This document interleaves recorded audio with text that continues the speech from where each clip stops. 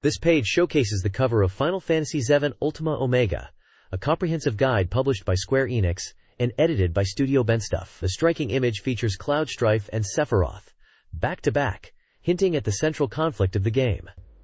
The Japanese text translates to Final Fantasy VII Ultimate Omega, and boasts that this guide isn't just for the original FFVII, but also for the Advent Children movie and related materials. A real deep dive for fans. It's clearly aimed at those who want to fully immerse themselves in the world of Final Fantasy VII, going beyond just completing the game. It's a beautiful cover, really capturing the iconic rivalry between Cloud and Sephiroth, a must-have for any serious Final Fantasy VII enthusiast back in the day, and a cool collector's item now. It really shows the enduring appeal of this classic RPG. This page welcomes readers to Final Fantasy VII Ultima Omega with a burst of enthusiasm. It's immediately clear this isn't just a walkthrough. It's a celebration of everything FFVII, the original game, Advent Children, and everything in between. The text explains the guide aims to provide a complete experience, going beyond simply beating the game and delving into the nuances of the world. It acknowledges the RPG's impact and its place in gaming history, referencing how it influenced other titles. There's a real sense of passion here, a recognition that FFVII is more than just a game. It's a cultural phenomenon. The author touches on the difficulty of covering such a massive title, and the intention to provide a comprehensive resource for dedicated fans. It's a nostalgic trip for anyone who grew up with this game, and a promise of a deep dive for newcomers. The page sets the stage for a truly exhaustive guide, and it's exciting to think about what secrets it holds. This page is the contents page for Final Fantasy VII Ultima Omega, and wow, it's extensive. It's laid out with a clear structure, dividing the guide into sections like story analysis, character profiles, world of FFVII, and battle mechanics. We've got a breakdown of Act 1 through to Act 4, detailing specific locations and events. Midgar, Calm, Fort Condor, and the Forgotten Capital all get a mention. There's even a section dedicated to optional content and post-game challenges, including the infamous weapon battles and Red Well's side quest. The sheer depth of coverage is impressive. It's not just about getting through the main story. This guide wants to unlock everything the game has to offer. The inclusion of sections on limit breaks, materia, and enemy weaknesses shows a commitment to helping players master the combat system. It's a proper resource for anyone wanting to truly understand and conquer Final Fantasy VII. It looks like a fantastic guide for both newcomers and veterans alike, promising a complete and detailed experience. This page continues the detailed breakdown of the Final Fantasy VII Ultima Omega guide, diving straight into specific sections. We've got a comprehensive index, starting with character-specific guides. Cloud, Beret, Tifa, Aerith, Red 12, Yuffie, Cid, and Vincent all get dedicated coverage. Then it moves into location breakdowns. Midgar, Gold Saucer, Cosmo Canyon, Nibelheim, Junon, Costa del Sol, Coral Prison, and the Northern Crater, to name a few. There's a substantial section on gameplay mechanics, covering everything from limit breaks and materia to summons and battle strategies. Notably, there's a dedicated section for Ultimate Play, suggesting advanced techniques and strategies for experienced players. The guide also includes a section on presentations, likely showcasing character artwork or promotional material. It's clear this guide aims to be the definitive resource for mastering every aspect of Final Fantasy I, offering something for players of all skill levels. It's a seriously thorough piece of work. This page kicks off Story Analysis, section number 1, with a striking full-page image of Sephiroth's wing, hinting at the character focus. The right side delves into Character Research, with Japanese text, translated as a discussion on the importance of character development in Final Fantasy VII. It notes how compelling characters drive the narrative and allow players to connect emotionally. Below that, we see a collage of screenshots, Cloud, Aerith, and what looks like a battle scene, visually reinforcing the guide's commitment to in-depth character exploration. The page layout is clean and focused, continuing the guide's promise of being a comprehensive resource for Final Fantasy VII enthusiasts. It's a strong start to the analytical sections, building on the index laid out previously, and setting the stage for detailed breakdowns of each character and location. It's clear this guide isn't just about how to play, but why the game resonates so deeply. This page presents a detailed chronological breakdown of Cloud Strife's life, spanning from his birth around 1990 to his experiences at age 25. It's fascinating to see his journey mapped out like this, from his early life in Nibelheim and his enrollment at Shinra Electric Power Company, to his involvement in the Genova project and the Nibelheim incident. The timeline highlights key moments like his encounter with Aerith and his struggles with identity, culminating in the events of Midgar. It's a really insightful look into the backstory that shapes Cloud's character and motivations throughout the game. The inclusion of a full-page portrait of Cloud, alongside CG model graphics, really emphasizes the guide's dedication to exploring the core characters of Final Fantasy VII. It's a clever way to present the narrative, offering a clear understanding of Cloud's past and how it influences his present actions. The guide is really digging deep, going beyond simple gameplay tips, and offering a genuine analysis of the story and characters. It's a fantastic resource for anyone wanting to fully understand the world and lore of Final Fantasy VII. This page continues the deep dive into Final Fantasy VII's narrative. Shifting focus to a detailed game walkthrough, we're presented with a breakdown of the game's progression, specifically focusing on the early stages, the bombing mission, and the escape from Midgar. The walkthrough isn't just a step-by-step guide. It offers strategic advice, pointing out key items to acquire, optimal materia combinations, and even hints on boss strategies, specifically referencing the Guard Scorpion. It's clear this guide aims to help players not just complete the game, but to do so efficiently and effectively. There's a strong emphasis on understanding the game's systems, like materia growth and character development, alongside the narrative beats. Screenshots accompany the text, illustrating key moments and locations. The guide also touches on the importance of side quests and exploration, hinting at hidden content and rewards. It's a solid, informative page for players looking to maximize their Final Fantasy VII experience. This page continues the walkthrough for Final Fantasy VII, diving deeper into the Midgar escape sequence and beyond. It's packed with tactical advice, focusing on navigating the Sector 5 slums and preparing for upcoming challenges. We see a breakdown of encounters, item recommendations, and strategies for overcoming obstacles, including a detailed look at the Shinra Electric Power Company building. The guide emphasizes efficient leveling and materia growth, suggesting optimal combinations for maximizing character abilities. Screenshots illustrate key locations and events, like the train graveyard and the highway escape. Notably, there's a section dedicated to Aerith's introduction and the importance of her unique abilities. The guide also highlights the significance of side quests, hinting at valuable items and hidden areas. It's a comprehensive resource for players aiming to master the game's mechanics and uncover all its secrets. The reviewer clearly wants you to be prepared for everything. There are also sections dedicated to tips and notes, with explanations of key game systems and mechanics, like materia fusion and character stats. It's a really solid page for anyone wanting to get the most out of their playthrough. This page focuses on character profiles, specifically spotlighting Beret Wallace. We get a full-page image of Beret, rendered in what looks like early CG graphics for the time. Pretty impressive for the era. The text details Beret's strong will and determination, highlighting his role as a leader and his commitment to Avalanche's cause. It's a nice character piece, delving into his motivations and personality. There's also a small section of notes and tips relating to the game, referencing areas like Sector 5 and the Shinra building, continuing the walkthrough from the previous page.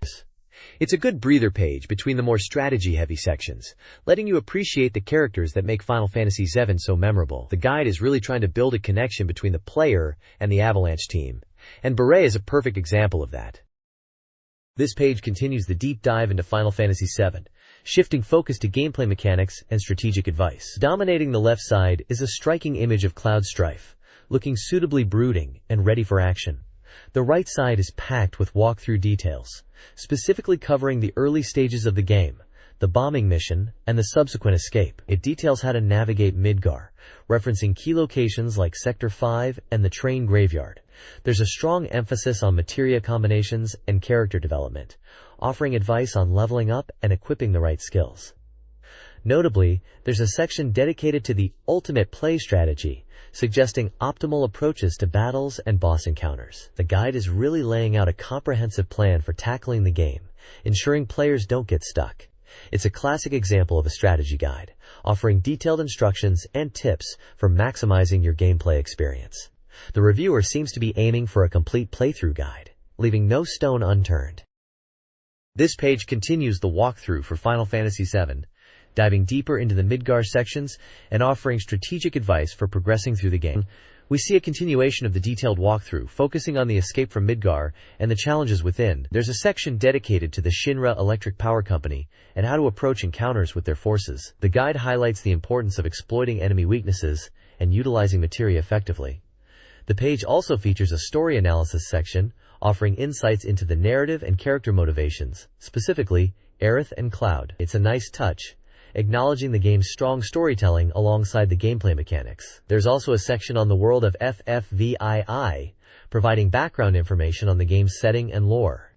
The guide is really going the extra mile, not just telling you how to play, but also why things are happening. It's a fantastic resource for players who want to fully understand and appreciate everything Final Fantasy VII has to offer. The reviewer is clearly a fan of the game and wants to share their knowledge with others. This page continues to be a deep dive into Final Fantasy VII, and it's clear this guide isn't just about beating the game, it's about understanding it. We've got a character spotlight on Tifa Lockhart, complete with a lovely illustration. She's looking particularly determined here. The main focus seems to be on strategies for navigating the early game, with tips on materia combinations and exploiting enemy weaknesses. There's a section dedicated to Cloud's abilities and how to best utilize them, alongside advice on tackling specific bosses. The story analysis continues, delving into the complexities of Aerith and Cloud's relationship, and the guide is really leaning into the emotional core of the game. It's interesting to see the guide acknowledging the importance of the narrative alongside the gameplay. It's not just about min-maxing your stats, but about appreciating the characters and the world around you. The section on the world of FFVII is a nice touch, providing context and lore for those who want to immerse themselves fully. Overall, this guide is shaping up to be a fantastic resource for both newcomers and veterans of the game. This page continues the excellent coverage of Final Fantasy VII, really digging into the heart of what makes this game so special. We've got another beautiful full-page illustration, this time focusing on Tifa Lockhart, a real standout character. The page is split into sections, offering a game navigation guide for the early stages, specifically around the bombing mission and the Sector 5 slums. It's packed with practical advice, like how to efficiently use Cloud's skills and exploit enemy weaknesses. There's a focus on materia combinations, which is crucial for any FFVII player. The story analysis continues to impress, exploring the dynamic between Cloud and Aerith, and hinting at the deeper mysteries surrounding their connection. It's refreshing to see a guide that doesn't shy away from the emotional weight of the narrative. The World of FFVII section provides some background on Midgar, giving context to the events unfolding. Overall, this page reinforces the idea that this guide is a comprehensive resource for anyone wanting to truly experience Final Fantasy VII, not just complete it. It's a thoughtful and well-presented piece of work, clearly created by people who love the game. This page continues the deep dive into Final Fantasy VII, and it's clear this guide isn't just about beating the game, it's about understanding it. We've got a continuation of the story analysis, focusing on Cloud's internal struggles and the blossoming relationship with Aerith. The guide really highlights the emotional core of the game, which is fantastic. There's a detailed breakdown of the Sector 5 slums, including tips on navigating the area and dealing with the Shinra guards. It's all very practical, offering advice on materia setup and exploiting enemy weaknesses. The guide also touches on the importance of side quests and how they can impact the story, which is a nice touch. The Ultimate Play section provides some advanced strategies, like how to maximize Cloud's limit breaks and optimize your party's abilities. It's aimed at players who want to take their game to the next level. The screenshots are well chosen and help to illustrate the points being made. Overall, this page is another strong showing for the guide, demonstrating a clear passion for Final Fantasy VII and a commitment to providing players with the tools they need to truly master the game. It's a thoughtful and insightful piece of work, and I'm genuinely impressed with the level of detail. This page is dedicated to Aerith Gainsborough, a character who clearly captivated players back in the day, and still does. The page features a striking full-page portrait of Aerith, alongside a detailed character analysis. It delves into her gentle nature, her connection to the planet, and her role as a beacon of hope in a world consumed by darkness. The text highlights Aerith's unique ability to sense the planet's life stream, and her importance in understanding the overarching narrative. It's not just about her combat abilities, but her emotional depth and the impact she has on Cloud and the party. There's also a section discussing specific story moments involving Aerith, offering insights into her motivations and the significance of her actions. The guide really emphasizes her as more than just a healer, but a vital component of the game's heart and soul.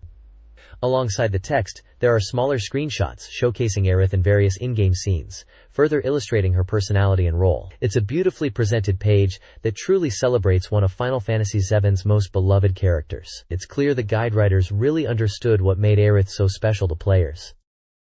This page continues the deep dive into Final Fantasy VII, shifting focus to the enigmatic and powerful character, Sephiroth. Dominating the spread is a dramatic, almost spectral illustration of Sephiroth, radiating an aura of menace and otherworldly power.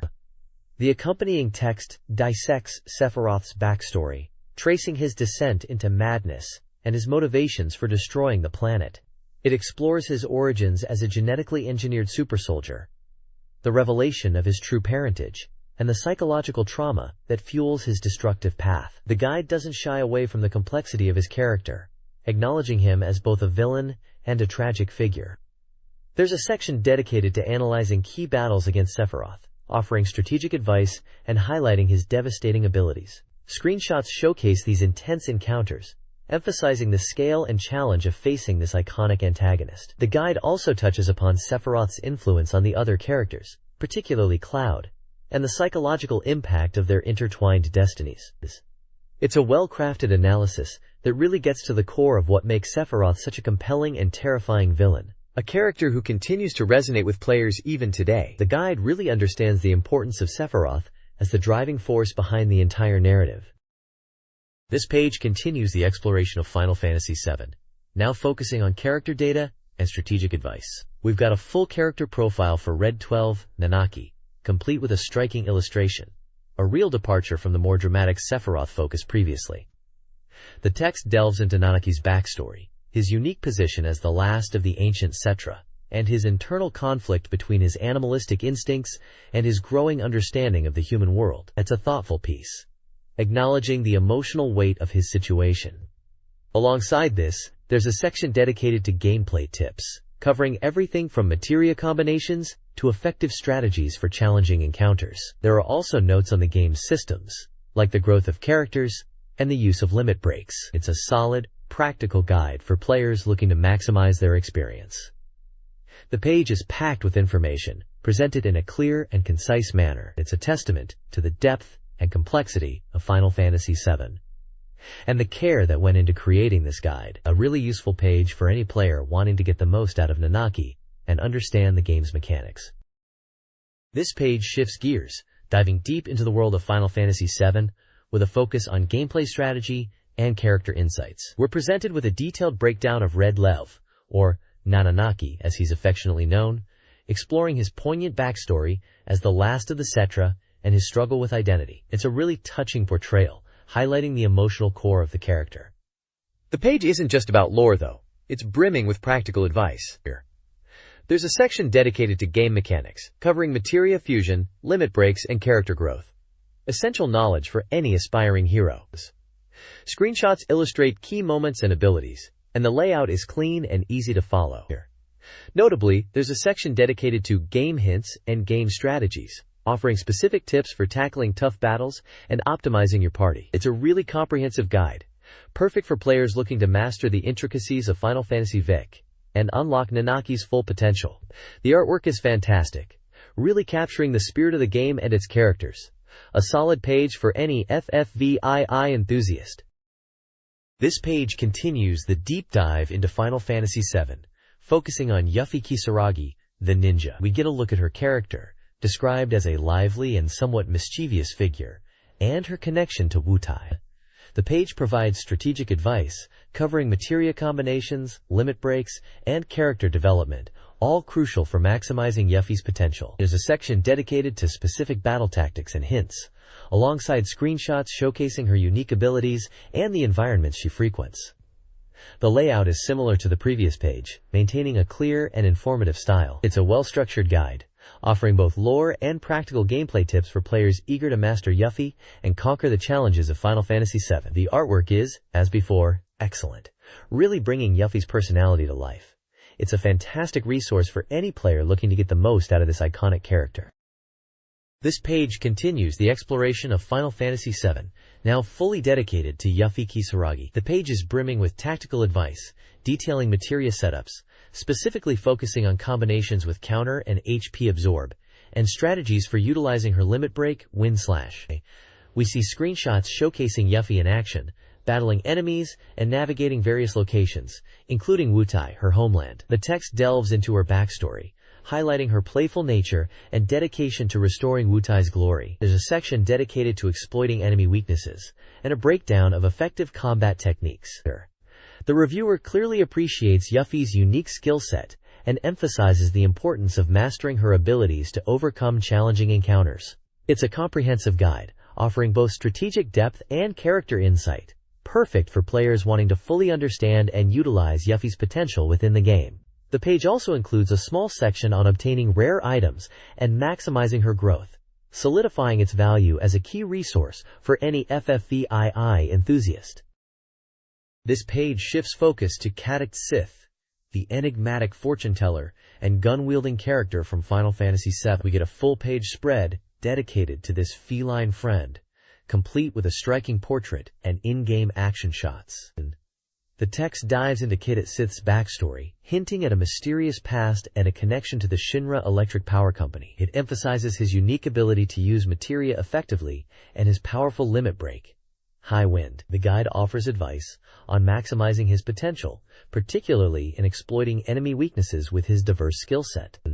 There's a clear appreciation for Cadict Sith's versatility, noting his ability to function as both a damage dealer and a support character. The reviewer highlights the importance of understanding his dual nature to truly master him in battle. The page also touches upon his role in the story and his interactions with other party members, adding depth to the tactical advice. It's a well-rounded guide, offering both strategic insights and character context for players looking to get the most out of Cadict Sith. This page continues the deep dive into Final Fantasy VII, now focusing on Vincent Valentine, the brooding and mysterious gunslinger. A dramatic full-page portrait dominates, showcasing his gothic aesthetic and intense gaze, alongside action screenshots from battles. The text unravels Vincent's complex backstory, shrouded in secrecy and linked to the ancient city of Nibelheim and the enigmatic Lucretia Crescent. It details his unique death-blow ability and the importance of equipping the right materia to unlock his full potential. The guide emphasizes Vincent's strength as a physical attacker and his ability to inflict significant damage, but also acknowledges his vulnerability to certain status effects. It provides strategies for overcoming these weaknesses and maximizing his effectiveness in combat. There's a clear understanding of Vincent's appeal as a character, a tormented soul with a hidden power. And the guide reflects this, offering insights into his role within the narrative and his relationships with the other party members. It's a comprehensive look at a fan-favorite character, blending tactical advice with character lore. This page continues the exploration of Final Fantasy VII, shifting focus to the battle system and providing strategic advice. The page is densely packed with text and screenshots, offering a detailed breakdown of combat mechanics. We see a section titled "Cool," meaning attention or note, highlighting key points about enemy weaknesses and battle strategies. There's discussion around status ailments and how to counter them, alongside advice on utilizing limit breaks effectively. The text references specific battles and scenarios, offering tailored tactics for success. A smaller section delves into the world of FFVII, likely expanding on lore and background information. There's also a story analysis corner, suggesting a deeper examination of the game's narrative. The overall impression is of a highly informative guide, geared towards players looking to master the intricacies of Final Fantasy VII's combat system and understand the game's world. It's a real resource for anyone wanting to optimize their party and conquer challenging encounters.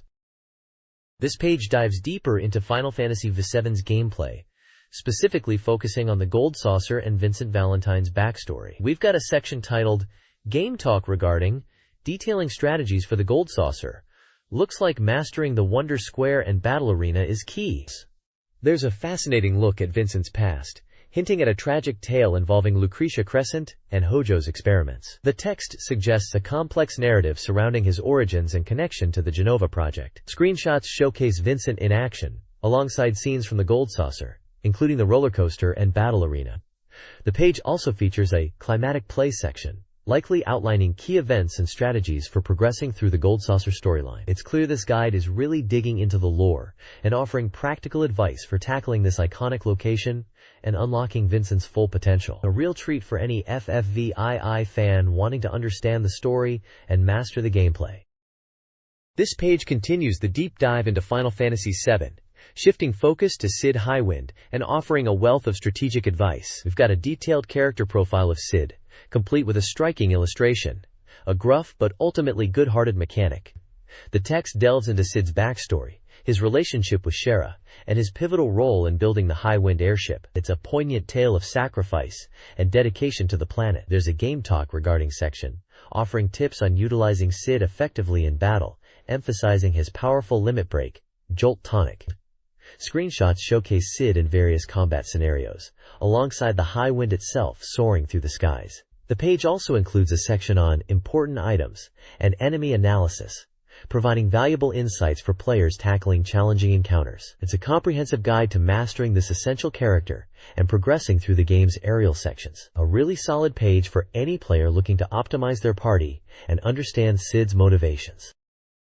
This page continues the exploration of Final Fantasy VII, now focusing on game mechanics and battle strategies. The page is dominated by text offering advice on optimizing gameplay, particularly around character builds and limit breaks. We see a section titled Game Talk regarding, diving into specific battle tactics, and a detailed breakdown of Cid's Jolt Tonic limit break. A real game changer if you can pull it off. There's a strong emphasis on understanding enemy weaknesses and exploiting them with the right strategies. Screenshots illustrate key moments and character positions during battle, helping players visualize the advice given. The page also touches upon the importance of item usage and preparation, essential for surviving the tougher encounters. It's a very practical guide, aimed at helping players refine their skills and overcome challenges. A solid page for those wanting to min-max their party and really understand the battle system. This page shifts focus to a detailed character profile. Sephiroth, a full-page illustration, showcases the iconic villain in all his brooding glory, alongside a breakdown of his personal data. We get insights into his motivations, described as a man of remarkable intelligence, yet driven by a twisted fate. The text delves into his backstory, hinting at the Genova Project and the experiments that shaped him. It's a fascinating look at the psychology of a truly compelling antagonist.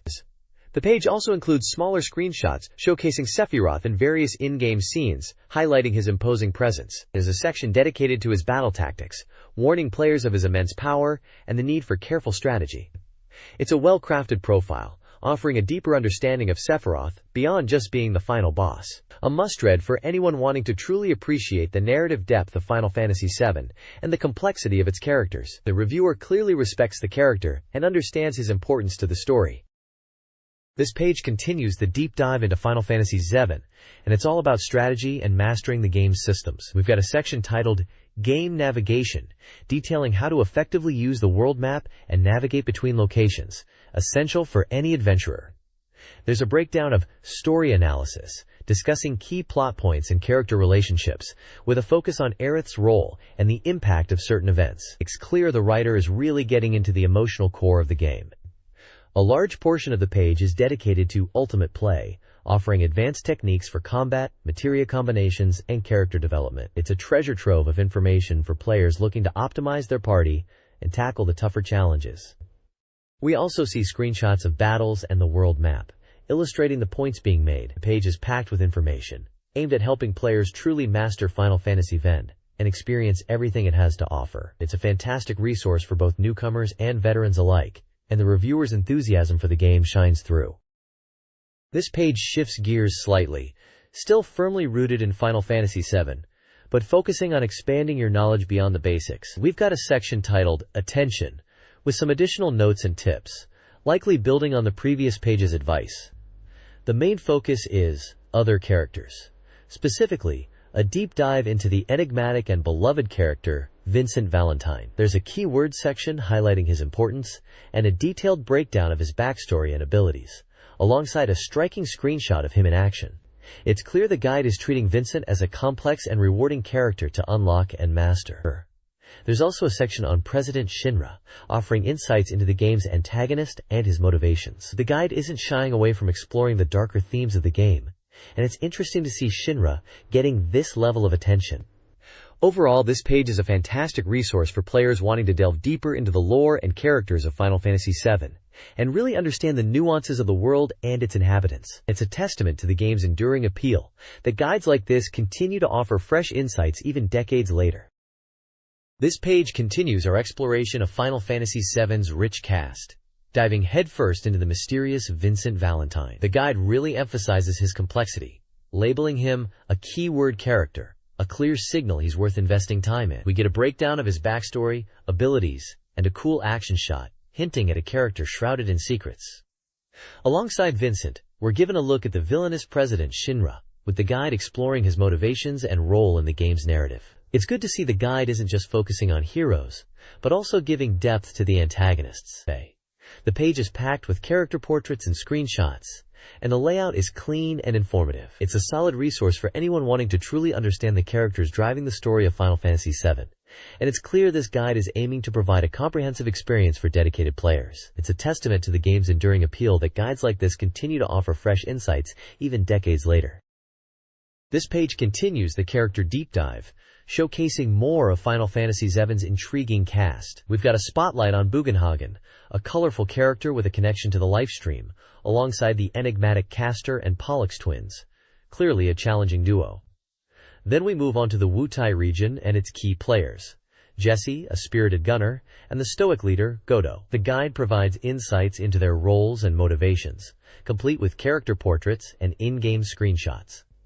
It's great to see the guide covering characters beyond the main party, offering a broader understanding of the world and its inhabitants. The layout remains consistent, with a focus on visual presentation and concise information. It's a really useful resource for players wanting to fully immerse themselves in the FFVII universe and understand the nuances of each character. The guide is clearly aiming to be a complete companion for dedicated fans. This page continues the character focus, diving into more of Final Fantasy VII's compelling individuals. We've got a detailed look at Paladin Cecil, a powerful holy knight, and the intriguing duo of Celis and Cid, complete with screenshots showcasing their in-game appearances. It's fantastic to see the guide expanding beyond the core cast, offering insights into characters who enrich the world. The layout is consistent, with character portraits and concise descriptions. The guide is really building itself up as a comprehensive resource for anyone wanting to truly understand the depth of Final Fantasy VII's story and characters. We also get a look at the Gold Saucer and its key figures, including Diane, a formidable opponent, and the mysterious Cadet Sith.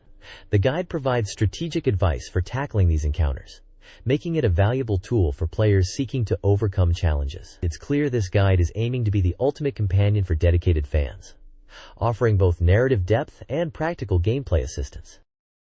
This page continues the deep dive into the characters of Final Fantasy VII, shifting focus to the Cosmo Canyon residents and the Wutai warriors. We've got Red 7, a lion-like creature with a mysterious past, and Nanaki, his youthful form, both illustrated with in-game screenshots.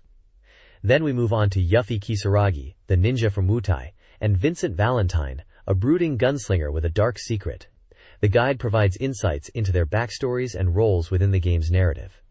It's great to see these more nuanced characters getting the attention they deserve. Finally, we get a look at the Gold Saucer's key players, Cid, and the enigmatic Kate Sith. The guide offers strategic advice for encounters, and continues to be a fantastic resource for players wanting to master the game. The consistent layout and character-focused approach make this guide a real standout. It's clear this is a guide crafted by fans, for fans, and it shows. This page continues the character analysis from the previous spread, now focusing on story playback for Cloud Strife. We see a screenshot of Cloud in action, alongside text detailing his internal struggles and the mystery surrounding his identity, a core theme of FFVII. The guide delves into Cloud's complex personality, highlighting his initial aloofness and eventual growth as he confronts his past and forms bonds with the party. It's interesting to see the guide acknowledge the ambiguity surrounding Cloud's memories, hinting at the deeper psychological layers of the narrative. Alongside the main text, there are picked up boxes, offering additional insights into characters like Beret Wallace, with a focus on his motivations and role as a leader. The layout remains consistent, with character portraits and screenshots enhancing the overall presentation. It's a well-structured and insightful piece, perfect for players wanting to fully understand the characters and story of Final Fantasy VII. This page dives deeper into Final Fantasy VII's narrative, with a focus on Act 1, The Train. We get a glimpse into the story's opening moments, introducing Cloud and Aerith, and the Avalanche Group's mission against Shinra Electric Power Company. The page features a striking screenshot of Cloud, alongside text detailing the initial bombing mission and the subsequent encounter with Sephiroth. It's clear the guide is setting the stage for the game's central conflict and the looming threat of Sephiroth.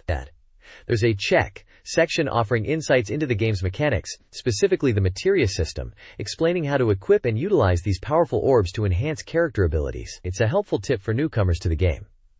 The layout is consistent with the previous pages, utilizing character portraits and screenshots to break up the text. The guide also includes a section titled Act 11, Tifa, a Lonely Fighter, hinting at the character focus for the next section. Overall, it's a well-presented and informative page, providing a solid overview of the game's opening act and key mechanics. This page continues the walkthrough of Final Fantasy VII, specifically focusing on Act 12 and Tifa's role. It's immediately apparent this guide isn't shying away from character-focused analysis, diving into Tifa's backstory and motivations, described as a lonely fighter. We see screenshots of Tifa in action, alongside text detailing her connection to Cloud and her involvement with Avalanche. The guide highlights the emotional weight of her situation, emphasizing her internal struggles. There's a check section that delves into the materia system further, explaining how to combine different materia for unique effects, a crucial element for any aspiring FFVII strategist. The layout remains consistent, with a blend of screenshots, character portraits, and informative text. It's a solid page, offering both narrative context and practical gameplay advice. The guide is really building a strong foundation for understanding the characters and mechanics of this classic RPG. It's clear the reviewer wants you to feel the story as much as play it. This page jumps right into a detailed walkthrough for Act 15, focusing on the Temple of the Ancients sections. It's all about Aerith's quest and how to navigate the challenges within. We've got a how to defeat section, breaking down the strategies for the guard scorpion boss, complete with screenshots showing the battle. There's a handy checklist for key items to acquire, and a breakdown of materia combinations, specifically focusing on how to maximize their effectiveness. The guide really emphasizes understanding the story beats and character interactions during this section, pointing out important dialogue and choices. It's not just about how to play, but why things are happening. There's even a little section on Cloud's state of mind, hinting at the deeper mysteries surrounding his identity. The page is packed with screenshots, character portraits, and clear, concise text. It's a really well-structured guide, offering a good balance of practical advice and narrative insight. It's clear this guide wants you to experience FFVII to its fullest, not just beat it. This page continues the walkthrough for Final Fantasy VII, diving deep into Act 13. Specifically, the Forgotten Capital area. It's all about progressing through the story with Cloud, Aerith, and Tifa, and the guide highlights key plot points and character development. We see a focus on understanding the narrative context, with notes on dialogue and the emotional weight of the scenes. There's a checklist section to ensure players don't miss crucial elements, and a how to defeat guide for the guard scorpion boss, complete with screenshots illustrating the battle. The page also touches on materia combinations, suggesting optimal setups for this part of the game. It's a very thorough approach, aiming to help players not just overcome challenges, but also appreciate the story and characters. The screenshots show Cloud, Aerith, and Tifa in various scenes, and the overall layout is clean and easy to follow, a solid continuation of the guide's quality. It's clear the guide is aiming to provide a comprehensive experience, helping players fully immerse themselves in Midgar and beyond. This page continues the walkthrough for Final Fantasy VII, now focusing on Act 1B1, titled, I Shall Return. It's a continuation of the Forgotten Capital section, and the guide delves into the story's progression after the events with the guard scorpions. We see a focus on understanding the narrative context, with analysis of dialogue and character motivations, particularly Aerith's role, and the implications of her actions. There's a checklist section to ensure players don't miss crucial elements, and a how to defeat guide for the Gi Nuvia boss, complete with screenshots illustrating the battle. The page also touches on materia combinations, suggesting optimal setups for this part of the game. Screenshots show Cloud, Aerith, and Tifa in various scenes, and the overall layout is clean and easy to follow, a solid continuation of the guide's quality. It's clear the guide is aiming to provide a comprehensive experience, helping players fully immerse themselves in Midgar and beyond. The reviewer seems to be emphasizing the importance of understanding the story alongside the gameplay, which is a nice touch. This page jumps right into Act 13b1 of Final Fantasy VII, titled The Hidden Truth, continuing the walkthrough after the events of Act 1301. It's a deep dive into the narrative, dissecting the story and character motivations. Specifically, the revelation about Aerith's past and the significance of the flower field. We've got a story analysis section breaking down key dialogue, and a how to defeat guide for the Gi Nuvia boss, complete with battle screenshots. There's a checklist to ensure players haven't missed anything important, and a section on materia combinations to optimize your party. The page features screenshots of Cloud, Aerith, and Tifa in various scenes, and the layout is consistent with the previous pages, clear, concise, and easy to follow. The guide continues to emphasize understanding the story alongside the gameplay, which is a great approach. It's really helping to unpack the complexities of Midgar and the characters within it. The reviewer is clearly focused on providing a comprehensive experience, and it's showing. This page continues the walkthrough for Final Fantasy VII, focusing on Act 13b2, The Price of a Life, and Act 13b3, The Road to the Ancient City. It's a continuation of the narrative deep dive, with a focus on understanding the emotional weight of the story and preparing for upcoming challenges. We see a breakdown of the story, character motivations, and a how to defeat section for the Lost Number boss, complete with screenshots of the battle. There's also a section dedicated to optimizing materia combinations, and a checklist to ensure players haven't missed anything. The page features screenshots of Cloud, Tifa, and Aerith, alongside images of the Lost Number. The guide continues to emphasize both gameplay and narrative understanding, which is fantastic. It's really helping to unpack the complexities of the story and prepare players for the challenges ahead. The reviewer is doing a great job of providing a comprehensive and insightful guide. There's also a section on the world of FFVII and climate play, which seems to be a deeper look into the game's lore and mechanics. This page dives deeper into Final Fantasy VII's narrative, with a walkthrough for Acts 15, specifically focusing on Comet's Net and Cloud's true feelings. It's a real breakdown of the story beats, character interactions. Cloud, Tifa, and Aerith are prominently featured, and offers advice on navigating key moments. We've got a how to defeat section for the Shinra Electric Power Company guards, alongside screenshots illustrating the battle. There's a handy checklist to ensure you've covered all bases, and a section dedicated to understanding the nuances of the story, like Cloud's internal struggles. The guide really emphasizes understanding why things are happening, not just how to do them, which is brilliant. It's a thoughtful approach that elevates this beyond a simple strategy guide. The world of FFVII and climate play sections continue, offering a deeper dive into the game's lore and mechanics. It's a solid page for anyone wanting to fully immerse themselves in the Midgar experience. This page continues the deep dive into Final Fantasy VII, moving on to a style and skills checklist, essentially a combat and character progression guide. It's all about maximizing your party's potential, with a focus on materia combinations and skill learning. We're seeing a breakdown of how to effectively utilize skills like counterattack, HP absorb, and Magic Plus, alongside advice on when to acquire them. There's a section dedicated to understanding the nuances of limit breaks, those powerful, character-specific attacks, and how to trigger them strategically.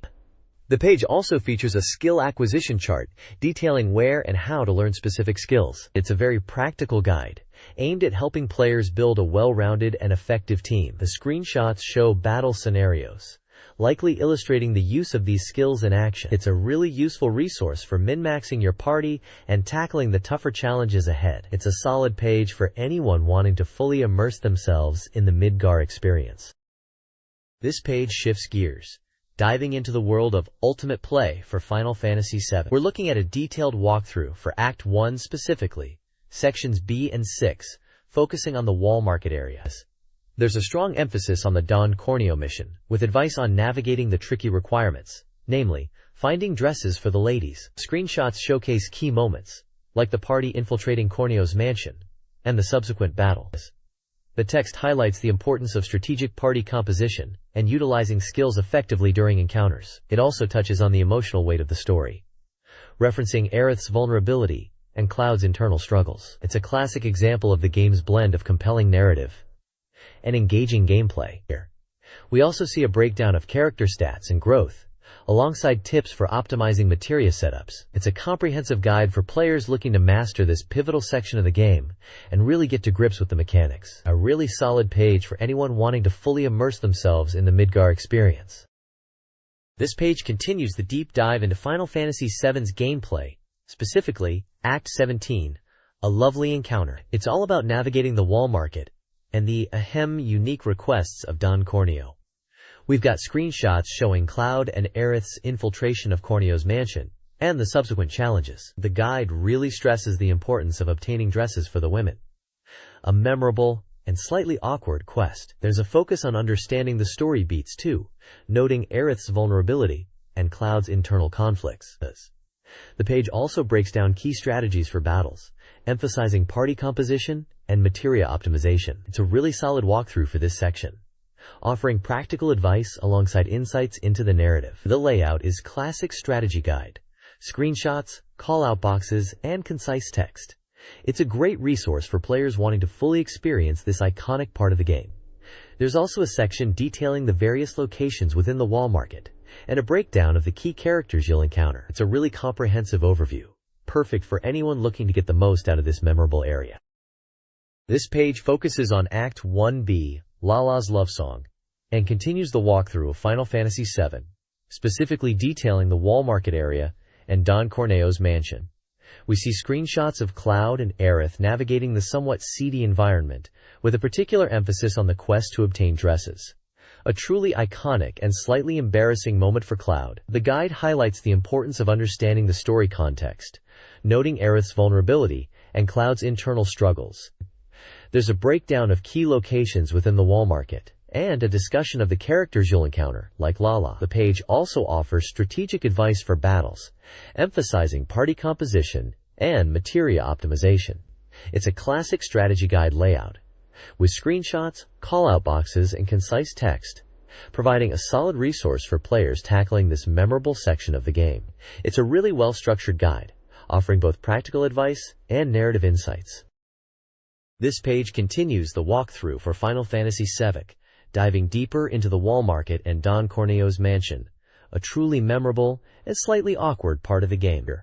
We're getting a more detailed look at navigating this area, with screenshots showcasing key locations and events. The guide breaks down the challenges of infiltrating Corneo's mansion, focusing on obtaining the dresses and the associated discomfort for Cloud. It's all about understanding the story beats and character motivations here, particularly Aerith's situation and Cloud's reactions.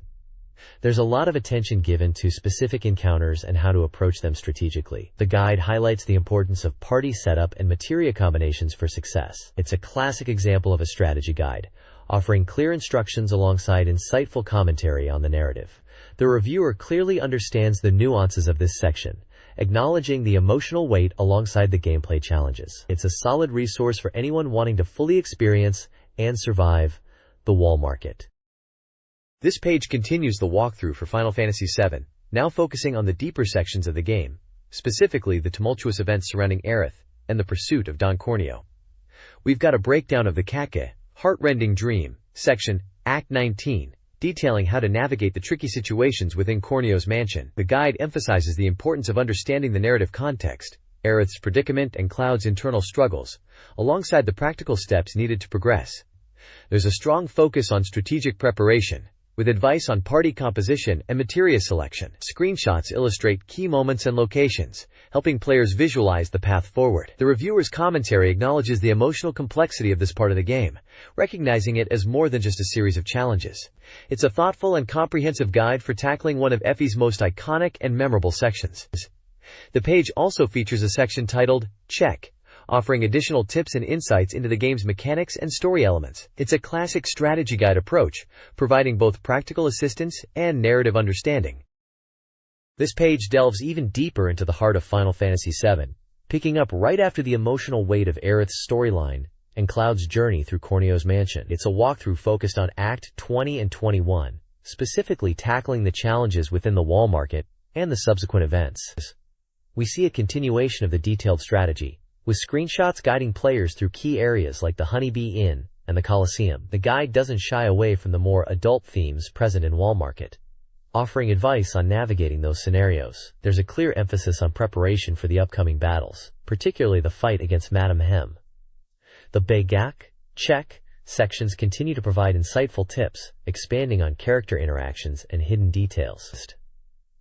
It's clear the guide aims to not just beat the game, but to understand it, acknowledging the narrative depth and emotional impact of these pivotal moments. The reviewer's notes highlight the importance of understanding the characters, motivations, and the overall story arc. There's a section dedicated to Don Corneo, detailing his motivations and how to exploit his weaknesses. It's a comprehensive look at one of Afi's most memorable antagonists. Overall, this page is a solid continuation of the guide, offering both practical assistance and a deeper appreciation for the game's story. This page continues the walkthrough for Final Fantasy VII, focusing on Acts 2225, and dives into the challenging Northern Crater area. We're seeing a lot of strategy geared towards the weapon enemies, Emerald Weapon and Ruby Weapon, with detailed advice on preparation, materia setups, and battle tactics. The guide breaks down each encounter, offering specific strategies for exploiting weaknesses and surviving the intense battles. There's a strong emphasis on leveling up and acquiring powerful materia to stand a chance against these formidable foes. The Check sections are still present, offering additional tips and insights into character interactions and hidden details.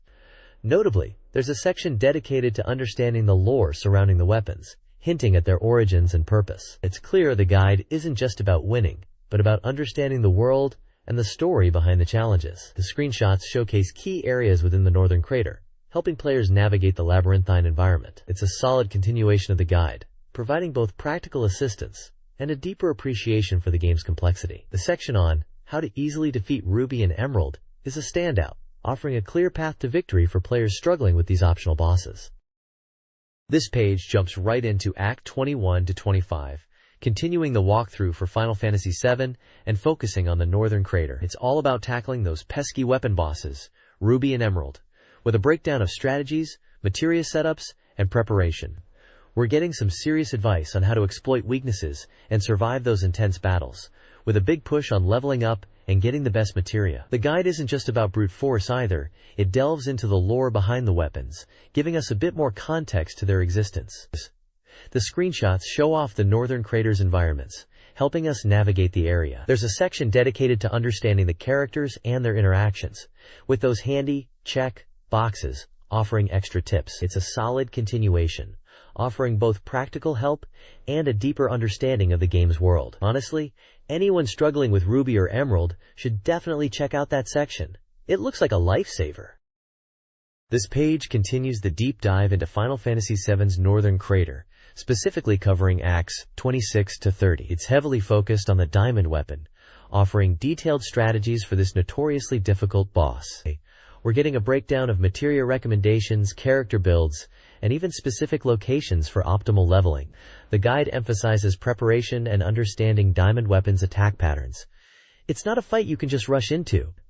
There are screenshots showcasing the battle itself, alongside helpful diagrams illustrating attack ranges and vulnerabilities. The check boxes are back, providing quick tips and insights. It's clear this guide is geared towards players who want to really understand the mechanics and conquer this challenge. Honestly, Diamond Weapon is a pain, so having this level of detail is incredibly valuable. It also touches on the story elements surrounding the weapons, linking them to Genova and the planet's fate. This page continues the Northern Crater walkthrough, now focusing on Acts 31 to 35 and the looming threat of Ruby Weapon. It's a similar structure to the Diamond Weapon section. Detailed battle strategies, materia setups, and character recommendations are front and center. We see screenshots of the Ruby Weapon fight, and the guide highlights the importance of exploiting its weaknesses. There's a strong emphasis on using Knights of the Round naturally. The guide also delves into the story context, explaining Ruby Weapon's connection to the planet and its role as a guardian. The story analysis section provides insights into character motivations and plot points, while the ultimate play section offers advanced tactics for experienced players. It's a comprehensive guide, clearly aimed at helping players overcome one of FEI's toughest challenges. The reviewer notes the importance of understanding Ruby Weapon's unique mechanics and the need for a well-prepared party. It's a tough fight, but this guide gives you the best chance of success. This page dives deep into Acts 3135, specifically tackling the formidable Ruby Weapon. It's a continuation of the strategy-focused approach we saw with Diamond Weapon, offering detailed battle plans, optimal materia configurations, and character suggestions. We're seeing screenshots of the Ruby Weapon encounter itself, and the guide stresses exploiting its vulnerabilities. Knights of the Round is, unsurprisingly, heavily recommended. Beyond the mechanics, there's a look at the narrative context, explaining Ruby Weapon's purpose as a planetary guardian.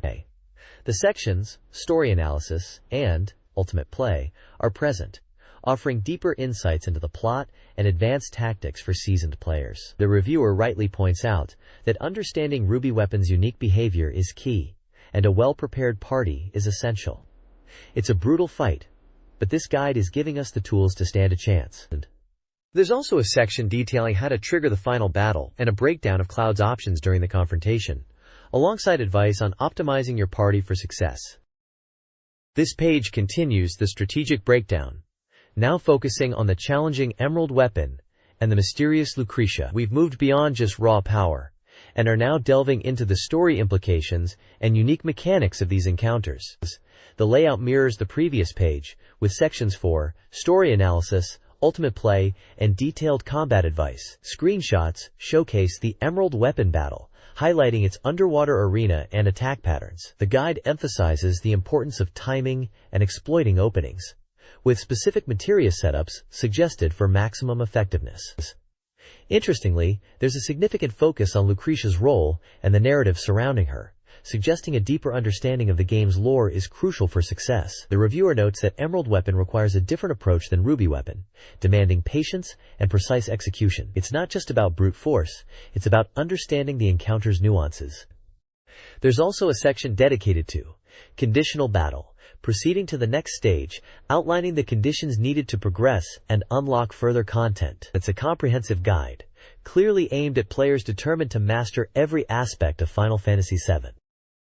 This page dives deeper into Final Fantasy VII's endgame, specifically tackling the formidable Emerald Weapon and unraveling the enigma of Lucretia. The page is structured similarly to the last, offering story analysis, ultimate play, strategies, and detailed battle guidance. We see screenshots of the Emerald Weapon battle, emphasizing its unique underwater setting and the need to learn its attack patterns. The guide stresses timing and exploiting vulnerabilities, recommending specific materia combinations, a classic approach for maximizing effectiveness in this era of RPGs. What's really interesting is the continued focus on Lucretia and the narrative threads surrounding her. It's clear this guide isn't just about how to win, but why things are happening, rewarding players who engage with the story. The reviewer rightly points out that Emerald Weapon demands a more tactical approach than Ruby Weapon, requiring patience and precision. It's a far cry from simply powering through with brute force. Finally, a section titled Conditional Battle, proceeding to the next stage, outlines the requirements for unlocking further content, ensuring players don't miss out on anything. A truly comprehensive guide for those dedicated to mastering Final Fantasy VII. This page continues the deep dive into Final Fantasy VII, focusing on the challenging optional boss, Ruby Weapon, and further expanding on the lore surrounding Lucretia. The layout mirrors the previous page, with sections for story analysis, ultimate play, strategies, and detailed battle breakdowns. We're presented with screenshots of the Ruby Weapon encounter, showcasing its desert setting and massive scale. A truly intimidating sight. The guide emphasizes the importance of exploiting Ruby Weapon's vulnerability during specific phases, recommending materia setups like long-range and counterattack. It's all about understanding the timing and weaknesses, a hallmark of strategic Final Fantasy gameplay. The Fauna story analysis section delves into Lucretia's backstory, hinting at her connection to Professor Hojo and the Genova project. It's fascinating to see a guide dedicate so much attention to narrative context, encouraging players to appreciate the story's complexities. The reviewer notes Ruby Weapon's relentless attacks and the need for a well-rounded party, a sentiment any veteran player will wholeheartedly agree with. Finally, the conditional battle, proceeding to the next stage, section details the conditions for unlocking the next phase of the battle, ensuring players don't get stuck. A solid, informative page for those determined to conquer all of Final Fantasy VII's challenges. This page shifts focus to Emerald Weapon and Aerith's backstory, continuing the detailed strategy guide approach for Final Fantasy VII. We've got screenshots of the underwater Emerald Weapon battle, a real change of pace from the desert showdown with Ruby Weapon. The guide breaks down Emerald Weapon's attack patterns and recommends specific strategies, like using the underwater materia and exploiting its weakness to lightning. It's clear this guide isn't pulling any punches, offering in-depth advice for tackling one of the game's toughest optional bosses. The Prakas Story Analysis section explores Aerith's origins, linking her to the Cetra and the planet's ancient history. It's great to see the guide connecting gameplay challenges with the overarching narrative, enriching the player's understanding of the world and characters. The reviewer highlights the importance of preparation and a balanced party for Emerald Weapon, a classic FFVII challenge. There's a section dedicated to Battle Version Check, detailing the various items and materia combinations that can be used to gain an advantage, and a breakdown of the battle stages. It's a comprehensive resource for players aiming for a perfect victory. Overall, another well-crafted page offering valuable insights for dedicated FFVII players. This page dives deep into the world of Final Fantasy VII, continuing the strategic breakdown we saw previously. We're tackling the infamous Ultima weapon and revisiting Aerith's poignant story. The focus is heavily on preparation. Understanding Ultima weapon's attack patterns, which shift based on the party members present, is key. The guide highlights the importance of specific materia combinations, like linking one summon with powerful spells, and exploiting the boss's vulnerability to certain status effects. Screenshots showcase the battle itself, giving players a visual reference for attack timings and positioning. The Wati's Story Analysis section expands on Aerith's Cetra heritage, delving into the mysteries surrounding the planet's history and her connection to it. It's a nice touch to see the guide intertwining gameplay with narrative, adding depth to the experience. Finally, there's a section dedicated to Battle Version Check for Ultima Weapon, detailing optimal materia setups and strategies. It's a comprehensive resource for players determined to conquer this challenging optional boss. The guide continues to deliver on its promise of providing detailed, insightful advice for dedicated FFVII players. It's a real testament to the game's enduring appeal and the dedication of its fanbase. This page continues the deep dive into Final Fantasy VII, focusing on Act 2 specifically, the battle against Lost Number and Cloud's internal struggles. We've got a breakdown of Lost Number's attack patterns, emphasizing how its behavior changes depending on your party setup. Sounds familiar after Ultima Weapon, right? The guide highlights exploiting weaknesses with specific materia and strategies, illustrated with screenshots of the battle. It's all about preparation and understanding the enemy. Interestingly, there's a significant section dedicated to Cloud's psychological state, exploring his memories and the impact of Genova's cells. It's a clever move to connect the gameplay with the narrative, really digging into the character's motivations and inner turmoil. The guide even presents choices and their potential consequences, adding a role-playing element to the analysis. There's also a Choice Check section, outlining the impact of decisions made during key moments, and a Battle Version Check for Lost Number, detailing optimal materia setups. It's a really thorough resource for tackling this challenging encounter and understanding the story's nuances. This guide isn't just about how to win, it's about why things happen, and that's what makes it special. This page continues the strategic breakdown of Final Fantasy VII, now diving into the world map and ultimate abilities. We're looking at a detailed analysis of the various locations, with screenshots showcasing key areas like the Northern Crater and the Forgotten Capital. The focus shifts to mastering ultimate attacks, specifically those tied to Knights of the Round, Supernova, and Quetzalcoatl. The guide explains the materia combinations needed, the AP requirements, and the best scenarios for unleashing these devastating moves. It's all about maximizing your party's potential. There's a section dedicated to the Wutai questline, offering tips for navigating the challenging ninja battles and uncovering the secrets of the region. The guide also touches upon optional bosses and hidden areas, encouraging exploration and completionism. The Ultimate Play section provides a step-by-step walkthrough for acquiring the most powerful weapons and armor, including the primal weapon and the mistle. It's a treasure trove of information for players aiming to fully optimize their characters and conquer the game's toughest challenges. The reviewer clearly appreciates the depth of the game and the guide's commitment to providing comprehensive strategies. This page delves deeper into Final Fantasy VII's gameplay, focusing on Act 27 and the intricacies of the story surrounding Cloud and his companions. We see screenshots illustrating key moments and character interactions, particularly concerning the pursuit of Sephiroth and the unfolding mysteries of the lifestreams. The page highlights the emotional weight of the narrative, specifically referencing the internal conflict of characters like Cloud and the impact of their pasts. There's a strong emphasis on understanding the motivations of key figures and the significance of their actions. The layout features a detailed story analysis, breaking down specific scenes and offering insights into their meaning. It's clear this guide isn't just about how to play, but why things happen, encouraging a deeper engagement with the game's rich lore. The reviewer seems to appreciate the guide's thoughtful approach to storytelling and its ability to enhance the player's understanding of the game's complex narrative. It's a real deep dive for the dedicated FFVII fan. This page continues the in-depth exploration of Final Fantasy VII, shifting focus to gameplay mechanics and story beats within the game's second act. We're presented with a breakdown of combat strategies, character development, and the narrative's progression, illustrated with numerous screenshots. The guide delves into specific scenarios, offering advice on navigating challenging encounters and understanding the nuances of the battle system. There's a clear emphasis on mastering materia combinations and exploiting enemy weaknesses. Classic FFVII stuff. The text also touches upon the psychological impact of events on characters like Cloud, Aerith, and Tifa, echoing the previous page's focus on emotional depth.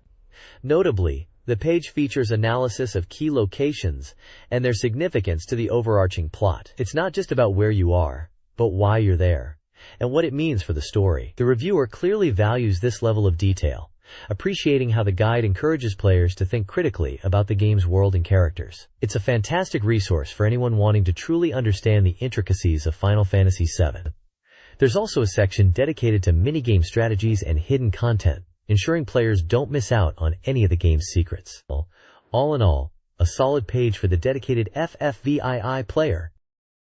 This page builds upon the previous analysis of Final Fantasy VII, diving deeper into specific gameplay elements and story progression within the second act. It's a practical guide, offering advice on combat, character builds, and navigating key scenarios.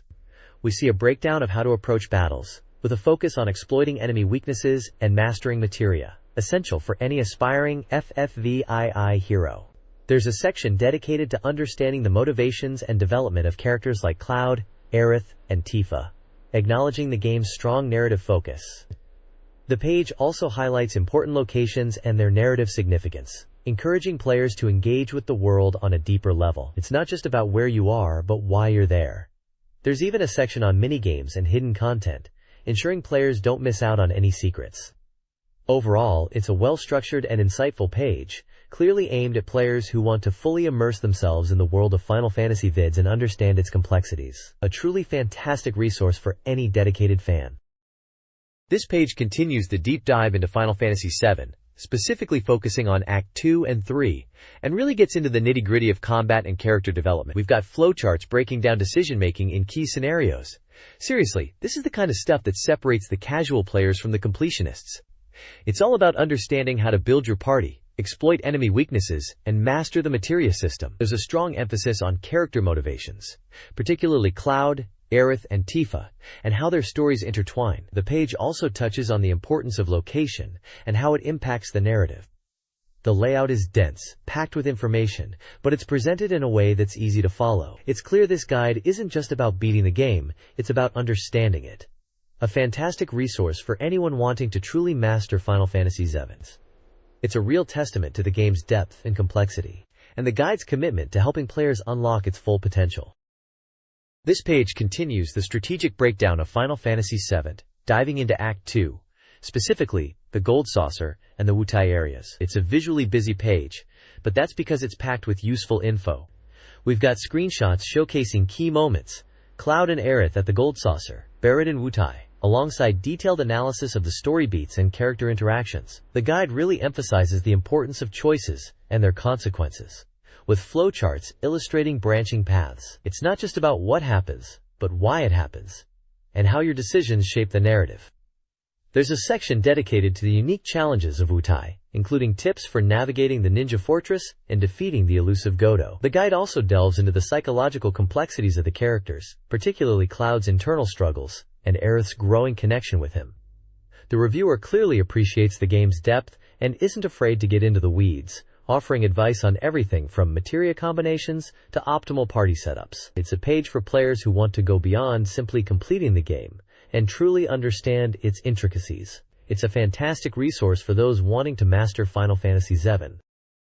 This page continues the deep dive into Final Fantasy VII strategy, focusing on story analysis and ultimate play techniques. The page is visually dense, mirroring the complexity of the game itself. We see continued analysis of character motivations and story branching, with a focus on Cloud and Aerith's relationship.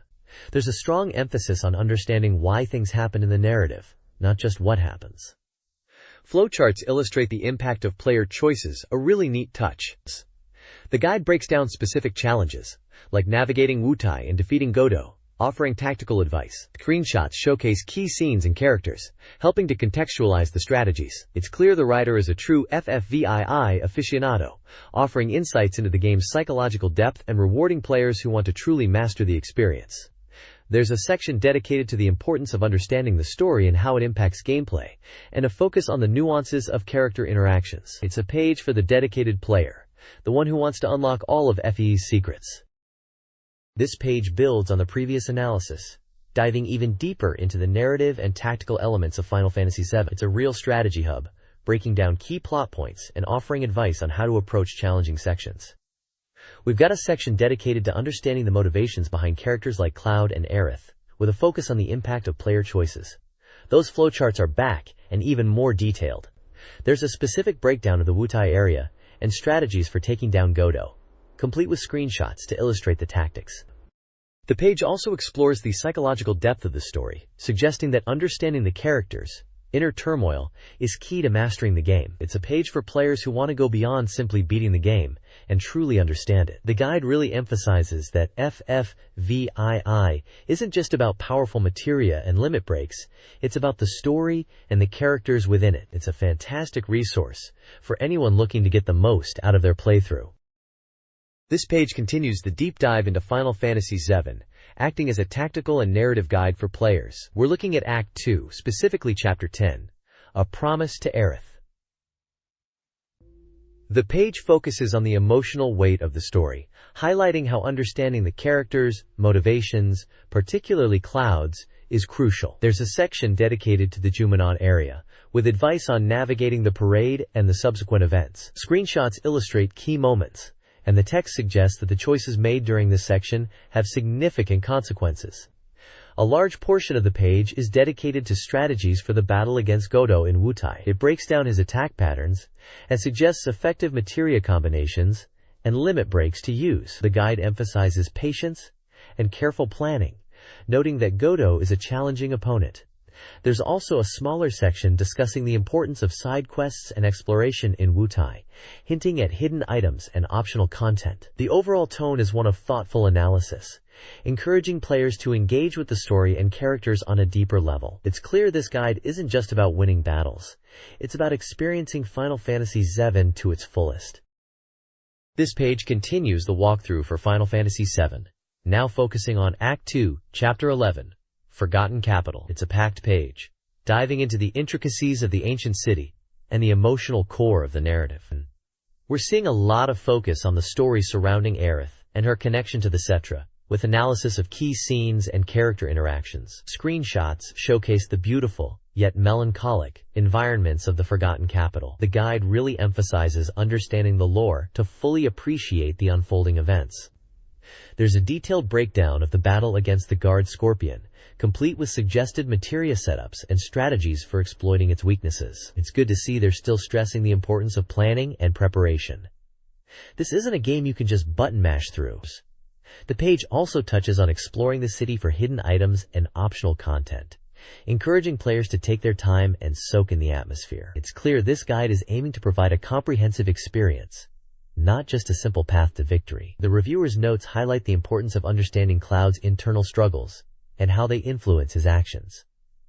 A really thoughtful approach to a truly classic game. This page continues the deep dive into Final Fantasy VII's Forgotten Capital, specifically Act 2, Chapter 11. It's a strategy-focused page, breaking down key encounters and exploration points.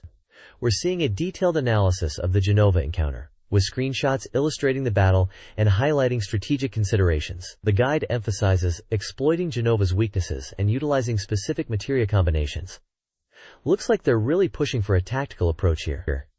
There's a section dedicated to the Ancient's Key and its significance in unlocking hidden areas within the Forgotten Capital. The guide stresses the importance of thorough exploration to uncover all the secrets the city holds.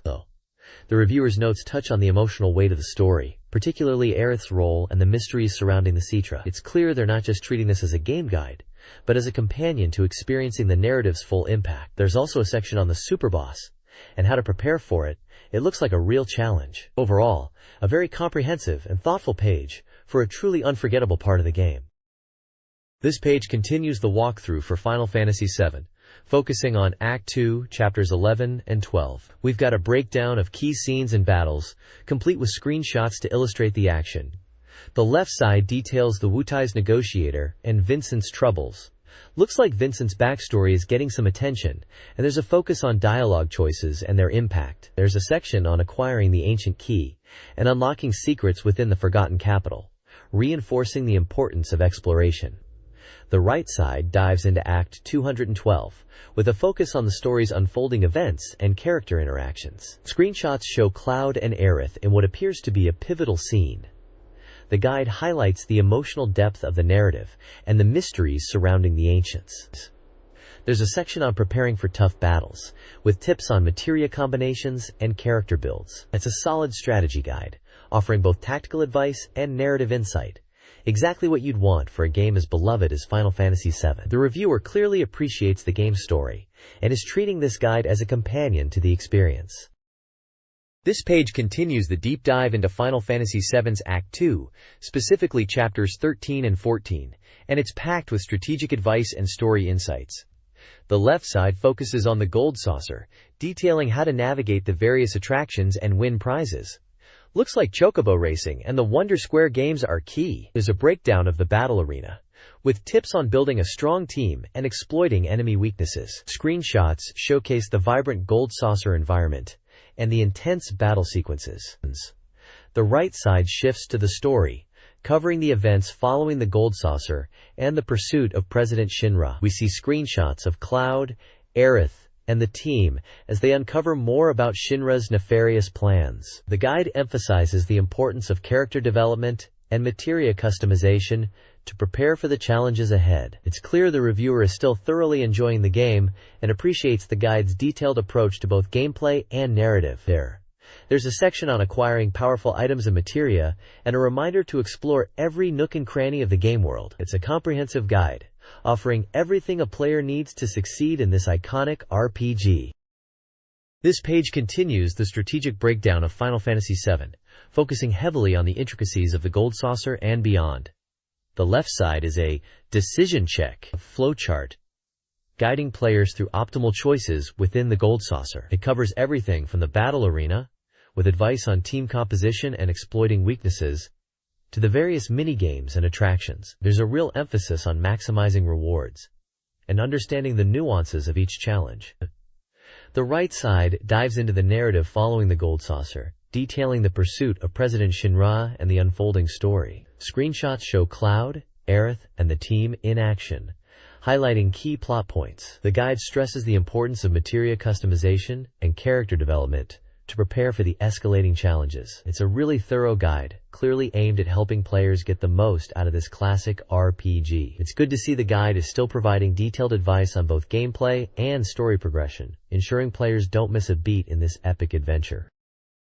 This page continues the deep dive into Final Fantasy VII, shifting focus to Act 2, specifically, the pursuit of Shinra and the events following the Gold Saucer. We've got a detailed breakdown of key story moments, illustrated with screenshots of Cloud, Aerith, and the party in action. The guide emphasizes strategic preparation, materia customization, and character development to tackle the increasingly difficult encounters. There's a section dedicated to understanding President Shinra's motivations and the implications of his actions. Interestingly, there's a World of FFVII corner, showcasing concept art and design notes, giving a glimpse behind the curtain of this iconic game. Plus, a Ultimate Play section, offering advanced strategies for maximizing effectiveness in battle. The page also features a story analysis section, breaking down character interactions and plot points, offering insights into the narrative's depth. It's a really comprehensive approach, blending practical gameplay advice with a deeper understanding of the story and world. It's clear this guide isn't just about how to play, but why things happen, and how to truly appreciate the brilliance of Final Fantasy VII. This page continues the comprehensive walkthrough of Final Fantasy VII, diving deeper into Act 2 and the escalating conflict with Shinra. The layout is dense with text, screenshots, and strategic advice, maintaining the guide's focus on both gameplay and narrative understanding. We see continued story analysis sections, dissecting character motivations, particularly President Shinra, and plot developments. Screenshots showcase Cloud, Aerith, and the party navigating key locations and battles. There's a strong emphasis on preparation, with advice on materia combinations and character builds to overcome challenges. The Ultimate Play section offers advanced combat strategies, while the World of FFVII corner provides fascinating glimpses into the game's design process with concept art. It's a really thorough approach, clearly aimed at players who want to master the game and fully appreciate its story. The guide isn't just telling you how to play, it's explaining why things are happening and offering insights into the complex world of FFVII. It's a fantastic resource for any serious fan. This page continues the deep dive into Final Fantasy VII's strategy and lore. Still firmly within Act 2, we've got a mix of detailed walkthrough assistance, character analysis, and behind-the-scenes glimpses into the game's creations. The top section focuses on dissecting President Shinra's character and motivations, alongside analysis of key plot points, really getting into the why of things, not just the how. Screenshots show Cloud and Aerith in various locations, likely during story progression. There's a clear emphasis on preparing for tough battles, with advice on materia and character builds. Below that, the Ultimate Play section provides advanced combat tips, and the World of FFVII section showcases concept art, giving us a peek at the game's development. It's a really comprehensive approach, aimed at players who want to fully understand and master the game. The page is packed with information, and the guide is clearly designed to help players get the most out of their FFVII experience. Towards the bottom, we see more screenshots and detailed walkthrough steps, likely covering specific dungeons or boss battles. It's a fantastic resource for anyone looking to truly understand and conquer Final Fantasy VII. This page continues the strategic breakdown of Final Fantasy VII, still focused on Act It, and building on the previous page's insights. We're diving into specific scenarios and combat tactics now, with a strong emphasis on preparation. The left side details strategies for overcoming various challenges, including specific enemy encounters and locations. It's all about optimizing your party's setup and utilizing materia effectively. Classic FFVII stuff. There's a focus on Cloud's abilities and how to maximize his potential. The right side shifts to Act 2:14 in the town of Calm, offering a walkthrough for that specific area. It highlights key dialogue choices and potential pitfalls, ensuring players don't miss anything important. Screenshots show Cloud and his companions exploring Calm, likely during the pivotal scene where they discuss their plans. Overall, it's a very practical page, geared towards helping players navigate the game's challenges and fully appreciate the story. The guide is really going the extra mile to provide a comprehensive and insightful experience for FFVII fans. It's the kind of resource that would have been invaluable back in the day, and still holds up today. This page continues the deep dive into Final Fantasy VII strategy, still firmly within Act 2. The left side is packed with tactical advice, breaking down enemy weaknesses and optimal materia setups. It's all about min-maxing your party for success. There's a particular focus on Cloud's skill set, helping players truly master the spiky-haired hero. Moving to the right, we get a detailed walkthrough of Act 215, Entering Calm, guiding players through the town and highlighting important dialogue choices. Screenshots showcase Cloud, Tifa, and Beret within Calm, likely during the iconic scene where they share their motivations and solidify their alliance. The guide doesn't miss a beat, ensuring you're fully prepared for everything Calm throws at you. It's clear this guide is aiming for a complete and insightful experience, offering practical advice alongside story context. A truly invaluable resource for any FFVII adventurer. The reviewer's notes highlight key points and potential pitfalls, making it easy to follow along and avoid common mistakes. This page continues the strategic breakdown of Final Fantasy VII, still focused on Act 2, but now shifting attention to the infamous Forgotten City and Aerith's introduction. The left side delves into mastering the Midgar area, offering advice on navigating the city and tackling its challenges. There's a strong emphasis on understanding enemy patterns and exploiting weaknesses, with specific callouts for key encounters. The right side provides a walkthrough of Act 216, The Forgotten City, complete with screenshots of Cloud, Aerith, and the mysterious setting. It highlights important story beats and potential pitfalls, ensuring players don't miss any crucial details. The guide also touches upon Aerith's unique abilities and how to integrate her into your party effectively. The reviewer's notes are particularly insightful here, pointing out hidden items and optional quests within the Forgotten City. It's clear this guide is dedicated to providing a comprehensive and rewarding experience, helping players uncover all the secrets FFVII has to offer. It's a fantastic resource for both newcomers and veterans alike, ensuring a smooth and enjoyable journey through Midgar and beyond. This page dives deeper into Final Fantasy VII's Act 2, specifically focusing on Aerith's introduction and the Forgotten City. The left side provides a detailed checklist for Midgar, covering everything from item acquisition to character development. A real boon for min-maxers. It's all about optimizing your party and understanding the nuances of each area. The right side is a walkthrough of Act 216, The Forgotten City, complete with screenshots of Cloud and Aerith exploring the eerie locale. It breaks down the key events, potential challenges, and offers advice on navigating the area effectively. The guide also highlights Aerith's abilities and how to best utilize her in combat. Notably, the guide emphasizes uncovering hidden items and optional quests within the Forgotten City, demonstrating a commitment to a thorough and rewarding player experience. It's a solid resource for anyone looking to fully explore everything FFVII has to offer, and a great continuation from the previous page's Midgar focus. It's clear this guide is aiming to be the definitive companion for your journey through the game. This page continues the walkthrough for Final Fantasy VII, shifting focus to the Northern Crater area, a truly challenging endgame location. The top section details character development and equipment optimization, with a breakdown of key stats and abilities for Cloud, Barret, Tifa, Aerith, Redseid, Yuffie, Cid, and Vincent. It's a classic guide approach, helping players build the ultimate party. Below that, we get a detailed walkthrough of Act 217, The Great Crater, complete with screenshots of Cloud battling in the desolate landscape.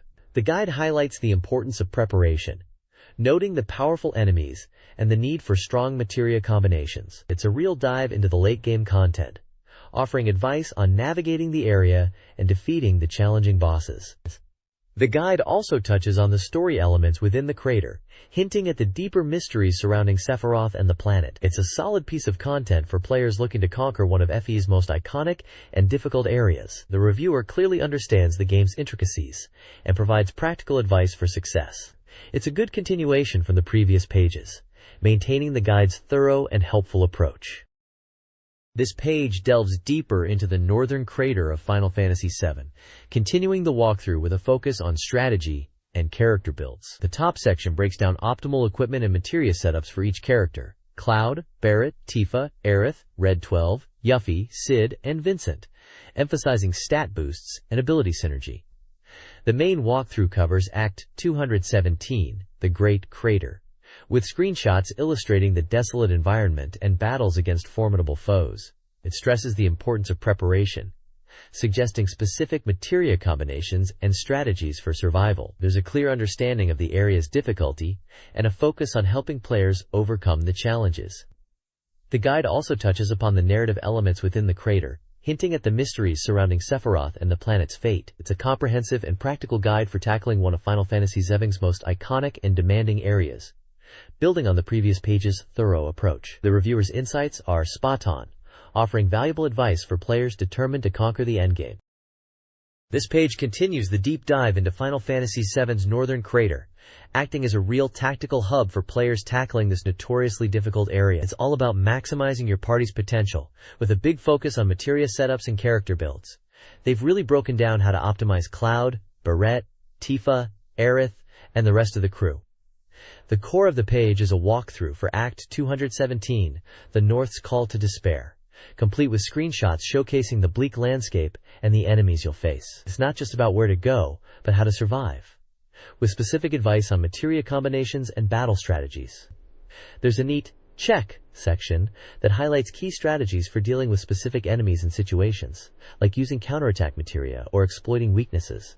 It's a really practical approach, acknowledging the crater's difficulty and offering concrete solutions. The guide also touches on the story beats within the crater, hinting at the deeper mysteries surrounding Sephiroth and the planet. It's a solid continuation of the previous page's thoroughness, offering a lifeline to players venturing into one of Final Fantasy VII's most challenging areas. This page builds on the previous tactical advice, diving deeper into the Northern Crater with a focus on optimizing your party for survival. It's a real strategy guide, breaking down how to tackle Act 217, The North's Call to Despair, with screenshots illustrating the environment and enemies. The page features a Villain's Variation Check section, offering specific strategies for defeating challenging foes. Think exploiting weaknesses and utilizing counterattack materia. There's a breakdown of how to approach battles with Ruby Weapon and Emerald Weapon, acknowledging their difficulty and providing detailed advice. It's not just about combat, though. The guide also touches on the narrative elements within the crater, hinting at the unfolding story and Sephiroth's motivations. Overall, it's a comprehensive resource for players struggling with this notoriously tough section of Final Fantasy VII, offering practical solutions and strategic insights. It's a proper helping hand for anyone brave enough to venture into the depths of the Northern Crater. This page continues the deep dive into Final Fantasy VII's Northern Crater, specifically Act 3, Playback. We've got a striking image of Aerith looking contemplative, almost melancholic, alongside a screenshot of Cloud in a desolate, snowy landscape. The page focuses on the emotional weight of the story and the impending sense of loss, with text reflecting Aerith's feelings, "I don't want to," hinting at the tragic events to come. There's a Villain's Variation Check section, this time focusing on the upcoming encounters and the unsettling atmosphere of the area. The guide highlights the importance of understanding the narrative context, noting that the area feels like a place where memories are slipping away. It also touches on the psychological impact of the environment on the characters, with a quote about feeling lost and alone.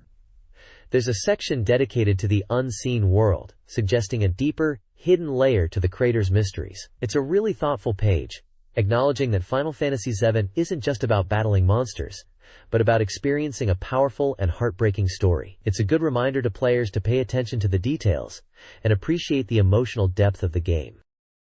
This page continues the walkthrough for Final Fantasy VII's Northern Crater, diving deeper into Act 3, Playback. The central image is a poignant depiction of Aerith, radiating a sense of sadness, paired with a screenshot of Cloud traversing a bleak, snow-covered area.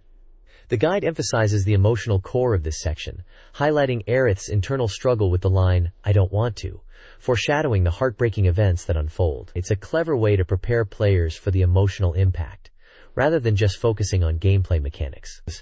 There's a Villain's Variation Check section, detailing strategies for upcoming battles and the oppressive atmosphere of the crater. The guide notes the area feels like a place where memories fade, and the characters feel isolated, adding to the psychological tension.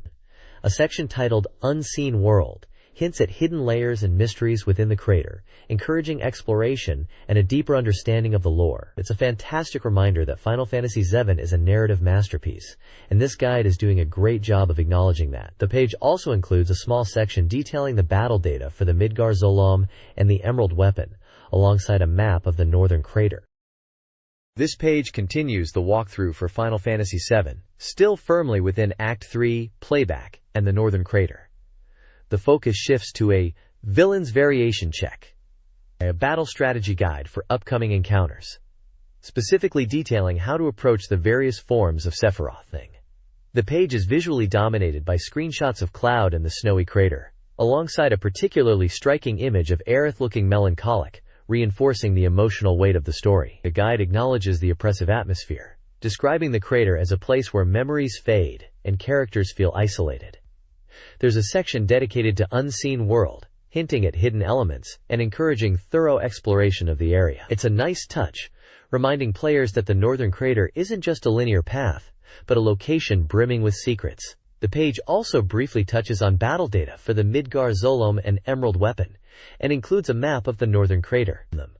The reviewer's notes are insightful, pointing out the importance of understanding the villain's patterns and adapting strategies accordingly. It's clear this guide isn't just about how to win, but why things happen the way they do, adding a layer of depth that elevates it beyond a simple walkthrough. This page delves deeper into Act 3 of Final Fantasy VII, specifically the challenging encounters within the Northern Crater, continuing the playback section. It's all about preparing for the ultimate showdown with Sephiroth, with a Villain's Variation Check, providing detailed strategies for his different forms, a real necessity given his unpredictable nature. We see plenty of screenshots of Cloud navigating the desolate, snow-covered landscape, and a poignant image of Aerith, a constant reminder of what's at stake. The guide emphasizes the importance of exploration, mentioning Unseen World and hidden elements within the crater, encouraging players to not rush through. There's a brief mention of the Midgar Zolom and Emerald weapon, acknowledging their difficulty, and a map of the Northern Crater is included for orientation. The reviewer's advice is spot on. Understanding Sephiroth's patterns is key, and this guide isn't just about winning, but about understanding why you win. It's a thoughtful approach that really enhances the experience. The page also details specific strategies for dealing with various forms of Sephiroth, like Safer Sephiroth and One-Winged Angel Sephiroth, offering advice on exploiting weaknesses and utilizing specific materia combinations. This page continues the deep dive into Final Fantasy VII's Act 3, focusing on mastering the Northern Crater and preparing for the final confrontation with Sephiroth. It's all about strategy, specifically dissecting Sephiroth's various forms, a Villain's Variation Check, and understanding how to exploit his weaknesses. We see screenshots of Cloud exploring the icy terrain, alongside images illustrating key battle tactics. The guide highlights the importance of materia combinations and specific strategies for each Sephiroth form, like Safer Sephiroth and the infamous One-Winged Angel. There's a real emphasis on understanding why certain strategies work, not just blindly following instructions. The section titled How to Defeat provides a breakdown of attack patterns and recommended approaches, while Ultimate Play offers advanced tips for maximizing efficiency. It's clear this guide isn't just for those struggling with the game. It's for players who want to truly master it. The page also touches on the significance of exploration within the crater, hinting at hidden elements and rewards for those who take the time to search. It's a solid continuation of the guide's thoughtful and in-depth approach. This page continues the strategic breakdown of Final Fantasy VII's endgame, still firmly focused on the Northern Crater and the final showdown with Sephiroth. It's a very tactical page, diving into specific strategies for overcoming the challenges within the crater and preparing for the ultimate battle. We're seeing a lot of visual aids here. Screenshots of Cloud navigating the environment, diagrams illustrating battle formations, and close-ups of materia setups. The guide is really pushing players to understand why certain tactics are effective, not just what to do. There's a section dedicated to Villain's Variation Check, which, as we know from the previous page, is all about dissecting Sephiroth's different forms and adapting your strategy accordingly. The guide highlights the importance of exploiting weaknesses and using the right materia combinations. The page also touches on optional content within the crater, encouraging thorough exploration for hidden items and rewards. It's a comprehensive and well-illustrated guide, clearly aimed at players who want to truly master the game's final stages. It's a solid continuation of the previous page's in-depth analysis, and it's making me want to boot up the game and give Sephiroth another go. This page continues the deep dive into conquering the Northern Crater and, ultimately, Sephiroth in Final Fantasy VII. It's all about maximizing your party's potential for the final confrontation. We're looking at a villain's variation check section, breaking down Sephiroth's attack patterns and suggesting optimal strategies, really hammering home the need to adapt to each phase of the fight. There's a focus on materia setups, with screenshots showing effective combinations, and a discussion on exploiting enemy weaknesses. The page also features a section on important tactics and tips, offering advice on everything from battle formations to item usage. It's a very practical guide, clearly designed to help players overcome the toughest challenges the game throws at them. The screenshots show Cloud and the party in various combat scenarios within the crater, and there's a diagram illustrating a suggested party setup. It's a solid, well-structured page that builds on the previous one, offering a wealth of information for players determined to defeat Sephiroth and truly master Final Fantasy VII. It's making me want to revisit the game and test out these strategies myself. This page is a continuation of the strategy guide, diving deep into the specifics of battling Sephiroth, the iconic villain of Final Fantasy VII. It's a real tactical breakdown, focusing on understanding his attack variations and how to counter them effectively. The core of the page is the Villain's Variation Check, which details Sephiroth's moves across different phases, alongside suggested materia setups. You can see screenshots showcasing powerful combinations. There's a strong emphasis on exploiting weaknesses and adapting your strategy on the fly. Alongside this, we have important tactics and tips sections, covering everything from optimal battle formations to smart item usage. The screenshots show Cloud and the party in the heat of battle within the northern crater, and there's even a diagram illustrating a recommended party setup. It's a very practical and detailed guide, clearly aimed at helping players overcome the final challenges of the game. Honestly, seeing this makes me want to boot up Final Fantasy VII and give these strategies a go.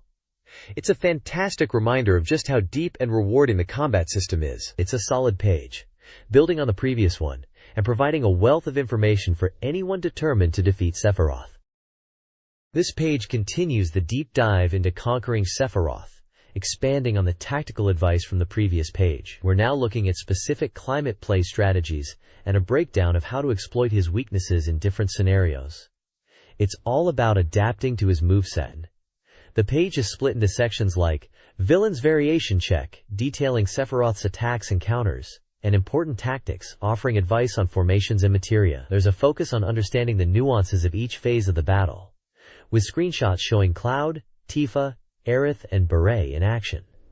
Interestingly, there's a section dedicated to culture and play, suggesting how player mindset and approach can influence the outcome. It's a clever touch, acknowledging that Final Fantasy VII isn't just about stats and numbers, but also about understanding the game's flow and your own playstyles. On the right side, we have a three-pronged balanced approach section, emphasizing the importance of ATB, limit breaks, and materia management. It's a solid reminder that a well-rounded strategy is key to victory. Overall, this page is a fantastic resource for anyone struggling with the final battle, offering a wealth of practical advice and insightful observations. It really highlights the depth and complexity of Final Fantasy VII's combat system. This page continues the strategic breakdown of Final Fantasy VII's climactic battle against Sephiroth, diving into Act 4, the showdown at the northern craters.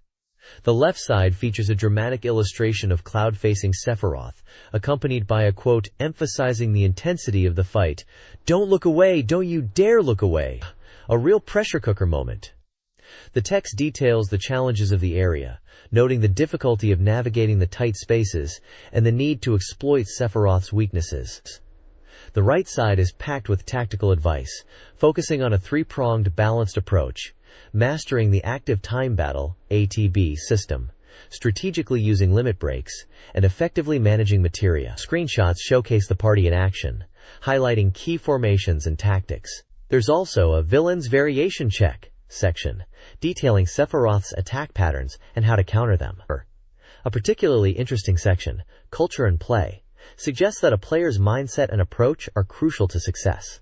It's a nice touch, acknowledging that Final Fantasy VII isn't just about stats, but also about understanding the game's flow and your own playstyle. This page is a goldmine for players looking to finally overcome Sephiroth and save the planet. It's a testament to the game's depth and complexity.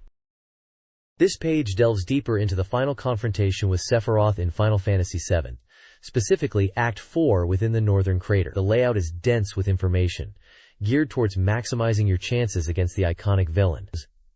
The left side continues the dramatic presentation, showcasing Cloud in a tense standoff with Sephiroth, reinforcing the gravity of the situation. The text elaborates on the challenging environment and the need to understand Sephiroth's attack patterns.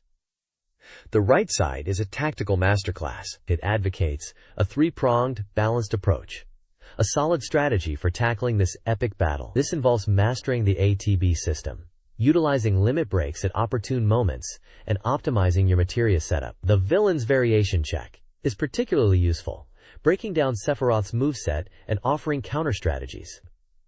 What I find really interesting is the culture and play section. It's a subtle but important point.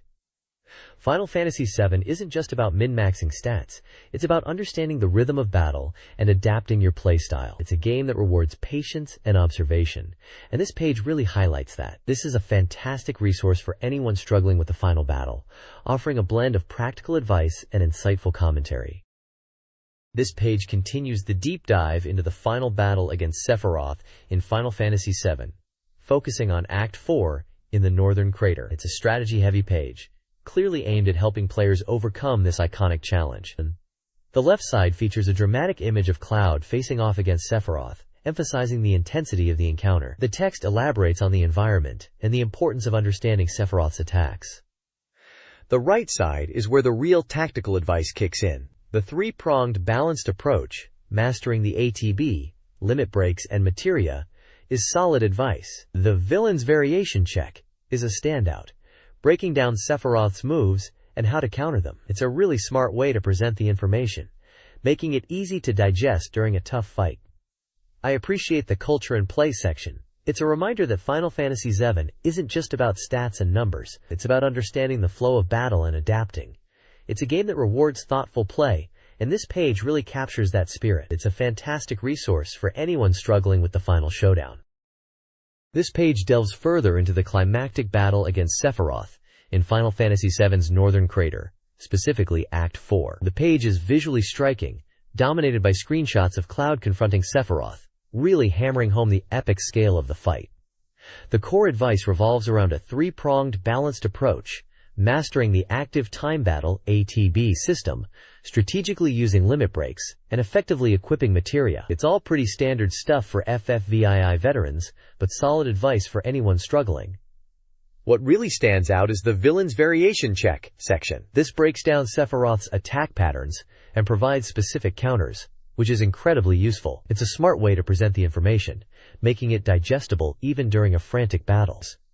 There's also a culture and play section, which touches on the importance of understanding the battle's flow and adapting your strategy. It's a nice reminder that FFVII isn't just about raw stats, but about thoughtful gameplay. The page also features a section on how to use summons effectively, with screenshots illustrating their use in battle. Overall, it's a well-structured and informative guide for tackling one of gaming's most iconic boss fights. This page continues the deep dive into the final confrontation with Sephiroth in the Northern Crater, focusing on Act 4 and offering strategies to overcome this legendary battle. The page expands on the three-pronged balanced approach, ATB mastery, limit break timing, and materia setup, reinforcing the core tenets of success. It then gets really useful with a detailed villain's variation check section, dissecting Sephiroth's attack patterns and providing specific counters. This is the kind of intel that separates victory from defeat, folks. There's a section dedicated to summons, showing how to deploy them effectively, and a culture and play segment that emphasizes adapting to the battle's rhythm. It's a reminder that FFVII rewards smarts as much as stats. Screenshots throughout illustrate key moments and strategies, making it easy to visualize the advice. The page also includes smaller tips on character-specific strategies and materia combinations, rounding out a comprehensive guide to conquering Sephiroth. It's a solid resource for anyone looking to truly master this iconic fight. This page shifts gears slightly, moving beyond the direct Sephiroth battle to explore broader aspects of Final Fantasy VII. We've got a story analysis section dissecting the narrative, with a focus on Cloud's internal struggles and the themes of identity. Pretty deep stuff. There's a screenshot of Cloud looking pensive, naturally. Then it jumps into Ultimate Play, offering advice on mastering the game's systems, and a World of FFVII section, showcasing locations and characters. It's a bit of a breather after the intense battle guide, letting you appreciate the game's richness. A significant portion is dedicated to Villain's Variation Check for P197, detailing strategies for dealing with the various forms and attacks of the Jenova life form, specifically the Bizarro and Supernova forms. It's a detailed breakdown, complete with screenshots, and really gets into the nitty-gritty of exploiting weaknesses. Finally, there's a Culture and Play section, emphasizing the importance of understanding the battle's flow and adapting your strategy. It's a reminder that Final Fantasy VII isn't just about raw power, but also about smarts and timing. A really solid page for those wanting to truly understand the game's depth. This page continues the deep dive into Final Fantasy VII, moving from the immediate challenge of Sephiroth to a broader strategic overview. We've got a section titled Act 42, Act 44, Scenario Version Check, which seems to be a walkthrough and analysis of the late-game scenarios, with flowcharts detailing choices and their consequences, very helpful for a perfect playthrough. There's a focus on Cloud's inner turmoil and Jenova's true form, suggesting a continued exploration of the psychological themes and the overarching plot. Screenshots show Cloud in various dramatic poses, and diagrams illustrate attack patterns and strategic options. A section titled Act 43, If Aerith Had Lived, presents a what-if scenario, with a flowchart showing how events might have unfolded had Aerith survived. It's a fascinating thought experiment, and a testament to the game's enduring appeal. Finally, Act 44, A New Battle Style, details a strategy for tackling Ruby Weapon, emphasizing the use of specific materia combinations and tactics. It's a practical guide for players struggling with this notoriously difficult boss. Overall, a really comprehensive page for players wanting to master the late-game challenges and explore the narrative's complexities. It's clear this guide doesn't just want you to beat the game, it wants you to understand it. This page builds on the previous analysis, really digging into the late game of Final Fantasy VII. We've got a breakdown of Acts 45, focusing on the branching paths and scenario checks, crucial for anyone aiming for that 100% completion. The guide highlights Cloud's internal struggles and the reveal of Jenova's true form, showing screenshots of key moments and battle diagrams. It's clear they're not shying away from the psychological depth of the story. What's really interesting is the What If Aerith Had Lived section. That flowchart is pure gold for fans who've always wondered about that alternate timeline. It's a testament to how much impact Aerith's death had on players. Finally, a detailed strategy for taking down Ruby Weapon, complete with materia recommendations. That boss was a nightmare for many, so this is a welcome addition. This guide is seriously thorough, offering both strategic advice and narrative insight, a must-have for any serious FFVII player. This page continues the deep dive into Final Fantasy VII, specifically focusing on Acts 4 and 5, and the culmination of the story's themes, birth, life, and death. It's a weighty section, visually represented by a striking image of Sephiroth, and the text reflects that seriousness. We're getting into the really complex stuff here, the guide explains, with branching scenarios and scenario checks that determine the ending you get. It's all about understanding the implications of your choices, especially concerning Cloud's fractured memories and the revelation of Jenova's origins. There's a focus on the psychological impact of events, particularly Cloud's internal conflict. Screenshots showcase pivotal scenes, and the guide doesn't shy away from the darker aspects of the narrative. The section on the weapon battles, specifically Ruby Weapon, is a godsend. That fight was notorious for its difficulty, and the materia recommendations are spot on. It's a really comprehensive look at the endgame, offering both strategic advice and a deeper understanding of the story's themes. This guide is proving to be an invaluable resource for anyone wanting to truly master Final Fantasy VII. This page shifts focus to the ending of Final Fantasy VII, detailing the branching paths and scenario checks that dictate which of the multiple endings players will receive. The layout is dense with text and illustrative diagrams, breaking down the conditions for each outcome. It's fascinating to see how much emphasis is placed on Cloud's psychological state and the player's choices influencing his memories, a core theme explored on the previous page. The guide highlights key moments and decisions, offering insights into how to achieve the desired conclusion. There's a section dedicated to understanding the life stream and its connection to the planet, alongside explanations of the final battles and the significance of Aerith's sacrifice. The guide also provides a visual breakdown of the final dungeon and boss encounters, complete with recommended strategies. The overall impression is one of thoroughness and a genuine desire to help players fully grasp the narrative complexities of Final Fantasy VII's ending. It's a testament to the game's enduring legacy that even now, decades later, players are still seeking guidance to unlock all its secrets. This page continues the deep dive into the intricacies of Final Fantasy VII's ending, expanding on the branching narrative paths discussed previously. It's a visually busy page, packed with screenshots showcasing key scenes and characters like Cloud, Aerith, and Sephiroth.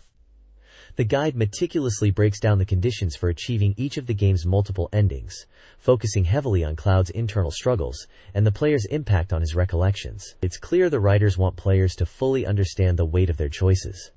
There's a strong emphasis on the lifestream and its importance to the planet, alongside detailed explanations of the final boss battles and the emotional resonance of Aerith's fate. The page also includes a visual guide to the final dungeon, offering strategic advice for overcoming the challenges within. It's a testament to the game's complexity that such a detailed analysis is needed and appreciated to truly unlock all of Final Fantasy VII's secrets. The guide doesn't shy away from the psychological depth of the story, treating it with the respect it deserves. It's a fantastic resource for anyone wanting to experience the full emotional impact of the game's conclusion. This page delves even deeper into the world of Final Fantasy VII, specifically focusing on the enigmatic character of Jenova and the planet itself. The page is dominated by screenshots, showcasing key locations and characters. Cloud, Sephiroth, and Aerith feature prominently, alongside images of the northern crater and Midgar. The text elaborates on Jenova's origins, clarifying it isn't an alien but a Cetra, an ancient race connected to the planet's lifestream. It explains how Professor Hojo manipulated Jenova's cells to create Sephiroth, setting in motion the game's central conflict. There's a real emphasis on the interconnectedness of everything, how the lifestream influences events and the characters' destinies. The guide also touches upon the significance of the Forgotten City and the Ancients' plans to restore the planet. It's a dense page, packed with lore and analysis, clearly aimed at players who want to fully grasp the narrative's complexities. The writers are clearly passionate about the game and want to ensure players understand the nuances of its story. It's a fantastic resource for those wanting to truly understand the world of Final Fantasy VII. This page continues the deep dive into Final Fantasy VII, shifting focus to the character of Sephiroth and locations within the game, particularly Nibelheim and the surrounding areas. We see a breakdown of Sephiroth's backstory, detailing his creation from Jenova cells by Professor Hojo, a point heavily emphasized from the previous page. The guide highlights the psychological impact of discovering his origins and how it fuels his descent into madness. Screenshots showcase Nibelheim before and after the Shinra attack, visually representing the tragedy that shaped Sephiroth's path. There's a section dedicated to understanding the relationship between Sephiroth and Cloud, hinting at the shared memories and the manipulation at play. The guide also explores the significance of the lifestream and its connection to both characters. The page also features a section on key items and locations within Nibelheim, offering practical advice for players exploring the area. It's a well-structured page, blending narrative analysis with gameplay guidance, and it's clear the writers are keen on helping players unravel the mysteries surrounding Sephiroth and his motivations. It's a fantastic resource for understanding the core of the game's antagonist. This page delves even deeper into the lore of Final Fantasy VII, focusing on the enigmatic Sephiroth and the pivotal location of Nibelheim. We're presented with a detailed analysis of Sephiroth's origins, expanding on his creation by Professor Hojo using Jenova cells, a truly chilling revelation. The guide expertly connects Sephiroth's tragic backstory to the destruction of Nibelheim, showcasing before and after screenshots that powerfully illustrate the event's impact. It's not just about what happened, but why. The psychological toll on Sephiroth is thoroughly examined. Interestingly, the complex relationship between Sephiroth and Cloud is highlighted, teasing the shared memories and manipulations that lie at the heart of the narrative. The importance of the lifestream is also touched upon, solidifying its role as a central theme. Finally, practical advice for navigating Nibelheim is provided, blending story analysis with useful gameplay tips. It's a fantastic resource for anyone wanting to truly understand the motivations of the game's iconic villain and the events that shaped him. The guide really emphasizes the tragedy of Sephiroth's story, making you almost sympathize with his descent into madness. This page shifts focus to two key elements of Final Fantasy VII, the mysterious light screen and the powerful materia system. We get a breakdown of Lightscream, described as a source of energy and a key component in creating powerful items. It's presented as something you can obtain and utilize, hinting at crafting or enhancement mechanics. The image shows a character seemingly interacting with a glowing, ethereal substance, likely light screen itself. The bulk of the page is dedicated to materia, specifically the Mako energy type. It explains how these materia function, allowing you to customize characters with various abilities. The guide highlights the strategic depth of materia combinations, emphasizing how they can be tailored to different playstyles. Screenshots illustrate materia equipped to characters, showcasing the visual representation of these enhancements. The text also touches on the lore surrounding materia, linking it to the life stream and the planet's energy. It's a nice touch that reinforces the game's overarching themes. Overall, this page is a solid guide to understanding and utilizing one of Final Fantasy VII's most iconic systems. It's clear, concise, and provides valuable insights for players looking to optimize their characters and explore the game's mechanics. This page delves deeper into the world of Final Fantasy VII, specifically focusing on the study of planet life and the interconnected systems of materia and the enigmatic light screen. We're presented with a detailed flowchart illustrating the relationships between different types of materia, from support to command and independent, and how they influence character abilities. It's a fantastic visual aid for understanding the complex materia system, showing how combining different types can unlock powerful effects. The guide emphasizes the importance of strategic materia selection and placement to tailor characters to specific roles. The page also expands on the lore of Light Scream, detailing its three main functions: as a raw material, a component for making materia, and a source of energy for powerful abilities. Screenshots showcase characters like Cloud, Tifa, and Aerith, utilizing materia and potentially interacting with Light Scream. There's a real emphasis on customization and experimentation here, encouraging players to explore the depths of the materia system and discover unique combinations. It's a classic example of Final Fantasy VII's depth, offering a huge amount of player agency and strategic options. The guide does a great job of breaking down these systems in a clear and accessible way, making it a valuable resource for both newcomers and veterans alike. This page showcases a comprehensive relationship chart, detailing the connections between characters and key elements within Final Fantasy VII. It's a visual breakdown of how characters like Cloud, Aerith, Tifa, Vincent, and Cid are linked through various events and interactions. A proper web of connections. We see branches stemming from figures like Obershine and Karis, Sephiroth, illustrating their influence on others. The chart highlights relationships like Jet and Jet, being related to Turk, and Vincent, being connected to Lucretia. It's a fantastic resource for understanding the narrative web and the motivations driving the characters. The diagram also maps out connections to locations and groups like Wayne, Wutai, and Kazi, Avalanche, further solidifying the intricate world-building of Final Fantasy VII. It's a really clever way to present the complex story, allowing players to visualize the relationships and understand the bigger picture. This is the kind of stuff that really made FFVII stand out, a truly interconnected world. This page delves into the world-building of Final Fantasy VII, specifically focusing on the towns and locations within the game. It's a fascinating look at the environments that shaped our adventure. The page features a large screenshot showcasing a detailed street scene, likely Midgar, with a focus on the architecture and atmosphere. The text discusses how the towns feel lived in and how the world feels tangible, something the developers clearly strived for. They mention the intention to create spaces that felt both familiar and unique.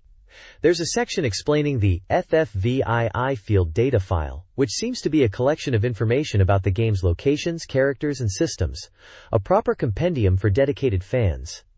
It's a testament to the depth of the game that so much detail was included, even in supplementary materials. The overall impression is one of meticulous design and a commitment to creating a believable and immersive world. It's a reminder of why Final Fantasy VII remains such a beloved and influential title. The world truly felt alive.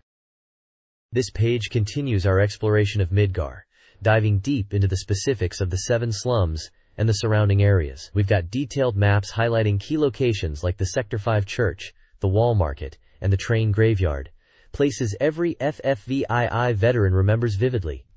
The text focuses on the atmosphere of each area, describing the slums as a place of desperation and the Wall Market as a den of vice. It's a stark contrast, and the guide does a good job of capturing that duality. There's also a section on the love less monster, a recurring enemy in the slums, and a little bit of lore about its origins. What's really cool is the emphasis on the environmental storytelling. The guide points out how the architecture and the overall design of the slums reflect the social and economic conditions of the people who live there. It's that kind of attention to detail that really elevates Final Fantasy VII above other RPGs of the time. We also get a glimpse into the hidden spots and secrets within the slums, encouraging players to explore every nook and cranny. It's a classic guide tactic, but it works. Who doesn't love finding hidden treasures? The overall impression is that Midgar is a complex and fascinating place, full of danger, intrigue, and hidden stories. This page shifts focus to the Sector 6 slums and the train graveyard. Continuing the detailed exploration of Midgar, we see screenshots showcasing areas like the train graveyard and a detailed map of Sector 6, highlighting key locations and points of interest. The guide delves into the atmosphere of Sector 6, describing it as a desolate and dangerous place, and the train graveyard as a haunting reminder of Shinra's power. It also provides information on the monsters found in these areas, including the Slum King and Dragoon. There's a section dedicated to the top floor and bottom floor of the train graveyard, offering tips on navigating these challenging areas. The guide also mentions the importance of exploring every corner of the slums to uncover hidden items and secrets. Notably, the guide highlights the story of a man named Cody who is seeking help for his sick daughter, adding a layer of emotional depth to the area. It's a nice touch that reinforces the idea that Midgar is a place filled with real people and their struggles. Overall, this page provides a comprehensive overview of Sector 6 and the train graveyard, offering valuable insights and tips for players looking to explore these areas. This page continues our deep dive into Midgar, now focusing on the underbelly, the Sector 6 slums, and the haunting train graveyard. We've got detailed maps pinpointing key locations, and screenshots showcasing the grim atmosphere. The guide really emphasizes the desperation of Sector 6, painting a picture of a place forgotten by Shinra, and the train graveyard as a stark monument to their power. It's not just about the monsters like the Slum King and Dragoon, though those are covered, but the people within the slums. There's a touching side story about a man named Cody trying to get medicine for his daughter, which really grounds the area, and reminds you this isn't just a game world, it's a place with lives and struggles. The guide breaks down navigating the top floor and bottom floor of the train graveyard, offering practical advice for tackling those tricky areas. It's all about exploration here. Hidden items and secrets are plentiful if you're willing to look. It's a solid page, offering both strategic advice and a sense of the world's lore and emotional weight. A really good guide will do both, and this one is delivering. This page shifts the focus to Aerith's house and the surrounding areas within the game, specifically the High Wind and the surrounding areas. It's a detailed breakdown, complete with a floor plan of Aerith's home itself, a cozy, flower-filled haven amidst the urban sprawl. We get a look at the various locations within the area, including the flower shop and the surrounding streets. The guide highlights the importance of talking to NPCs and exploring every nook and cranny, as Aerith's house is a hub for side quests and character development. There's a section dedicated to the flower delivery side quest, detailing the types of flowers needed and where to find them. It also touches on the significance of the flowers themselves, linking them to specific characters and events. The guide also provides a list of flowers and their meanings, adding a layer of depth to the gameplay. The page also features screenshots of the High Wind, a key airship in the game, and provides some basic information about its functions. It's a well-rounded page, offering both practical advice and a deeper understanding of the world and its inhabitants. It's clear the guide is aiming to provide a comprehensive experience, not just a walkthrough. This page dives headfirst into Midgar area, specifically the 6th District and the bustling area around it. It's a real deep dive, showcasing a detailed map of the sector, pinpointing key locations like the slums, flower gardens, and the wall markets. We're given a breakdown of each area, complete with little notes on what you can expect to find, from hidden items to important NPCs. The guide really emphasizes exploration, hinting at secrets and side quests tucked away in every corner. There's a focus on the Asian Diner and its significance alongside the Materia shop, essential stops for any aspiring hero. The screenshots show off the gritty, urban landscape of Midgar, really capturing the atmosphere of the game. It's a practical guide, offering a clear layout of the area and highlighting the important spots you need to hit. It's all about maximizing your time and uncovering everything Midgar has to offer. A really solid page for navigating this iconic location. This page continues our exploration of Midgar, shifting focus to the wall market and its surrounding areas. It's a comprehensive guide, detailing key locations like the Corneo Coliseum, the Honeybee Inn, and Don Corneo's mansion, all vital spots for progressing the story and uncovering side content. We get a breakdown of the area's secrets, including how to obtain the key to Don Corneo's mansion and navigate the various encounters within. The guide highlights the importance of the flower shop for a certain delicate quest and provides tips for maximizing profits. The screenshots showcase the vibrant yet seedy atmosphere of the wall market, with a particular emphasis on the Honeybee Inn and its unique clientele. It's a practical and informative page, designed to help players navigate this complex area and make the most of their time. The guide really leans into the more adult themes present in this section of the game, offering advice on how to approach the various situations with a knowing wink. A truly essential page for anyone venturing into the heart of Midgar's red light district. This page now dives into the depths of the Corel Prison and Gold Saucer, two drastically different locations, but equally important to the story. We start with Corel Prison, a bleak and oppressive environment, detailing the layout and key characters you'll encounter during your infiltration. The guide emphasizes strategic planning and utilizing disguises to navigate the prison's security. Screenshots showcase the grim atmosphere and the various guards and inmates you'll face. Then, a complete 180 as we head to the dazzling Gold Saucer. This section is all about fun and games. Literally, the guide breaks down the various attractions, from the Wonder Square's minigames to the thrilling roller coaster and the Battle Square's challenging combat. It highlights strategies for winning prizes and maximizing your enjoyment. The reviewer clearly loves the Gold Saucer, praising its vibrant atmosphere and the sheer variety of activities. They offer tips on how to exploit the system to earn GP and unlock hidden content. It's a fantastic page for anyone looking to experience the ultimate entertainment complex in the Final Fantasy world. This page shifts focus to the Midgar area, specifically the slums and the Shinra Electric Power Company's headquarters. We've got a detailed map of Midgar broken down into sectors, highlighting key locations like the Sector 5 slums, Wall Market, and the all-important Shinra building. The guide provides a walkthrough for navigating the slums, emphasizing the importance of side quests and interacting with NPCs to uncover hidden information. Screenshots show the gritty, urban environment and the characters you'll meet along the way, likely including Aerith and other key figures.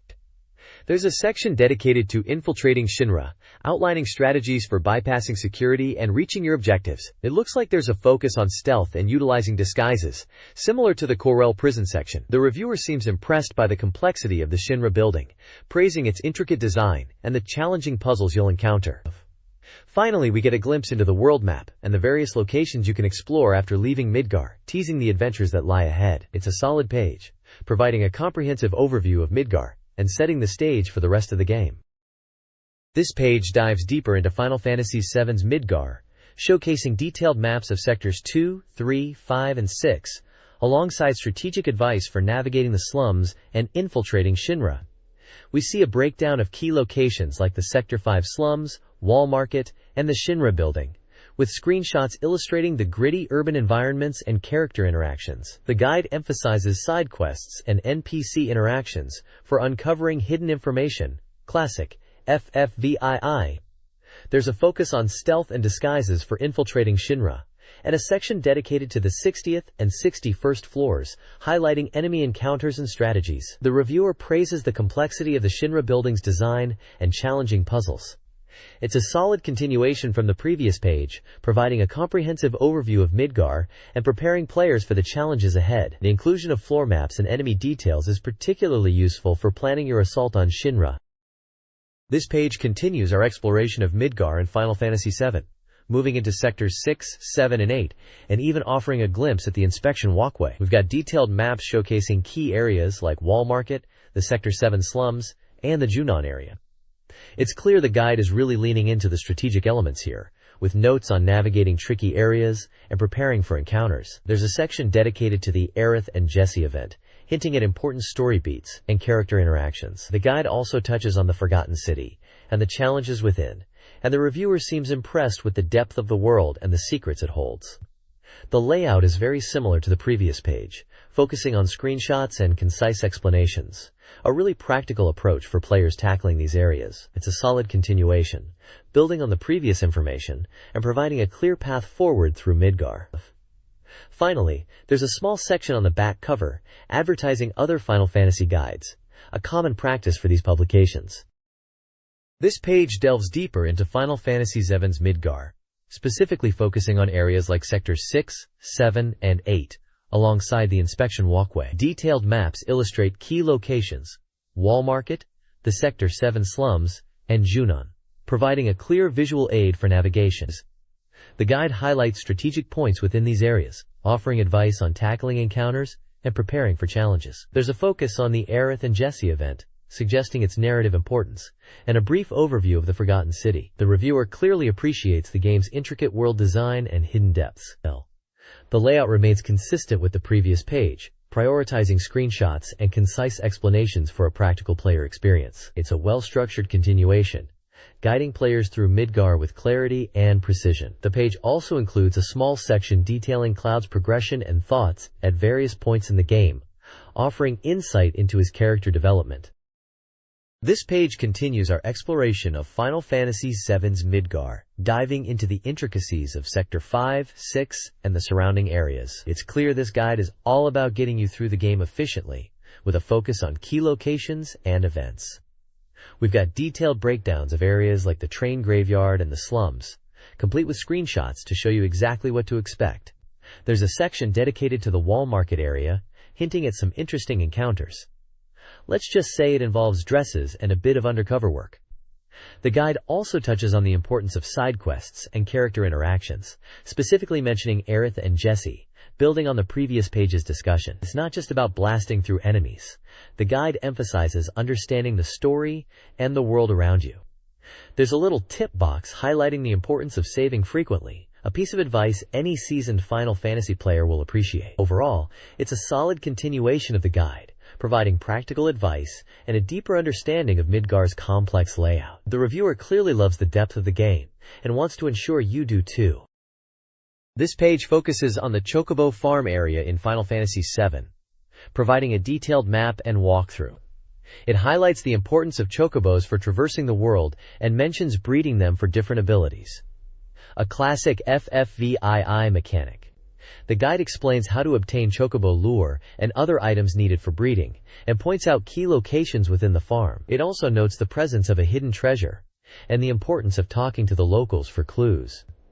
There's a little side note about the Silky's Cave, hinting at a challenging encounter and the need for a specific item. The overall tone is helpful and informative, clearly aimed at guiding players through this iconic location and unlocking the secrets of chocobo breeding. It's a vital part of the game, and this guide makes it accessible. The reviewer clearly understands the significance of chocobos in FFVII, not just as a mode of transport, but as a fun and rewarding side activity. It's a nice touch that they emphasize the joy of breeding and discovering new abilities. This page dives into the Junon area, specifically the Junon port and Junon town, in Final Fantasy VII. It's a full-page spread showcasing a detailed map, breaking down locations like the hotel, weapon shop, item shop, and the port itself. The guide highlights the importance of exploring the area thoroughly, mentioning hidden items and the need to talk to NPCs for clues, classic RPG advice. It also points out the significance of the airship and its connection to progressing the story. There's a section dedicated to the road to Costa del Sol, hinting at a challenging encounter and the need for a powerful party. The overall layout is clean and informative, clearly designed to help players navigate this key location and prepare for what lies ahead. It's a solid guide page, emphasizing exploration and preparation, which are crucial elements of the Final Fantasy VII experience. The reviewer understands the importance of Jumanyan as a pivotal point in the game's narrative and provides helpful guidance for players. This page continues our journey through Final Fantasy VII, focusing on the bustling port town of Junon and the surrounding areas. We've got a detailed breakdown of the town layout, pinpointing key locations like the hotel, shops, and the all-important airship landing. The guide doesn't just show where things are, it gives you the lowdown on what to do. Expect to be doing a lot of talking to NPCs, as the guide stresses the importance of gathering information. It also hints at a tough fight on the road to Costa del Sol, so you'll want to gear up. The screenshots showcase the iconic Junon scenery, including the high-wind airship and the town's unique architecture. It's a practical page, designed to get you through Juminon efficiently and prepared for the challenges ahead. A solid piece of advice is to explore thoroughly, as there are hidden items to be found. It's clear the guide writers understand Jukinon's role as a pivotal point in the story, and they've done a good job of providing the information players need to navigate it successfully. This page dives deep into Juminon, expanding on the previous page's overview with detailed maps and strategic advice. We're looking at a breakdown of key areas: the town itself, the airship landing, and the surrounding routes. The layout is visually clear, highlighting important locations like shops and the hotel, alongside areas for progression. There's a strong emphasis on preparation for the journey ahead, specifically mentioning a challenging battle en route to Costa del Sol. The guide stresses talking to NPCs to gather intel and finding hidden items. Classic FFVII advice. The screenshots showcase Junion's distinct aesthetic, including the high wind and the town's architecture. The page also details the weapon shop and the soldier on duty, with a focus on the Shinra Electric Power Company and their presence in the area. It's a practical, nonsense guide page, designed to help players navigate Juminon efficiently and get ready for what's coming. It's a solid resource for anyone tackling this pivotal point in the game. This page shifts focus to Costa del Sol, building on the preparation discussed in the Juminon section. It's a detailed look at the resort town, complete with a map showcasing key locations like the beach, shops, and the hotel. The guide highlights the town's relaxed atmosphere, contrasting it with the challenges ahead. It emphasizes the importance of exploring and interacting with NPCs to uncover side quests and hidden opportunities. A recurring theme in this guide. There's a particular focus on the Corral del Sol, a popular spot for relaxation and a potential source of information. Screenshots depict the town's vibrant scenery and the luxurious hotel, giving players a visual reference. The guide also touches on the local shops and their offerings, helping players gear up for the next leg of their journey. It's a well-structured page, providing a clear overview of Costa del Sol and its potential. It's a breather before the storm, offering a chance to recharge and prepare for the challenges that lie ahead. This page dives deep into Costa del Sol, expanding on the resort town's exploration and offering a detailed breakdown of its key areas. We've got a fantastic map pinpointing everything from shops and the hotel to the beach, essential for navigating this slice of paradise. The guide really stresses taking your time here, soaking up the atmosphere and chatting with the locals. It's all about uncovering those hidden quests and opportunities, which is classic Final Fantasy VII. There's a spotlight on the Corral del Sol, hinting it's a great place to chill and gather intel. Visually, the page is packed with screenshots showcasing the town's beauty and the hotel's luxury. It also gives a rundown of the shops, helping you get geared up for what's coming next. It's a smart move to dedicate a page to this area, letting players breathe before tackling tougher challenges. It's a well-rounded guide to the area, and a good breather before the next part of the adventure. This page shifts the focus to North Corel, a mining town steeped in Shinra's influence and a hotbed of resistance activity. The detailed map is fantastic, highlighting key locations like the train station, shops, and the notorious North Corel prisons. It's clear this area is a bit grittier than Costa del Sol, with the guide emphasizing the importance of stealth and gathering information. The text points out the town's oppressive atmosphere and the presence of both Shinra soldiers and rebels, hinting at complex choices ahead. The screenshots showcase the industrial aesthetic of North Corel, a stark contrast to the tropical vibes of the previous location. There's a section dedicated to the smog shop and weapon shop, essential for upgrading your gear. The guide also touches on the Don shop and the importance of the ancient forest area. It's a well-structured overview, preparing you for a more challenging and politically charged chapter in the game. It's a good reminder that Final Fantasy VII isn't just about epic battles, but also about navigating a world filled with moral ambiguity. This page dives deep into the Gold Saucer, a dazzling entertainment facility and a pivotal location in Final Fantasy VII. The layout is presented with a detailed map, showcasing attractions like the Wonder Square, Battle Square, and the Coral Prison escape route.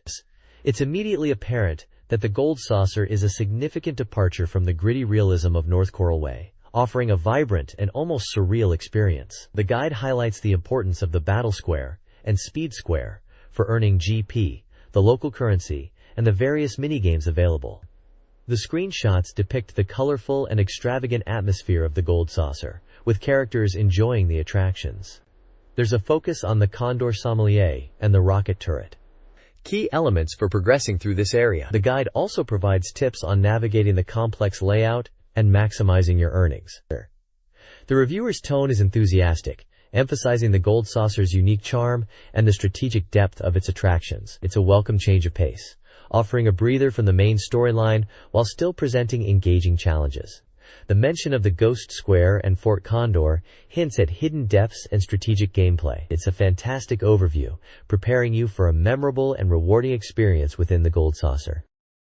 This page continues our exploration of the Gold Saucer, really laying out how to get the most out of this incredible diversion in Final Fantasy VII. We've got a breakdown of the various attractions, the Battle Square, Wonder Square, and Speed Square, and how to rake in the GP.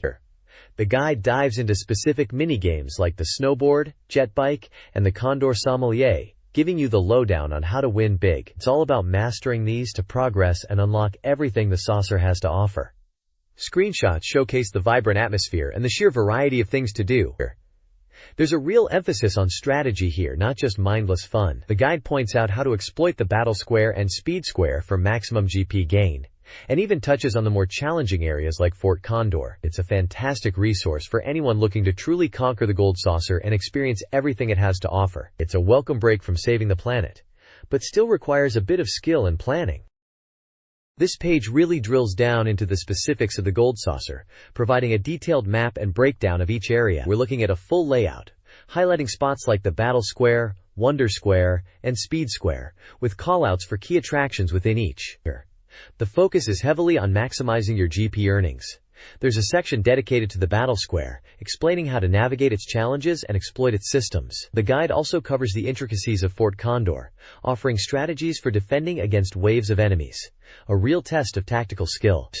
Screenshots showcase the minigames, like the jet bike and Speed Square, giving you a visual guide to the tracks and challenges. It's clear this guide isn't just about what to do, but how to do it efficiently, ensuring you can unlock all the rewards the Gold Saucer has to offer. It's a comprehensive resource for anyone wanting to truly master this iconic location in Final Fantasy VII. This page shifts the focus away from the Gold Saucer and dives deep into the northern crater area, specifically Cosmo Canyon and the surrounding regions. It's a detailed exploration, complete with maps and area breakdowns, a real boon for players tackling this later game location. We're presented with a map of the northern crater, pinpointing key locations like the ancient forest, the forgotten capital, and the whirlwind maze. There's a clear emphasis on navigating these complex areas, with notes on hidden items and potential encounters. The guide highlights the unique challenges of Cosmo Canyon, including the intricacies of the reactor and the surrounding areas. Screenshots showcase the environments and characters you'll encounter, giving a visual reference for exploration. There's a section dedicated to the Gongaga area, detailing the reactor and its surrounding areas, with notes on the best strategies for navigating the area. It's a practical guide, offering advice on how to overcome the obstacles and uncover the secrets hidden within the northern crater. It's a solid resource for players looking to fully explore this pivotal location in Final Fantasy VII. This page continues our journey through the northern crater, focusing intensely on Cosmo Canyon and the surrounding areas. We've got a detailed map breakdown, highlighting key spots like the reactor and the various paths within the canyon itself, essential for anyone trying to unravel its mysteries. The guide really dives into the specifics of navigating Cosmo Canyon, with callouts pointing out important locations and potential challenges. There's a section dedicated to the whirlwind maze and the forgotten capital, offering advice on how to tackle these tricky areas. It's not just about the map, though. Screenshots showcase the environments and characters you'll meet, like Red 12's home and the Elders of the Canyon. There's even a little blurb about the story significance of the area, touching on the themes of legacy and the planet's history. The guide also touches on the Gonga reactor area, offering strategies for navigating its complexities. Overall, it's a really practical resource for players wanting to fully explore and understand this pivotal location in Final Fantasy VII. It's clear this guide is aiming to help players not just beat the game, but truly experience it. This page shifts the focus to the forgotten capital and the reactor areas, continuing the exploration of the northern crater from the previous page. We're presented with detailed maps of both locations, complete with callouts for key items, characters, and potential obstacles. The Forgotten Capital section provides strategies for navigating the maze-like structure, with a particular emphasis on the windmill and dead-end areas. Screenshots illustrate the environment and the unique challenges it presents. There's a helpful tip box detailing how to access the area, mentioning the need for a specific item or action, likely a key or a solved puzzle from earlier in the game. Similarly, the reactor area receives a thorough breakdown, with advice on tackling the various encounters and puzzles within. The guide highlights the importance of understanding the reactor's layout and the potential dangers lurking within. The overall tone remains practical and informative, clearly aimed at helping players overcome the challenges of these complex areas. It's a solid continuation of the guide's approach, providing players with the tools they need to fully explore and appreciate the depth of Cosmo Canyon and its surrounding locations. It's a really well-structured guide, and it's clear the creators have put a lot of thought into making these areas accessible to players of all skill levels. This page dives deeper into Final Fantasy VII's world, specifically focusing on the Nibelheim area, a location steeped in mystery and crucial to Cloud's backstory. We're presented with a detailed map showcasing key locations like the Shinra Mansion, the Forgotten Capital, and the reactors. The guide breaks down the area into sections, offering advice on navigating the complex layout and tackling the challenges within. It highlights points of interest, like the windmill and the various dead ends, providing screenshots to illustrate the environment. There's a focus on the history of the area, mentioning the incident 5 years prior and the connection to Sephiroth, a chilling reminder of the looming threat. The guide also details how to access the area, hinting at specific requirements or puzzles that need to be solved. It's a comprehensive overview, designed to help players fully explore Nibelheim and uncover its secrets. The tone is informative and practical, clearly aimed at assisting players in their journey through this pivotal location. It's a fantastic resource for anyone looking to fully understand the significance of Nibelheim within the larger narrative of Final Fantasy VII. This page shifts focus to Midgar and Cosmo Canyon, continuing the detailed walkthrough approach. We've got maps for both locations, complete with labeled areas: Sector 5, the slums, the train graveyard in Midgar, and the Mystic Cave and Lookout Point in Cosmo Canyon. The guide provides strategic advice for each area, including navigating the tricky train graveyard and understanding the layout of Cosmo Canyon. Screenshots accompany the text, visually guiding players through the environments. There's a particular emphasis on the story elements within Cosmo Canyon, referencing the Red Clove's heritage and the importance of the Ancient Ones. It's clear the guide is aiming to provide a thorough understanding of these key locations, not just how to get through them, but also why they matter within the overarching narrative of Final Fantasy VII. The tone remains practical and informative, offering a helping hand to players exploring these iconic areas. It's a solid continuation of the guide's approach, offering valuable insights for both newcomers and seasoned players. This page delves into the Nibelheim area, offering a detailed map and strategic advice for navigating its various locations. We see a breakdown of Nibelheim's layout, including the town itself, Shinra Manor, and the mountain trail.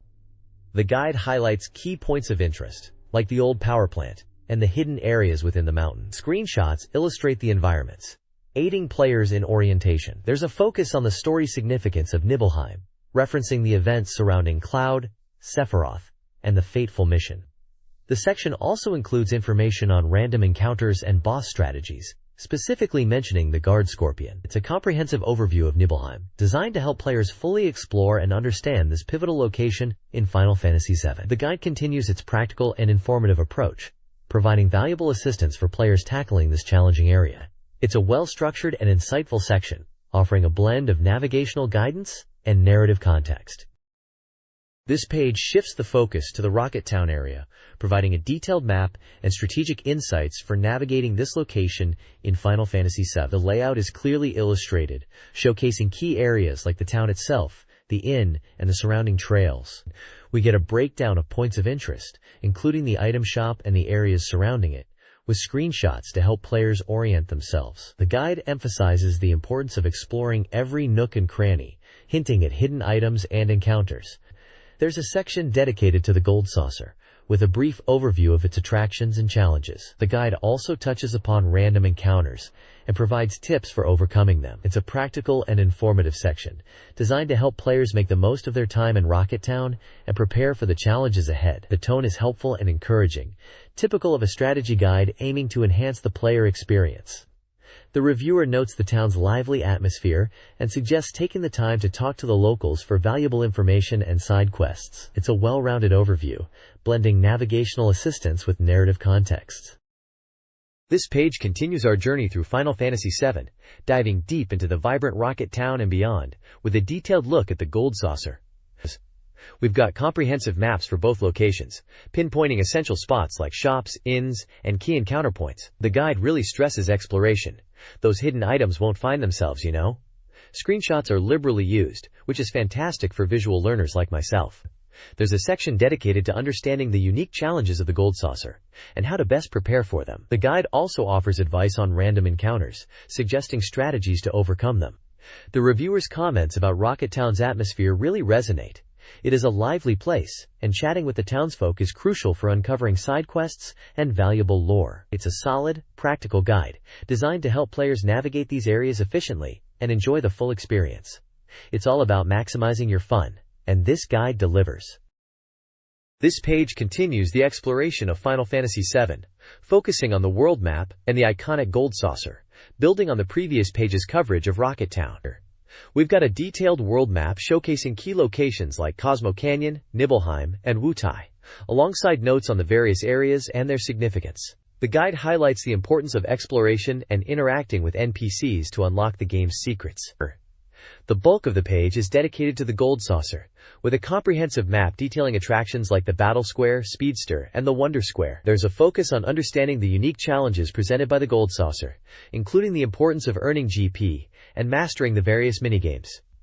The guide also offers tips on how to navigate the complex layout of the Gold Saucer and maximize your enjoyment. It's a practical and visually appealing guide, designed to help players make the most of this unforgettable location. The reviewer's emphasis on the Gold Saucer's atmosphere and the importance of exploration really captures the essence of this iconic area. It's a must-read for anyone looking to fully experience the magic of Final Fantasy VII. This page dives deeper into Final Fantasy VII, shifting focus to the world map and the dazzling Gold Saucer. We see a detailed map of the world, pinpointing locations like Cosmo Canyon and Nibelheim, places every fan remembers fondly. The real star here is the Gold Saucer layout, complete with notes on the Battle Square, Speedster, and Wonder Square. It's all about GP, minigames, and getting lost in the sheer spectacle of it all. The guide smartly points out how crucial exploration and NPC interaction are to unlocking everything this area has to offer. It's a solid breakdown, reminding us why the Gold Saucer remains such a beloved and memorable part of the Final Fantasy VII experience. A great resource for anyone wanting to relive the magic or experience it for the first time. This page continues our exploration of Final Fantasy VII, focusing on two distinct areas: the ancient forest of Cosmo Canyon and the exhilarating amusement park, the Gold Saucer. We're presented with detailed maps for both locations. Cosmo Canyon's map highlights key areas like the Elder's House and the Shrine, with notes on the environment and potential encounters. It's a place steeped in history and reverence, and the guide does a good job of conveying that atmosphere. The Gold Saucer gets even more attention, with a comprehensive layout showcasing the Battle Square, Speedster tracks, and the various attractions of Wonder Square. The guide emphasizes the importance of earning GP gold points to access everything the saucer has to offer, and provides tips on navigating its many minigames. It's a fantastic resource for players looking to maximize their enjoyment of these iconic locations. The guide's advice on exploration and NPC interaction is spot on. The Gold Saucer is full of hidden secrets and rewarding side quests. It really captures the sense of wonder and excitement that define this part of the game for so many of us. This page delves deeper into Final Fantasy VII, showcasing detailed guides for two more iconic locations, Cosmo Canyon and the Gold Saucer. We see beautifully illustrated maps for both areas. Cosmo Canyon's map pinpoints the Elder's House, the Shrine, and notes on the surrounding environment. A truly reverent and historic place. The Gold Saucer's map is expansive, highlighting the Battle Square, Speedster tracks, and the attractions within Wonder Square. The guide rightly stresses the importance of GP for accessing everything the saucer has to offer, and provides tips for its minigames. There's a section dedicated to the Ancient Ones, and their connection to Cosmo Canyon, and a breakdown of the various activities available at the Gold Saucer, like the Speedster and Battle Square. It's a solid resource for anyone wanting to fully experience these areas, with advice on exploration and NPC interaction. It really brings back the excitement of discovering all the secrets hidden within the Gold Saucer. This page continues our exploration of Final Fantasy VII, diving into the intricacies of the Icicle region and the ancient city. We're presented with detailed maps of both areas. The Icicle region map highlights key locations, like the guard station, the cave, and the surrounding mountainous terrain, a truly treacherous landscape. The ancient city map showcases the reactor, the various platforms, and the overall layout of this mysterious, technologically advanced ruin. The guide provides insights into the challenges of navigating the Icicle region, emphasizing the importance of warm clothing and preparation for harsh conditions. It also details the puzzles and enemies found within the ancient city, offering strategies for overcoming them. There's a focus on the Genova project and its connection to the ancient city, adding depth to the lore. It's a fantastic resource for players looking to conquer these areas, with practical advice on exploration, combat, and uncovering the secrets of the past. The screenshots really capture the atmosphere of these locations, reminding me of the thrill of discovering them for the first time. This page shifts gears, focusing on the High Wind, a crucial airship in Final Fantasy VII. It's presented as a detailed schematic, almost like a blueprint, showcasing its internal layout. We see sections like the engine room, the cockpit, and the various decks. The text highlights the High Wind's importance as a mobile base, capable of traveling the world and even engaging in aerial combat. There's a section dedicated to chocobo breeding on the ship, a quirky but memorable element of the game. The guide also touches on the High Wind's customization options, allowing players to upgrade its capabilities. It's a really neat feature, letting you tailor the ship to your playstyle. The screenshots show the ship in flight and docked, really emphasizing its scale and importance. It's a well-presented overview of the High Wind, offering valuable insights for players looking to maximize its potential. It's a reminder of how much freedom Final Fantasy VII gave you to explore the world and build your own adventure. This page dives into two key locations in Final Fantasy VII, the Gold Saucer and Midgar. It's a classic layout, splitting the page to give each area its due attention. On the left, we have the Gold Saucer, described as a dazzling amusement park. The guide breaks down its various attractions, the Wonder Square, the Battle Square, and the Speedster, and hints at the secrets hidden within. It's all about fun and games, but also about uncovering Corel's hidden story. The right side focuses on Midgar, the sprawling city that kicks off the entire adventure.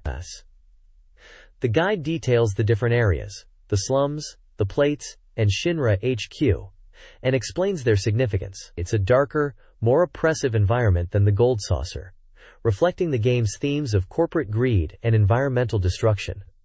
Both sections include screenshots and diagrams, helping players navigate these complex locations. It's a solid overview, providing essential information for anyone looking to fully experience Final Fantasy VII's world. The reviewer clearly appreciates the contrast between the two locations, highlighting how they represent different facets of the game's narrative. This page shifts gears, focusing on the underwater world and submarine exploration within Final Fantasy VII. It's a detailed map and guide to the submarine, a key vehicle for uncovering hidden areas and secrets. We see a breakdown of locations accessible by sub, including the reactor core and a mysterious forgotten city. The guide highlights points of interest like the cargo ship and the various routes available, complete with screenshots to aid navigation. It's clear this section is geared towards completionists and those wanting to fully explore the game's hidden depths. There's a focus on the unique challenges of underwater exploration, like limited oxygen and potential encounters with sea monsters. The guide also provides tips on finding the submarine itself and upgrading its capabilities. It's a practical, non-sense approach, offering players the tools they need to master this often overlooked aspect of the game. The reviewer seems to emphasize the importance of submarine exploration, suggesting it's not just a side activity, but a crucial part of the overall FFVII experience. It's a well-presented guide, offering a clear and concise overview of the submarine and its potential.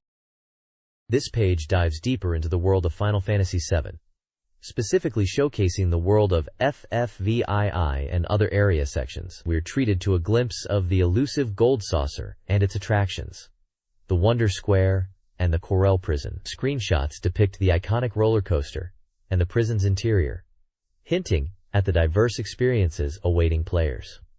The page also details the submarine exploration, building on the previous page's coverage. It highlights key locations like the Forgotten City and the cargo ship, alongside practical advice for navigating the underwater world. The guide emphasizes the importance of this often overlooked aspect of the game, suggesting it's integral to a complete playthrough.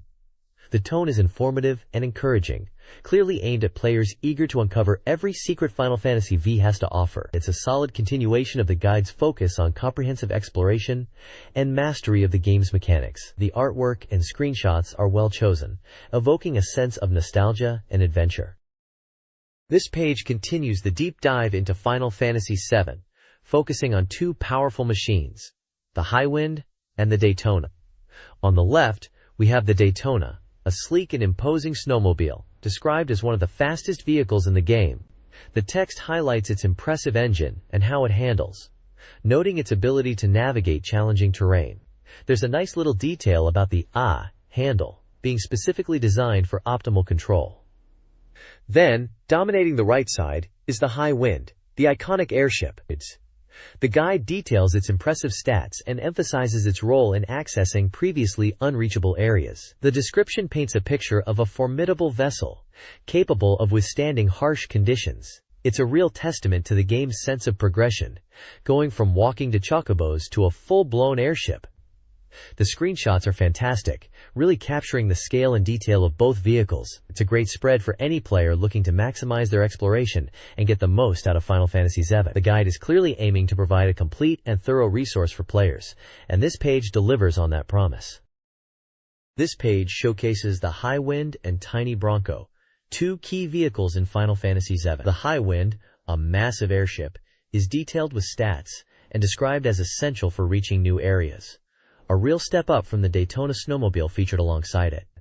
The guide emphasizes the Highwind's durability and the Bronco's maneuverability, highlighting their importance in exploration. Screenshots beautifully illustrate both vehicles in action, capturing the game's scale and sense of adventure.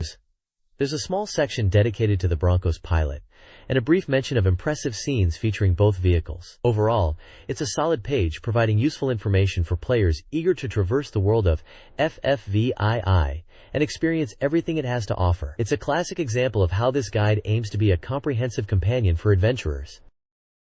This page continues the vehicle focus from the previous spread, diving into details for the Gelnica and the submarine, the UV type. The Gelnica, a snowmobile, is presented with its stats and a description emphasizing its utility in snowy regions, a clear nod to the areas it unlocks.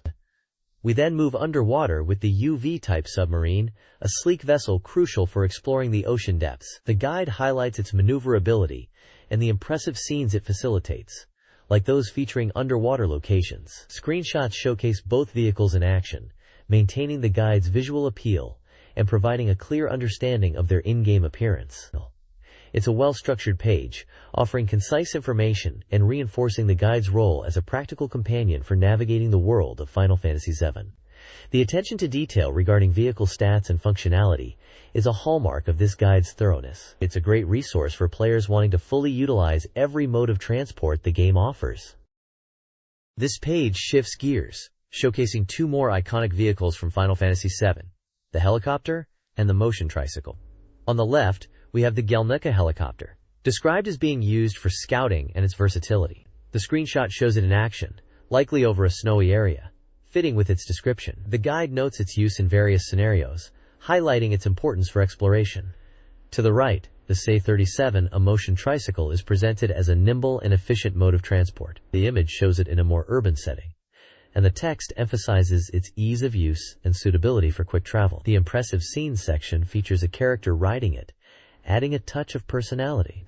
Overall, it's another well-presented page, continuing the guide's trend of providing concise vehicle information alongside evocative screenshots. It's clear this guide aims to equip players with everything they need to master every aspect of Final Fantasy VII's world, including its diverse transportation options. It's a solid resource for anyone looking to get the most out of their adventure.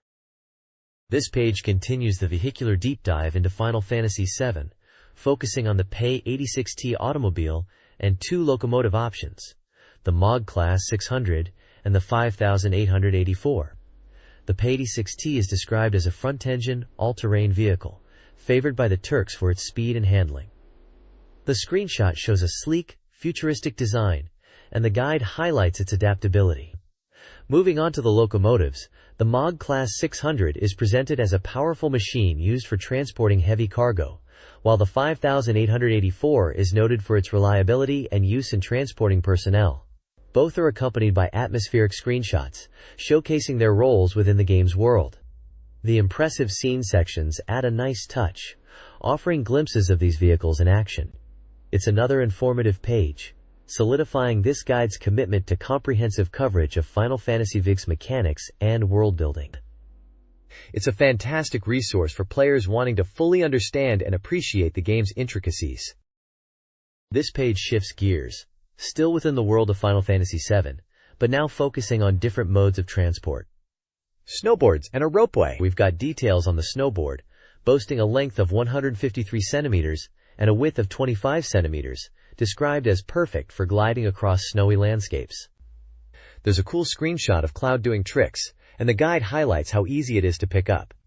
Then we move on to the ropeway, a vital transport link with stats like a length of 12.75 meters, including the gondola, and a capacity of 8 people.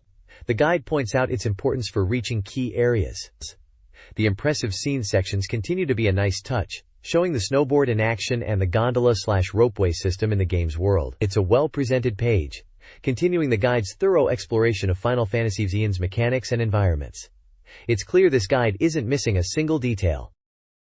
This page delves into the whimsical world of chocobos and their associated items in Final Fantasy VII. The layout is split between a chocobo card, a collectible item within the game, and a dedicated section titled World of FFVII, Itemu Zukan, Item Album. The chocobo card showcases artwork and in-game screenshots of the beloved bird, detailing how they can be ridden and their importance in traversing the world. It mentions their ability to jump and access previously unreachable areas. The item album section provides a more detailed look at chocobos themselves, describing them as large birds capable of flight and highlighting their role in transportation and exploration. The guide emphasizes the significance of chocobos in Final Fantasy VII, noting their connection to key areas and the joy of riding them. It's a charming page, celebrating one of the most iconic creatures in the Final Fantasy universe, and a testament to the guide's dedication to covering every aspect of the game. It's a nice touch to see the collectible card format included, mirroring an in-game element. This page is a weapons guide for Final Fantasy VII, focusing on swords. A classic choice for any adventurer. We've got a breakdown of various blades, from the basic Buster Sword, Cloud's iconic weapon naturally, to more specialized options like the Mithril Saber and Silver Sword. The guide details stats like attack power, growth rate, and any special effects, like materia slots. It's all laid out clearly, with screenshots of each weapon, so you know exactly what you're getting. There's even a section on how to obtain some of the rarer swords, hinting at hidden locations and challenging quests. Notably, the guide highlights the Ultima weapon, a powerful blade with a unique growth mechanic tied to your maximum HP, a real endgame goal for any dedicated player. It's a solid page, providing essential information for optimizing your party's equipment and tackling the tougher battles in the game. The inclusion of the Japanese text alongside the translated names adds a nice touch of authenticity for those familiar with the original release. This page continues the deep dive into Final Fantasy VII's equipment, but this time, it's all about gimmick arms, those unique, often unconventional weapons. We're looking at items like the Hard Edge, Cat's Claw, and Chisui, each with its own distinct look and stats. It's cool to see the guide covering these more unusual options, as they can really shake up your battle strategy. The Garland Pod and Gilgamesh weapons are particularly interesting, referencing characters from the Final Fantasy universe. The guide details their stats, materia slots, and how to acquire them. There's a section on the vaporizer and thread weapons, which seem to be a bit more niche, but could be useful in specific situations. The inclusion of the Japanese names alongside the English translations is a nice touch, and the screenshots help visualize each weapon. Overall, it's a comprehensive guide to the more eccentric side of FE's arsenal, offering players plenty of options to customize their characters and experiment with different playstyles. It's a great resource for completionists and those looking to maximize their party's potential. This page continues the equipment focus, now showcasing accessories and a few more unique weapons from Final Fantasy VII. We've got a breakdown of items like the Titan Bangle, Ribbon, and Growth Ring, detailing their effects and how to obtain them. It's great to see the guide covering these essential items, as they can significantly impact your characters, survivability, and growth. The Star Sapphire and Mystic Boots are highlighted, and the guide also delves into some more obscure accessories like the Talisman and Victory Fan. There's a section dedicated to the Diaphana and Aeon Ring, which seem to offer unique benefits. The inclusion of screenshots alongside the item descriptions is helpful, allowing players to quickly identify these accessories in-game. The guide also touches upon some powerful weapons like the Tyrant's Fang and Gilgamesh, offering a comprehensive overview of the options available to players looking to optimize their party's gear. It's a solid resource for anyone aiming to master the game's equipment system and create a well-rounded team. This page continues the deep dive into Final Fantasy VII's equipment, shifting focus to weapons this time around. We've got detailed breakdowns of iconic blades like the Rod, Ultima Weapon, Masamune, and Tyrant's Fang, complete with acquisition details and effects. It's fantastic to see weapons like the Gilgamesh and Zack Fair's Buster Sword getting attention, truly memorable pieces. The guide doesn't shy away from more niche options either, like the Eon Rod and Stray Cat's Paw, offering something for every playstyle. The inclusion of screenshots alongside each weapon description is a huge plus, making it easy to spot these items during your adventure. The guide also highlights the Growth Ring and Ribbon as essential accessories, reinforcing the importance of a well-rounded equipment strategy. Overall, this page is a treasure trove of information for any player looking to maximize their party's combat potential. It's a solid resource for min-maxers and completionists alike. This page continues the equipment guide, now showcasing accessories and further weapons for Final Fantasy VII. We've got a detailed look at items like the Growth Ring, Ribbon, Sprint Shoes, and Zack Fair's Buster Sword, alongside more obscure options like Mystic Ring and Stray Cat's Paws. The page is packed with screenshots, making item identification a breeze, and provides concise descriptions of each item's effects and how to obtain them. It's clear the guide aims to cover all bases, catering to both casual players and those seeking to optimize their gameplay. The inclusion of weapons like Tyrant's Fang and Masamune is a nice touch, appealing to fans of the game's iconic characters and moments. It's a really useful resource for anyone wanting to build the perfect party and tackle the game's challenges effectively. The guide's focus on both powerful and situational accessories demonstrates a thorough understanding of Final Fantasy VII's combat system. This page continues the deep dive into Final Fantasy VII's arsenal, focusing on weapons and accessories. We've got a fantastic spread showcasing items like the Shuriken, a classic throwable weapon, alongside more unique options like the Huju and Zack's Knuckle. The page is visually engaging, with screenshots accompanying each item description. It's great to see items like the Purple Materia and Bell getting some attention, alongside the more commonly sought-after gear. The guide doesn't shy away from detailing even the more niche accessories, like the Running Shoes and Mystic Ring, providing a comprehensive overview for players looking to min-max their characters.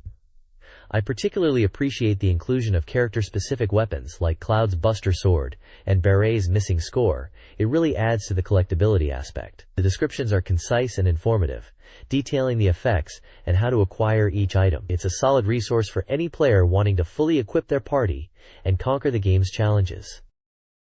This page continues the equipment focus, now showcasing a selection of weapons and accessories available in Final Fantasy VII. Dominating the center is the Megaphone, a weapon for Barret, alongside detailed entries for items like the Iced Materia, Red Materia, Yellow Materia, Green Materia, and Blind Materia. We also see the Huju, Zack's Knuckle, and Mystic Ring getting their moment in the spotlight, complete with stats and acquisition details. It's a really thorough breakdown, perfect for players aiming to optimize their party's loadouts. The guide's presentation is clean and informative, making it easy to quickly reference the stats and effects of each item. The inclusion of screenshots alongside each entry is a nice touch, helping players visually identify the items in-game. It's clear this guide is aiming to be a complete resource for tackling Final Fantasy VII, and it's doing a fantastic job so far. This page continues the deep dive into Final Fantasy VII's equipment, shifting focus to firearms and accessories. Right in the center, we've got the Vincent gun, looking suitably cool, alongside the cocktail gun. A bit of a quirky weapon, I must say. There's a breakdown of items like the Lightning Ring, Growth Ring, and Revival Ring, all with their stats and where to find them. We also see the Fairy Tale Dress and Princess Guard, some interesting choices for equipping your characters. The guide keeps up its clear and informative style, with screenshots accompanying each item. It's a really useful resource for min-maxing your party and getting the most out of the game's equipment system. It's clear this guide is aiming to be a complete resource for tackling Final Fantasy VII, and it's doing a fantastic job so far. This page continues the equipment guide for Final Fantasy VII, now showcasing spears and various accessories. Right in the center is the Vincent weapon spear, looking suitably imposing.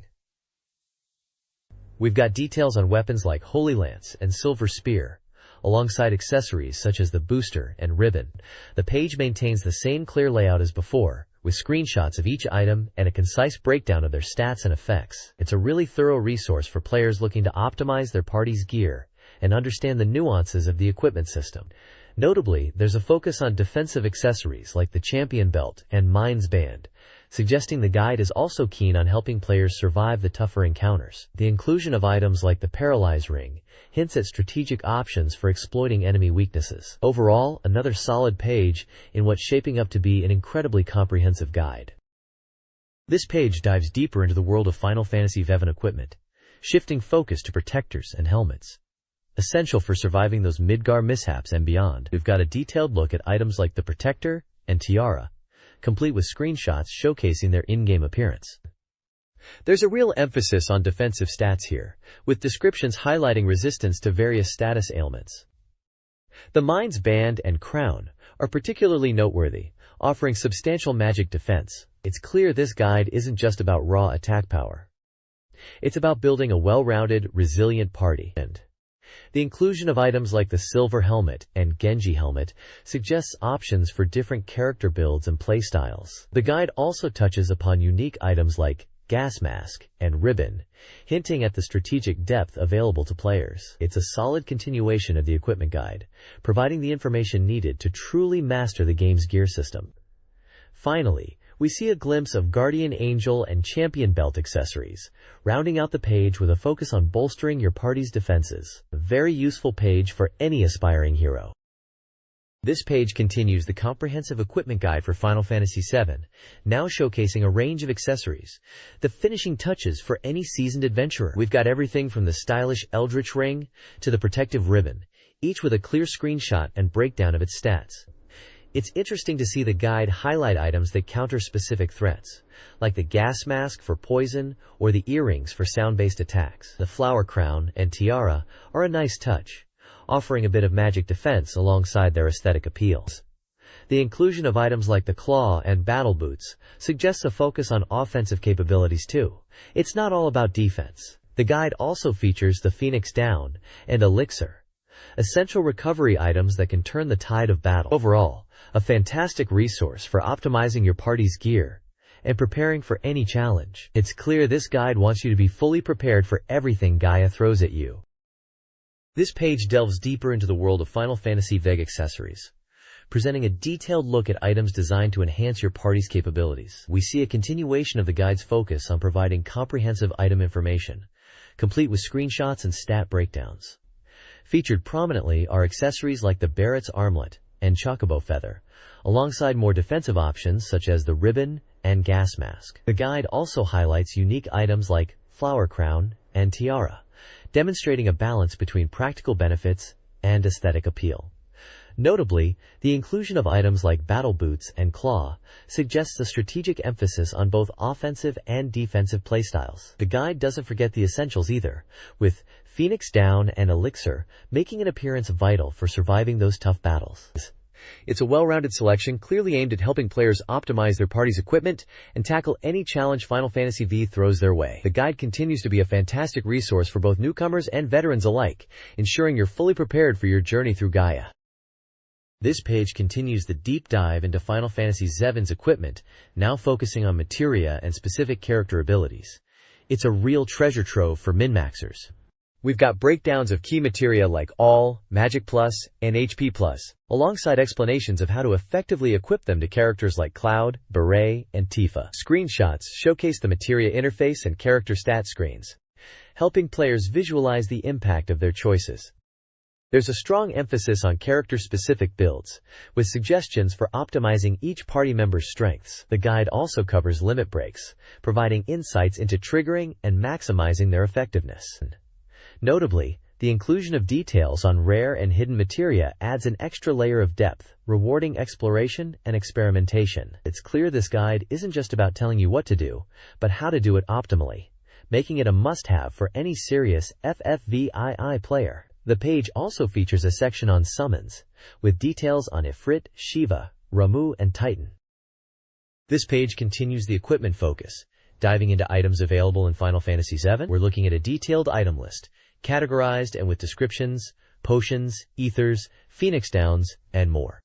There's a real emphasis on practical application here, with notes on where to find items and how they affect gameplay. The page also highlights specific items that are particularly useful for certain situations or character builds.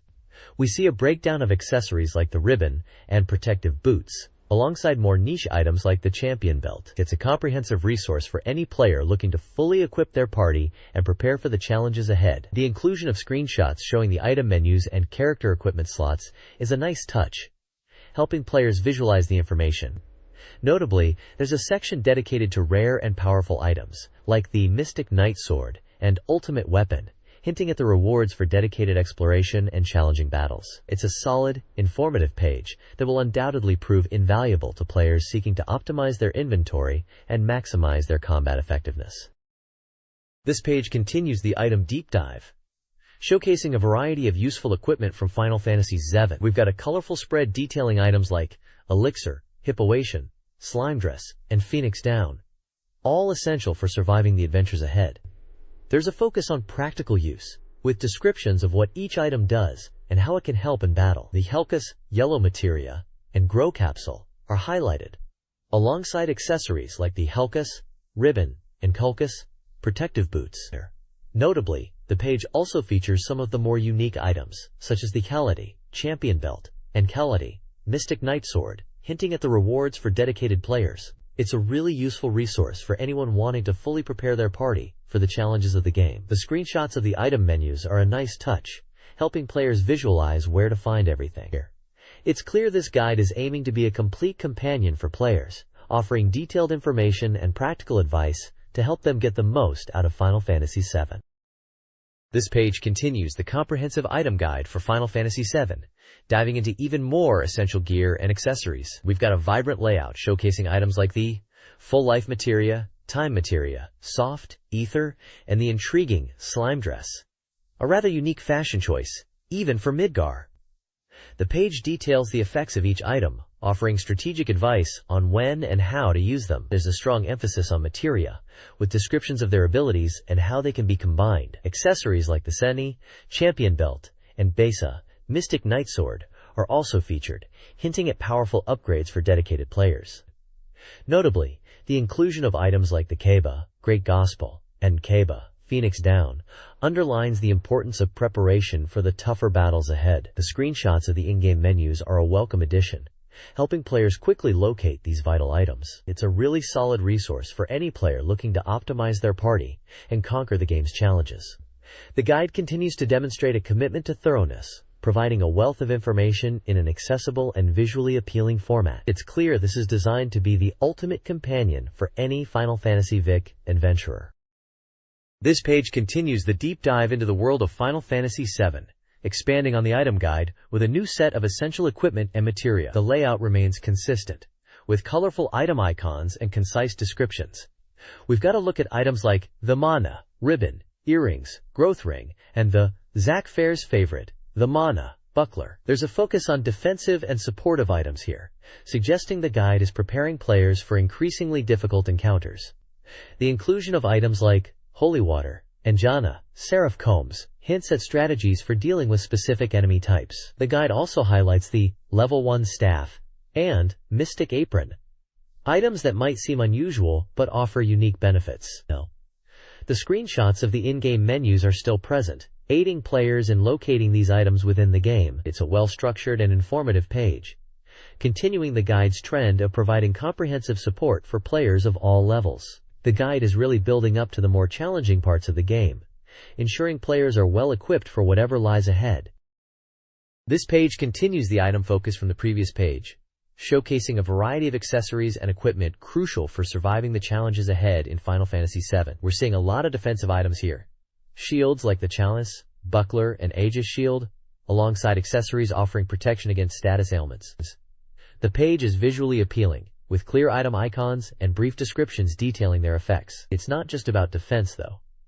Items like the Dawns, Growth Ring, and various earrings suggest a focus on character development and stat boosting. There's a good mix of items here, catering to different playstyles and strategic approaches. Notably, the guide highlights items with unique properties, such as the Misi, Seraph Comb, and Paris, Holy Water, hinting at specific enemy weaknesses and tactical solutions. The inclusion of materia-related items, like materia growth, further emphasizes the importance of customization and strategic materia combinations. The layout remains consistent, making it easy to navigate and find the information you need. It's a solid continuation of the item guide, providing players with the knowledge to optimize their party and overcome the obstacles that lie ahead. It's clear this guide is aiming to prepare players for the tougher battles to come, offering a comprehensive overview of essential equipment and accessories. This page expands on the item guide, diving into a wider range of accessories and useful tools for Final Fantasy VII. We've got everything from protective gear like the San, Barrow, and Shenna, Mind's Eye, to stat-boosting items like the San, Growth Ring, and various earrings. It's interesting to see the emphasis on status protection, with items like the Ribbon, Rex, a lifesaver against those pesky status effects. The guide also highlights more niche items, like the Messes, Mystic Apron, and Odysseus, Champion Belt, suggesting there are hidden benefits and strategic uses for even the seemingly minor accessories. The inclusion of items like materia growth and HP Plus reinforces the importance of character customization and optimization. It's a well-organized page, providing a clear overview of the available accessories and their effects, helping players build a well-rounded and effective party. The guide is really laying the groundwork for tackling the tougher challenges ahead, ensuring players have the tools they need to succeed. There's also a section dedicated to key items like the Tia, Cosmo Memory, and Periand, Seraph Comb, hinting at their importance in specific scenarios or against certain enemies. It's a solid resource for any player looking to maximize their party's potential. This page continues the comprehensive item guide for Final Fantasy VII, showcasing a diverse collection of key items alongside more accessories. We've got items like the Feast, Daya's Diary, and Kula, Ancient's Pot, which are intriguing and likely tied to specific quests or story elements. The page features detailed descriptions and notes on each item, including where to find them and their effects. It's clear the guide is aiming to provide players with all the information they need to fully utilize every item in the game. Notably, there's a section dedicated to cotton dress, silk dress, and seraph combs. These items are likely crucial for specific character interactions or story progression. The inclusion of items like Growth Ring and HP Plus reinforces the importance of character customization and optimization. The layout is clean and easy to follow, with clear visuals of each item. It's a fantastic resource for players looking to optimize their party and uncover all the secrets Final Fantasy VII has to offer. It's a solid continuation of the item guide, building on the foundation laid in the previous pages. This page continues the deep dive into the world of Final Fantasy VII's items, now focusing on accessories and key items. We've got a real mix here, from the practical Growth Ring for boosting stats to more mysterious items like Black Choco and Gold Choco, hinting at side quests and collectibles.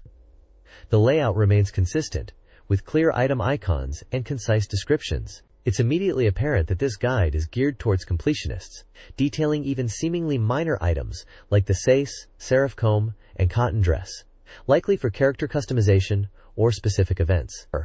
There's a strong emphasis on items that enhance stats or provide unique effects, like the HP Plus and MP Plus accessories. The inclusion of items like Shinra Keycard and Goand, Employee Eyed, suggests a focus on exploration and accessing restricted areas.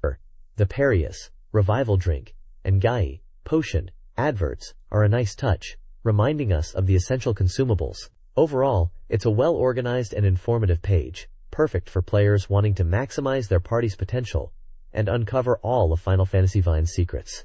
It's a solid resource for any player, new or veteran. This page continues the item focus, now showcasing a variety of accessories and key items, alongside some gameplay tips and screenshots. We've got a breakdown of accessories like a coupon, and B coupon, likely for item exchange or discounts, and a look at items like the black materia and underground pass, which are crucial for progressing the story. There's a section dedicated to character customization, with items like the seraph comb and curie cotton dress, and a focus on stat-boosting accessories like the growth ring and HP+. The guide also highlights key items needed for exploration, such as the Shinra keycard and Dena employee ID. The page also features screenshots of Cloud and other characters, alongside tips for utilizing items effectively in battle. It's a comprehensive resource for players looking to optimize their party and uncover all the secrets Final Fantasy VII has to offer. The inclusion of the item and long-range materia hints at advanced combat strategies and customization options. It's a really solid guide, clearly aimed at players who want to get the most out of their playthrough. This page delves deeper into the world of Final Fantasy VII. Shifting focus to specific battle locations and strategies, we're presented with detailed breakdowns of areas like the prison, Corporal Prison, and Quiet Nibelheim, complete with screenshots showcasing Cloud and other characters in action. The guide doesn't just show where to go, but how to approach each encounter. There's a strong emphasis on understanding enemy weaknesses and utilizing the right tactics. A real boon for players tackling tougher challenges. The Dahai Battle Memories section, with its evocative title, suggests a retrospective look at key battles and how to overcome them. Interestingly, the text acknowledges the difficulty in truly capturing the essence of FFVII in a guide, hinting at the game's depth and the subjective nature of gameplay experiences. It's a thoughtful touch that elevates this beyond a simple walkthrough. The page also features a section on Heejin's Well and Gold Saucer, indicating a progression through the mid-game areas. Overall, it's a well-structured page that provides practical advice and a sense of the game's rich world, a solid resource for any player looking to master Final Fantasy VII. This page continues the strategic deep dive into Final Fantasy VII, focusing on specific locations and combat approaches. We see breakdowns of areas like Nibelheim's power plant and Heejin's Well, complete with screenshots illustrating key moments and character positionings. The guide highlights enemy vulnerabilities and tactical considerations, offering advice on how to overcome challenges, particularly in areas like Gold Saucer. There's a section dedicated to battle memories, focusing on overcoming difficult encounters, and a discussion of the Wutai area, suggesting a progression further into the game.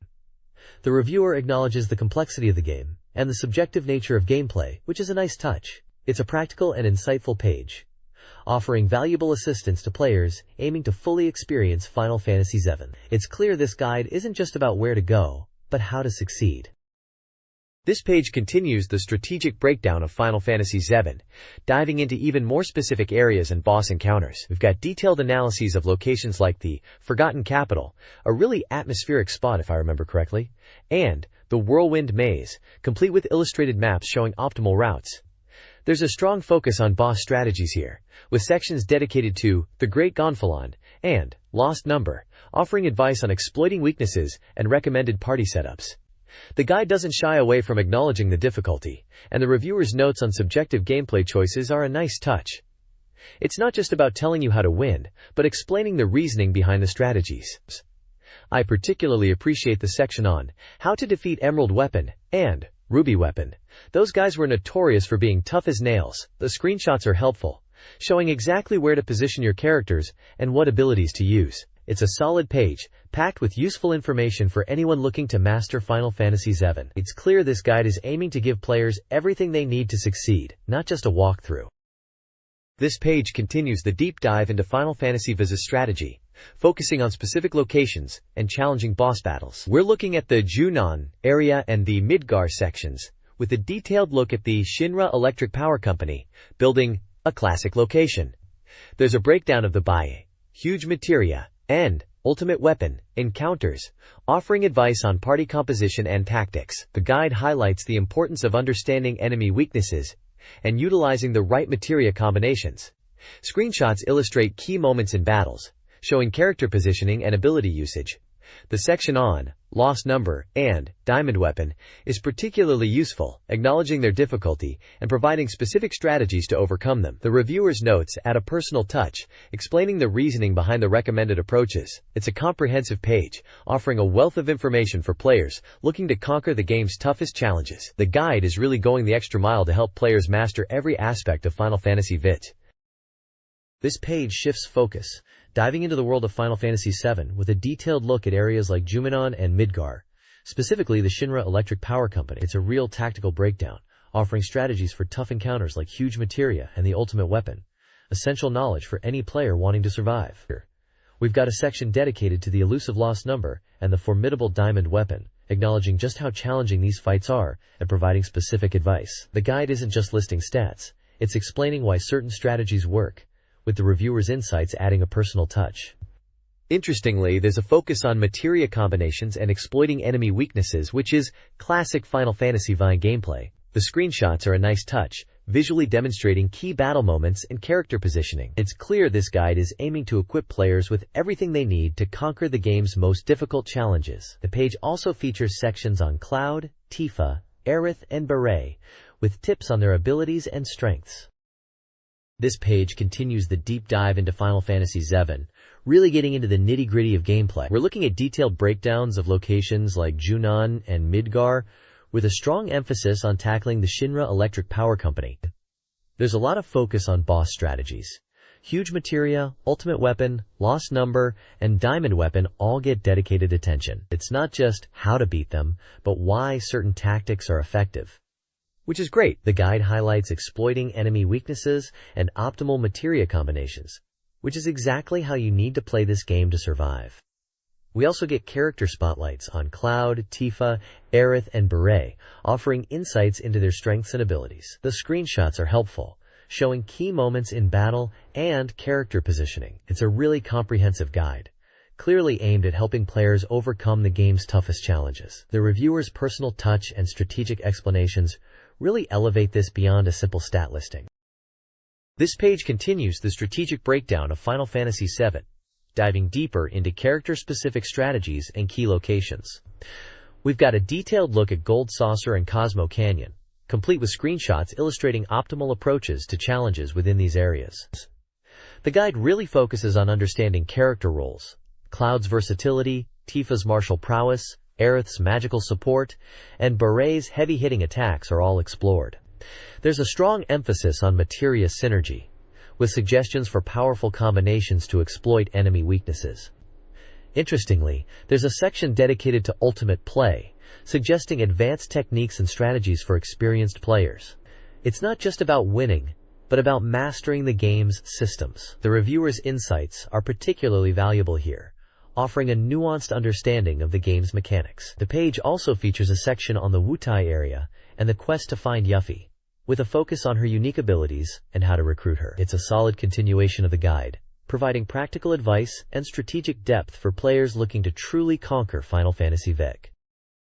This page builds on the strategic depth established previously, really digging into specific areas and combat tactics within Final Fantasy VII. We've got a breakdown of Cosmo Canyon and Gold Saucer, with screenshots showcasing key moments and approaches. Looks like they're really emphasizing visual guidance here. There's a section dedicated to mastering Cloud's skill set, highlighting his adaptability, and a look at how to effectively utilize Tifa's unique fighting style. The guide also delves into the nuances of materia combinations, suggesting powerful synergies to exploit enemy weaknesses. It's not just about raw power, but about smart builds. A particularly interesting section focuses on ultimate play, offering advanced techniques for seasoned players. It's clear this guide isn't just for newcomers. It's aiming to help players truly master the game. There's also a section on the Wutai area and Yuffie, with a focus on her unique abilities and how to recruit her. Finally, there's a section on the Ancient Forest and the Forgotten City, with a focus on navigating the challenging terrain and defeating the powerful monsters that inhabit these areas. It's a comprehensive overview, packed with practical advice and strategic insights. The reviewer's comments are insightful, offering a nuanced understanding of the game's mechanics. This page continues the deep dive into Final Fantasy VII strategy, focusing on Cosmo Canyon, Gold Saucer, and the intricacies of character development. We've got a detailed look at Cloud and Tifa's combat styles, with a strong emphasis on materia combinations, really pushing for synergistic builds to exploit enemy weaknesses. The Ultimate Play section is back, offering advanced techniques for those looking to truly master the game, and there's a dedicated section on recruiting Yuffie and utilizing her skills. The guide also tackles the ancient forest and forgotten city, providing advice on navigating the challenging environments and overcoming the powerful monsters within.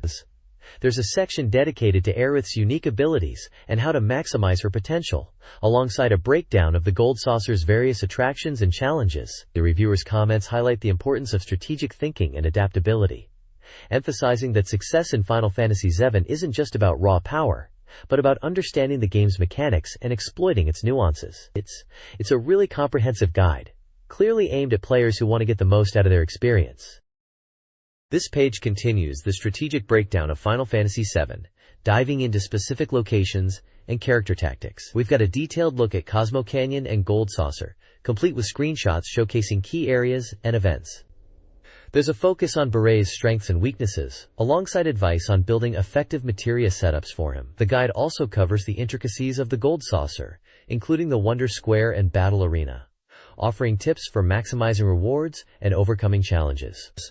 Interestingly, there's a section dedicated to Yuffie's recruitment and unique abilities, highlighting her potential as a powerful addition to the party. The story analysis section provides insights into the narrative and character motivations, while the Ultimate Play section offers advanced techniques for experienced players. The reviewer's comments emphasize the importance of adaptability and strategic thinking, suggesting that mastering Final Fantasy VII requires a deep understanding of the game's mechanics. It's a really thorough guide, clearly aimed at helping players unlock the full potential of the game. This page continues the deep dive into Final Fantasy VII strategy, shifting focus to the ancient city and the Gold Saucer. We've got a breakdown of Cosmo Canyon's secrets, including navigating the area and understanding its significance to the story, particularly Red Thelin's backstory. The guide highlights the importance of materia combinations, showing effective setups for characters like Beret, and offers advice on tackling the challenges within the Gold Saucer. The Wonder Square and Battle Arena get special attention, with tips on winning big and maximizing your rewards. There's a section dedicated to Yuffie Kisaragi, detailing how to recruit her and leverage her unique skills. She's a bit of a wild card, isn't she? The story analysis continues to unpack the narrative, and the Ultimate Play section is geared towards those wanting to truly master the game's systems. It's clear this guide isn't just about where to go, but how to approach each area and encounter with a strategic mindset. A really solid resource for anyone looking to get the most out of their Final Fantasy VII experience. This page builds upon the previous section, diving deeper into specific locations and characters within Final Fantasy VII. We've got a detailed look at Cosmo Canyon, with a focus on Red Chwelvy's origins and navigating the area effectively. The guide then transitions to the Gold Saucer, offering strategies for the Battle Arena and Wonder Square, essential for anyone looking to earn valuable rewards. Yuffie Kisaragi gets her own spotlight, with instructions on how to recruit her and utilize her unique abilities.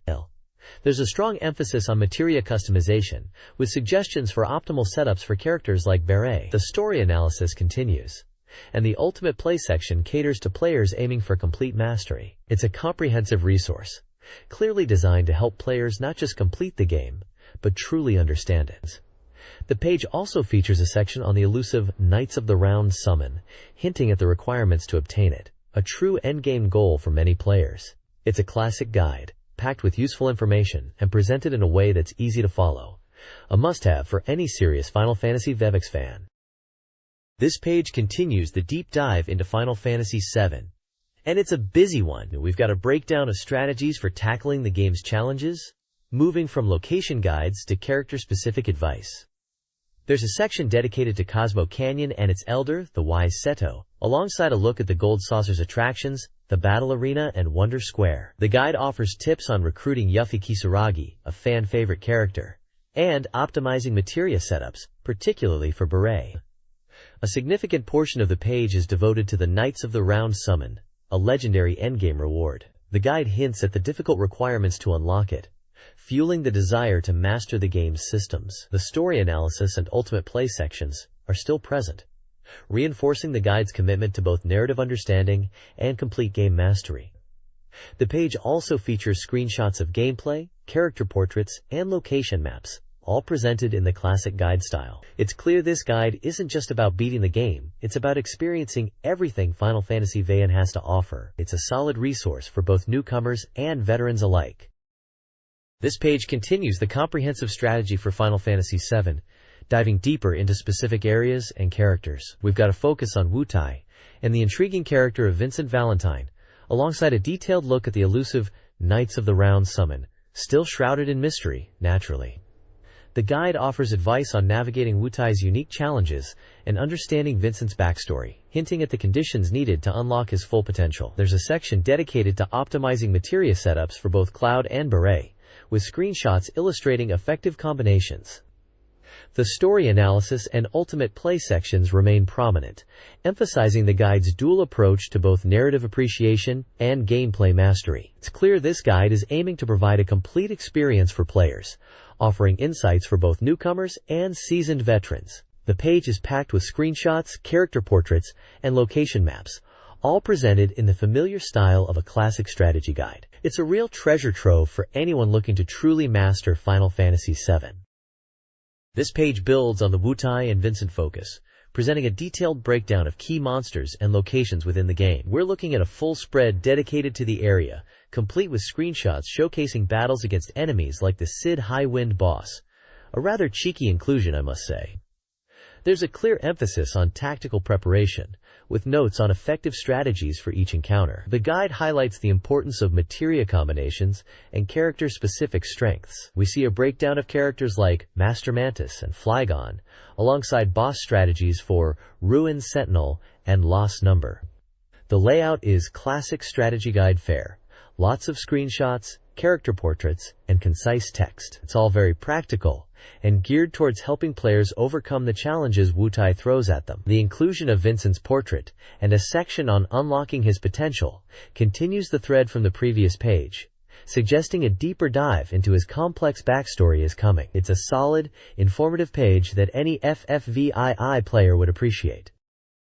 This page continues the deep dive into Final Fantasy VII, specifically focusing on the Wutai area and boss strategies. It's a visually packed spread, showcasing screenshots of battles against bosses like Ruined Sentinel, Lost Number, and even a surprising encounter with Cid Highwind, a fun, unexpected challenge. The guide breaks down strategies for these encounters, emphasizing character strengths and materia combinations. We see character portraits of Master Mantis and Flygon, alongside detailed boss information. There's a section dedicated to Vincent, continuing the exploration of his character and potential, with a focus on the synthesis mechanic.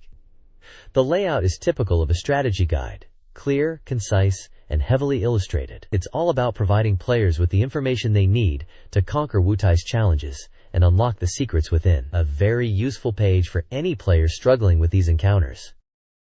This page shifts focus to the Weapon Square 5x match in Final Fantasy VII, a challenging minigame. The page is dominated by a screenshot of the battle interface and a portrait of Cid Highwind, who apparently features heavily in this mode. The text details a player's experience with the Weapon Square, describing it as a tough challenge even for a seasoned player like themselves. It highlights the need for a well-rounded party and strategic materia setups. There's a section dedicated to Vincent Valentine, discussing his unique abilities and the synthesis system, and how to best utilize him in these battles. The guide also offers advice on building a strong team, emphasizing the importance of both offensive and defensive capabilities. It's a practical, nonsense approach to tackling a difficult aspect of the game, aimed at helping players maximize their chances of success. It's a solid page for anyone looking to master the Weapon Square and claim its rewards. This page dives deep into the Emerald Weapon, a formidable foe in Final Fantasy VII. The guide acknowledges this boss is a serious test, capable of wiping out a party quickly with its 100% HP draining attack. We get a detailed look at the Emerald Weapon's stats, impressive HP, attack, and defense, and a breakdown of its vulnerabilities. The text stresses the need for a balanced party composition, and hints at utilizing characters like Cid, judging by his prominent image. There's a focus on materia setups, suggesting specific combinations to counter the emerald weapon's strengths. It's a classic strategy guide approach. Identify the threat, analyze its weaknesses, and provide concrete solutions. The guide doesn't pull any punches, recognizing this is a tough fight, but offers a clear path to victory for dedicated players. It's a solid page for those determined to conquer this optional, yet iconic, boss. This page shifts focus to the ruby weapon, another challenging optional boss in Final Fantasy VII, and presents a target analysis. It highlights the ruby weapon's incredible attack power and suggests a strategy centered around exploiting its weaknesses, specifically, countering its powerful attacks. The guide emphasizes the importance of a well-rounded party and provides insights into effective materia setups. There's a clear understanding that this battle requires careful planning and execution. Screenshots showcase the ruby weapon in action, giving players a visual reference for its attacks and patterns. The page also includes a breakdown of the ruby weapon's stats, including its HP, attack, defense, and AP, offering a comprehensive overview of its capabilities. It's a nonsense approach, acknowledging the difficulty, but providing players with the tools they need to succeed. A classic guide page, offering a solid strategy for tackling one of FF's toughest challenges. This page dives headfirst into battling Emerald Weapon and Dio, two more of Final Fantasy VII's notorious optional bosses. It's all about understanding attack patterns and exploiting weaknesses here, folks. We get a breakdown of Emerald Weapon's devastating attacks, notably the Arion, and a strategy revolving around countering with powerful limit breaks and materia combinations. The guide stresses the need for a balanced party and highlights specific materia setups to maximize damage output. Dio, on the other hand, is presented as a more straightforward, albeit still challenging, physical attacker.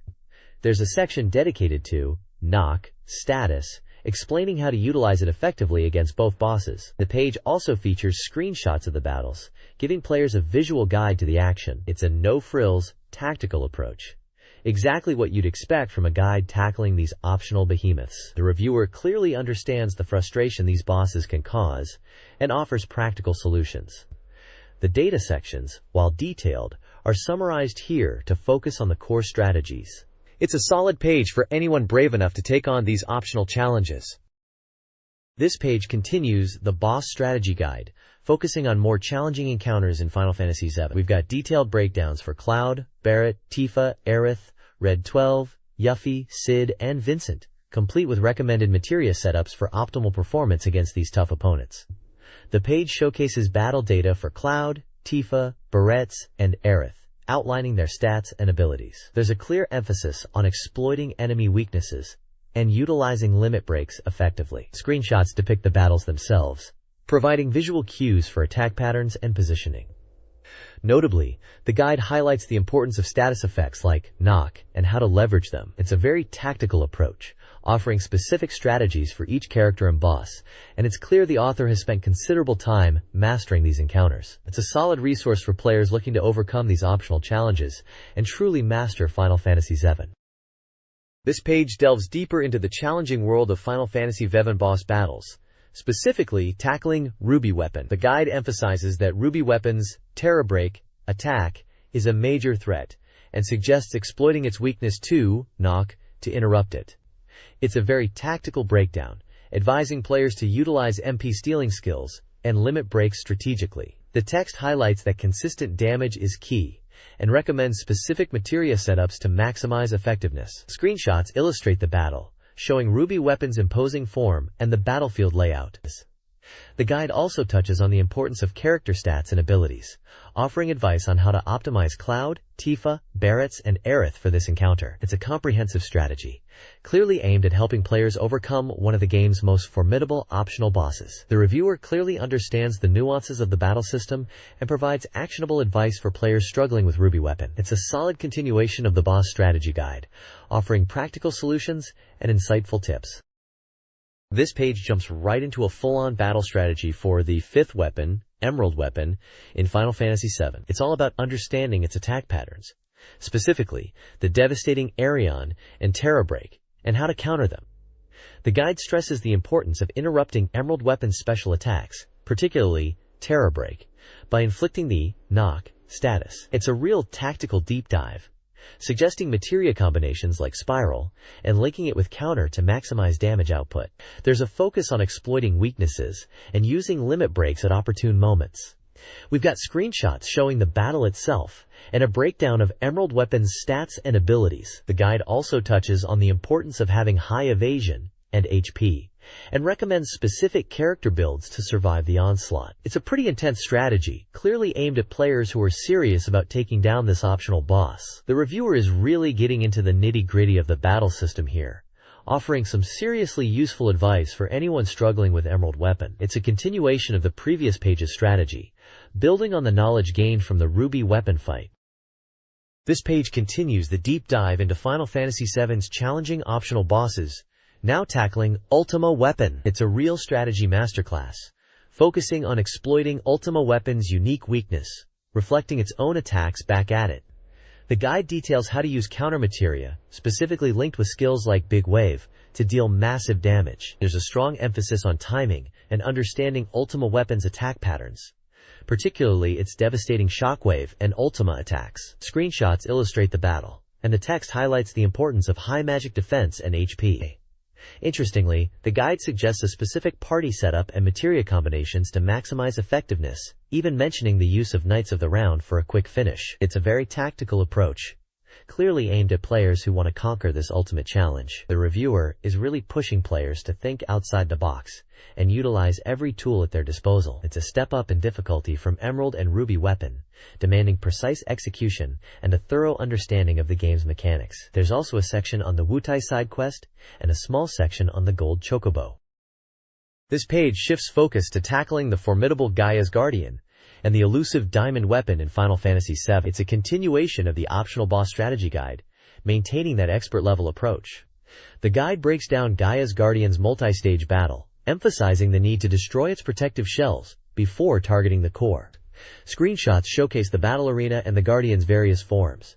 It's all about exploiting elemental weaknesses and utilizing powerful limit breaks. And Diamond Weapon gets similar treatment, with a focus on its incredibly high physical defense and devastating attacks. The guide recommends specific materia setups, notably focusing on magic and status effects, to bypass its armor. There's a clear warning about Diamond Weapon's Diamond Dust attack and how to mitigate its damage. The reviewer is really hammering home the importance of preparation and strategic thinking. It's not just about raw power, it's about understanding the boss's mechanics and exploiting its vulnerabilities. The guide also touches on obtaining the underwater materia and completing the Ancient Forest side quest, adding a bit of exploration to the mix. It's a challenging but rewarding section, perfect for players looking to truly master Final Fantasy VII. This page continues the deep dive into Final Fantasy VII's toughest optional bosses, now tackling the imposing Ultima Weapon and Ruby Weapon. It's clear this guide isn't messing around. It's straight into advanced strategies for players who want to truly conquer everything the game throws at them. Ultima Weapon gets the full treatment, with a breakdown of its attack patterns and the crucial need to survive its devastating Ultima Shockwave. The guide stresses the importance of having Knights of the Round limit break ready and equipped with powerful materia combinations.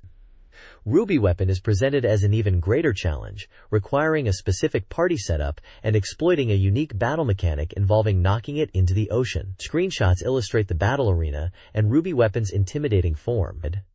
The reviewer's tone remains consistently expert, emphasizing the need for meticulous planning and execution. It's not enough to just be strong. You need to understand the boss's weaknesses and exploit them perfectly. There's also a section on obtaining the powerful double cut skill from the Ancient Forest, adding another layer of depth for completionists. Honestly, this guide is a lifesaver for anyone aiming for 100% completion in Final Fantasy VII. It's a real testament to the game's enduring complexity and depth. This page shifts focus to the challenging battles against Emerald and Sapphire Weapon, continuing the trend of providing incredibly detailed strategies for Final Fantasy VII's optional content. It's a real masterclass in boss strategy. We've got a breakdown of Emerald Weapon's relentless assault, highlighting the need for powerful equipment and materia setups to withstand its attacks. The guide emphasizes the importance of exploiting its weakness to specific magic types and utilizing limit breaks effectively. Sapphire Weapon is presented as a puzzle to solve, requiring players to manipulate the battlefield to their advantage. A truly unique encounter. There's a section dedicated to the double cut skill, alongside a review of the battle mechanics and a discussion of optimal party compositions. The screenshots showcase the battle arenas and the imposing forms of the weapons, giving players a visual reference for what they're up against. The reviewer's tone remains consistently expert, emphasizing the need for meticulous planning and execution. It's not enough to just be strong. You need to understand the boss's weaknesses and exploit them perfectly. This guide is a lifesaver for anyone aiming for 100% completion in Final Fantasy VII. It's a real testament to the game's enduring complexity and depth. This page continues the deep dive into Final Fantasy VII's optional superbosses, specifically tackling the formidable duo of Emerald and Sapphire weapon. It's clear this guide isn't messing around. It's all about maximizing efficiency and overcoming seemingly impossible challenges. We're getting incredibly specific strategies here, breaking down Emerald weapons' attack patterns and the gear needed to survive. The guide stresses exploiting weaknesses and smart use of limit breaks, which is classic FFVII strategy. Sapphire weapon is presented as a more tactical fight, requiring manipulation of the environment. A really cool and unique encounter. There's a section on the double cut skill and a discussion of optimal party setups, alongside screenshots of the battle arenas and the weapons themselves. The reviewer's tone is very much, "You need to be prepared," emphasizing planning and execution. It's a testament to how complex and rewarding Final Fantasy VII can be, even decades later. This guide is a godsend for completionists, offering a level of detail that's truly impressive. It's not just about power, it's about understanding the game. This page continues the strategic breakdown, now focusing on the notorious Ruby and Ultima weapons from Final Fantasy VII. It's a nonsense approach, diving straight into the specifics of each encounter. Ruby weapon is presented as a brutal test of endurance, demanding a specific party composition and a deep understanding of its multi-phase attack patterns. The guide highlights the importance of exploiting its weakness to Knights of the Round, a powerful but costly limit break. Ultima weapon, however, is a different beast altogether. The strategy revolves around manipulating the encounter conditions, specifically, the number of times you've visited certain locations, to weaken the boss. It's a clever mechanic that rewards exploration and attention to detail. There's a section dedicated to optimizing materia setups, and the guide stresses the importance of having a well-rounded party capable of dealing both physical and magical damage. Screenshots showcase the battle arenas and the imposing figures of Ruby and Ultima weapons. The reviewer maintains that meticulous preparation is key to success, and this guide is clearly aimed at players who want to conquer Final Fantasy VII's toughest challenges. It's a fantastic resource for those seeking to truly master the game. This page delves deeper into the strategies for tackling Final Fantasy VII's ultimate challenges, Ruby weapon and Ultima weapon. It builds on the previous page's advice, offering detailed breakdowns of each boss's attack patterns and weaknesses. We see screenshots illustrating the battles, alongside explanations of optimal materia setups and party compositions. The guide emphasizes exploiting Ruby weapon's vulnerability to Knights of the Round, while for Ultima weapon, it stresses the importance of manipulating encounter conditions based on exploration. The text highlights the need for meticulous preparation and a balanced party capable of handling both physical and magical attacks. It's a nonsense, practical approach aimed at players determined to overcome these formidable foes. The reviewer clearly believes that with the right strategy, even the toughest challenges in Final Fantasy VII can be conquered. It's a solid guide for dedicated players wanting to truly master the game. This page continues the deep dive into conquering Final Fantasy VII's toughest optional bosses, Ruby and Ultima weapon. It's all about meticulous planning and exploiting weaknesses. Knights of the Round is your friend against Ruby, and manipulating exploration triggers is key for Ultima. We're getting specific here, folks. The guide breaks down attack patterns, optimal materia setups, look at those screenshots, and party compositions. It's not just saying get strong, it's telling you how to get strong and what to focus on. The reviewer's confidence is infectious. They genuinely believe anyone can beat these bosses with the right approach. There's a section dedicated to the ultimate weapon encounter, detailing how to trigger the fight based on disc exploration. A clever bit of game knowledge. It's a practical, nonsense guide for players who aren't afraid of a challenge and want to truly master Final Fantasy VIII. The page also features a small section on the Emerald weapon and how to defeat it. This page continues the strategic breakdown of Final Fantasy VII's most challenging optional content, expanding beyond Ruby and Ultima Weapon to include Emerald Weapon, and even a look at super boss strategies. We've got detailed battle analyses, complete with screenshots showcasing materia setups and party compositions.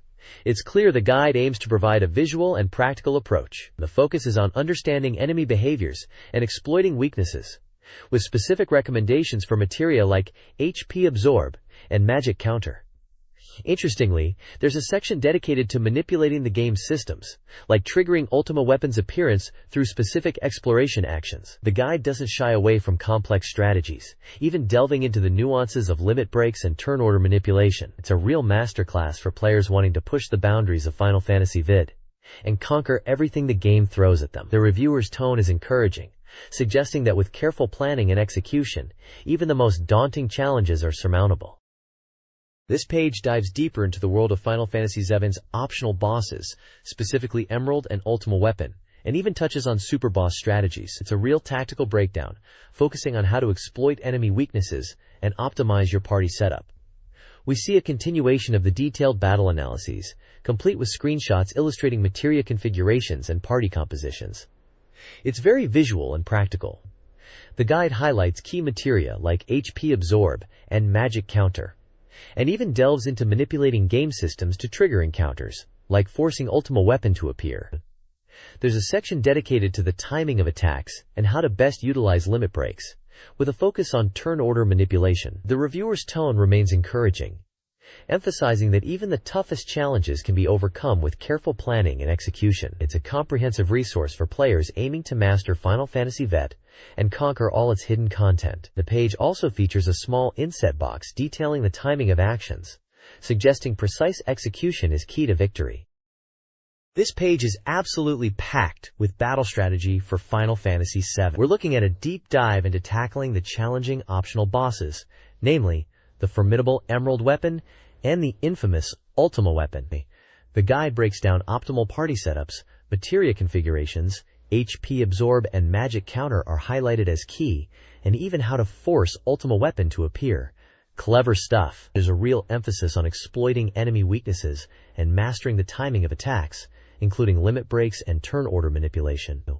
We've got screenshots illustrating everything, making it super easy to follow along. The section on Fight Talk is particularly interesting, discussing the nuances of battle tactics. It's all presented in a very practical, encouraging tone.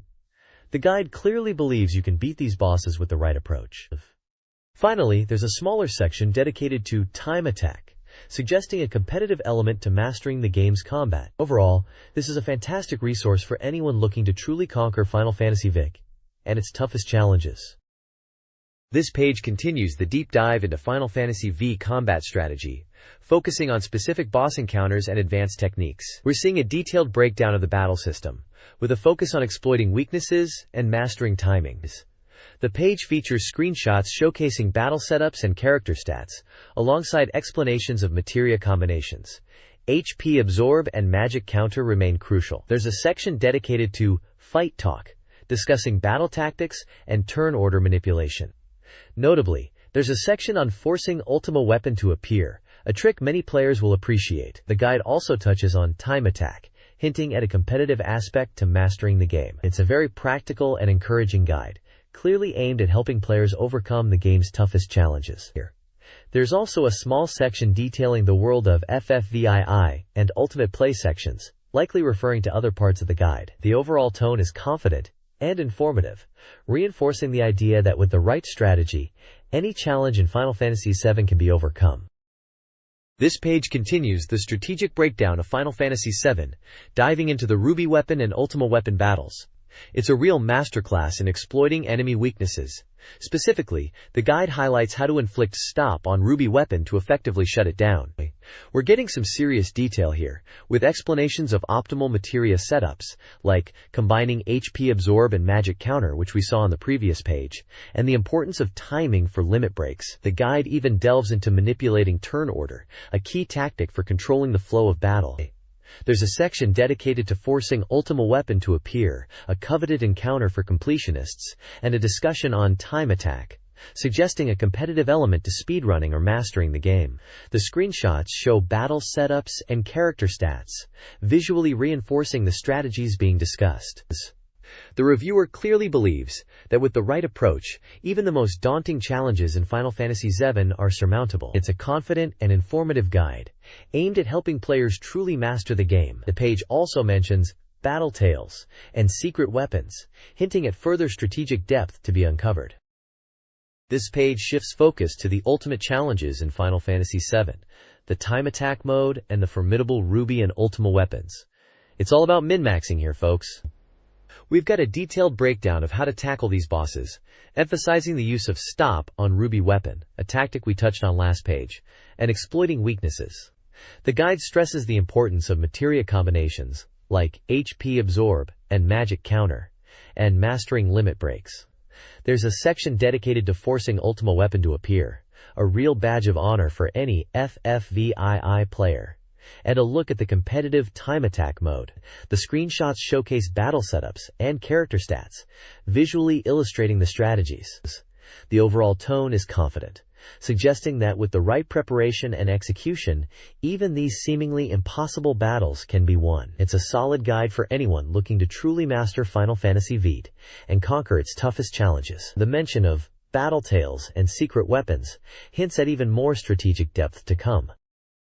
This page dives deep into mastering Final Fantasy VII's toughest challenges, the time attack, and the infamous Ruby and Ultima weapons. It's a real guide for completionists and those seeking bragging rights.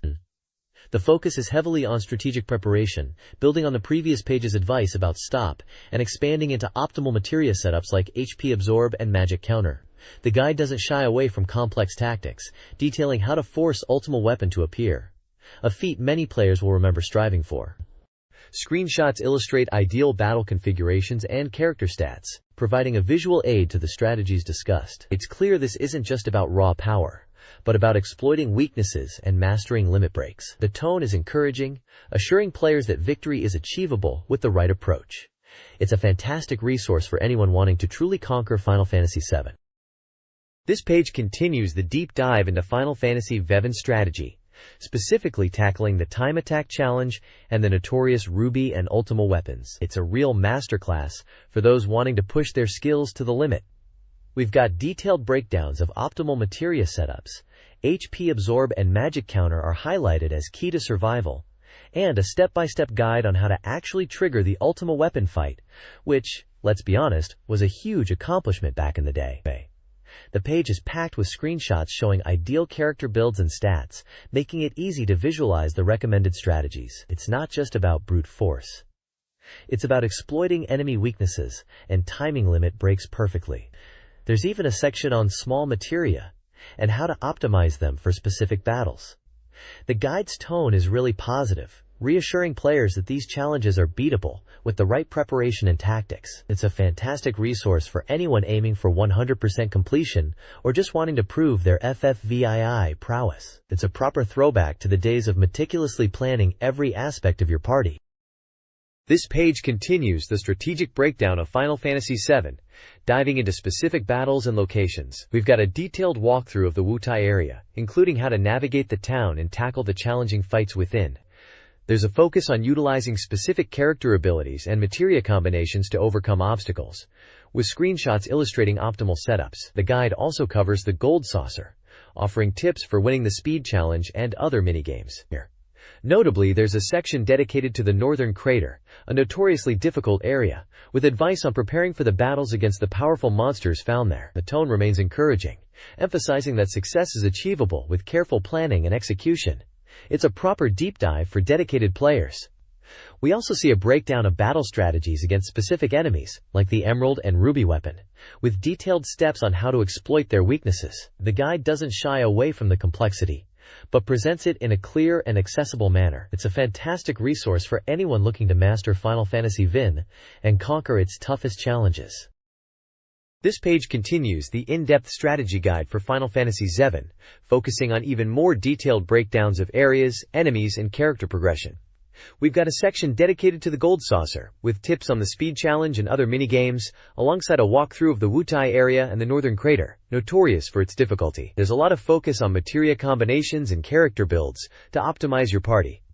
The page also dives into specific enemy strategies, including the powerful emerald and ruby weapons, detailing how to exploit their weaknesses. It's a really comprehensive resource for tackling the tougher aspects of the game, presented in a clear and accessible way. There are also character stats and details for enemies like the Mother Brain and Wa Cure, with stats like HP, MP, attack and defense. It's a proper deep dive for dedicated players looking to master Final Fantasy VII and conquer its toughest challenges. This page continues the deep dive into Final Fantasy XI strategy, moving beyond the core walkthrough into more specific challenges and optimization. We're looking at a breakdown of areas like Cosmo Canyon and the Forgotten City, alongside detailed enemy analysis, crucial for those tougher battles. The page is heavily focused on battle strategies, with sections dedicated to specific bosses and challenging encounters. There's a lot of information on utilizing limit breaks effectively and exploiting enemy weaknesses. Screenshots illustrate key moments and enemy appearances, helping players visualize the tactics. Notably, there's a section on mastering the Gold Saucer, with tips for the speed challenge and other minigames. The layout is dense with information, but well organized, making it a valuable resource for players aiming to fully understand and conquer Final Fantasy VII's complexities. It's a proper resource for dedicated players looking to master Final Fantasy VII and conquer its toughest challenges. This page continues the strategic breakdown of Final Fantasy VII, diving even deeper into specific encounters and optimization techniques. We've got a real focus on boss battles here, with detailed strategies for the likes of Materia Keeper and the Red Dragon, complete with screenshots to illustrate the action. There's a strong emphasis on utilizing limit breaks effectively, a key to success in these tougher fights. The page also covers the intricacies of the Forgotten City and Cosmo Canyon, offering advice on navigating these areas and overcoming their challenges. Notably, there's a section dedicated to the Wutai questline, providing a walkthrough for tackling this complex and often frustrating area. The layout remains dense, but organized, clearly presenting the information needed to conquer Final Fantasy VII's most demanding content. It's a proper resource for dedicated players looking to master Final Fantasy VII and conquer its toughest challenges. The page also includes a section on acquiring powerful items and materia, alongside tips for optimizing your party's setup. It's clear this guide is aimed at players who want to push Final Fantasy VIII to its limits and experience everything the game has to offer. This page continues the deep dive into Final Fantasy VII strategy, focusing heavily on battles and area walkthroughs. We've got a breakdown of encounters with the likes of the Red Dragon and Materia Keeper, alongside advice for navigating areas like Cosmo Canyon and the Forgotten City.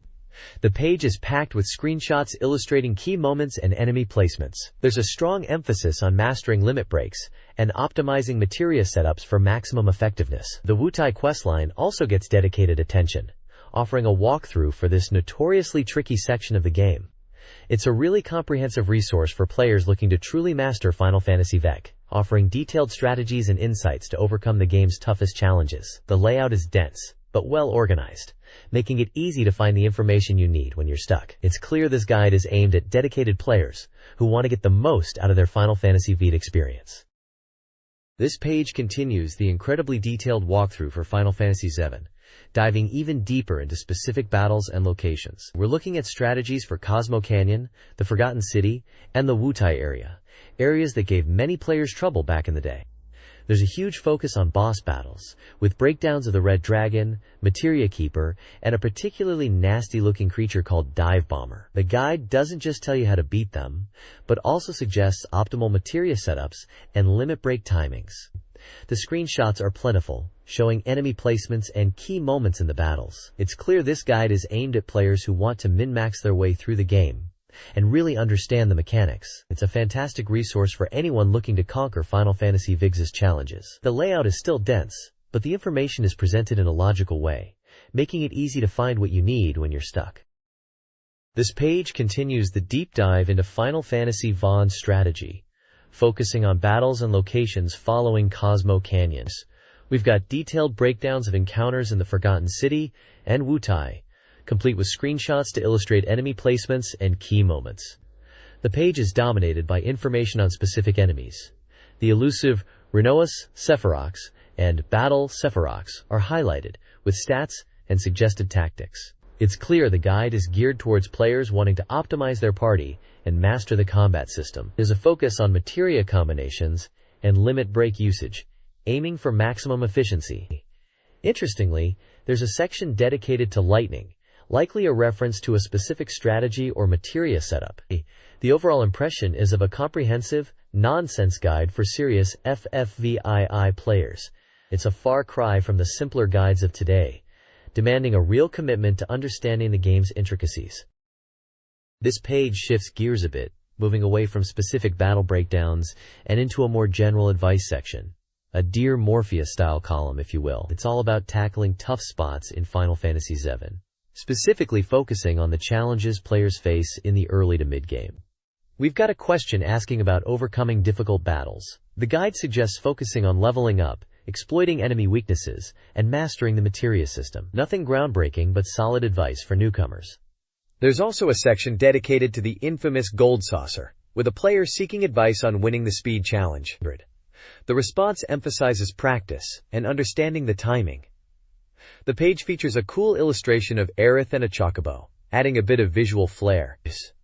It's a nice touch, reminding us of the game's charm amidst all the strategic talk. Overall, it's a helpful page for players who are stuck and looking for a little guidance, presented in a friendly and approachable manner. It's a good reminder that even the most challenging games can be overcome with a bit of patience and strategy.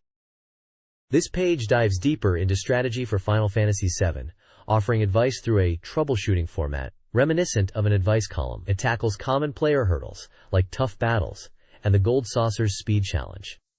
The advice is practical: level up, exploit weaknesses, master materia, but presented in a reassuring tone. There's a focus on understanding game mechanics, particularly timing for the Gold Saucer challenge. Visually, the page is split between text and character illustrations. We see a detailed depiction of Aerith alongside a chocobo, and a smaller illustration of Cloud. The layout is clean and easy to follow, with point callouts highlighting key tips. There's also a section dedicated to the character, Eliza, with a detailed illustration and breakdown of her abilities and strategies. It's a solid resource for players needing a nudge in the right direction, reinforcing that Final Fantasy VII is conquerable with patience and smart play. It's a good reminder that even the most challenging games can be overcome with a bit of patience and strategy. This page continues the strategic guidance for Final Fantasy VII, shifting into a more visual and interactive approach. It's essentially a flowchart designed to help players navigate tricky situations. Think of it as a choose-your-own-adventure for gameplay. The central focus is a large flowchart titled All About Date Events, guiding players through potential outcomes with Aerith, Tifa, Yuffie, and even Vincent. Each branch presents choices and consequences, offering a playful way to optimize your interactions. We see screenshots of each character in various scenarios, alongside dialogue snippets. There's a clear emphasis on understanding each character's personality and preferences to achieve the best results. The page also includes illustrations of the Gold Saucer and other key locations.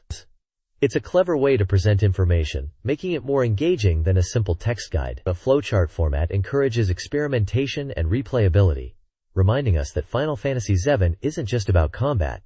It's about building relationships and experiencing the world. It's a fun and helpful resource for players looking to maximize their enjoyment of the game's dating aspects. This page builds directly on the previous one, diving even deeper into the intricacies of character interactions and date events in Final Fantasy VII. It's still heavily focused on the flowchart system, but this time it's broken down into specific locations: Gold Saucer, Wutai, and Cosmo Canyon, each with its own branching paths and potential outcomes with Aerith, Tifa, Yuffie, and Vincent.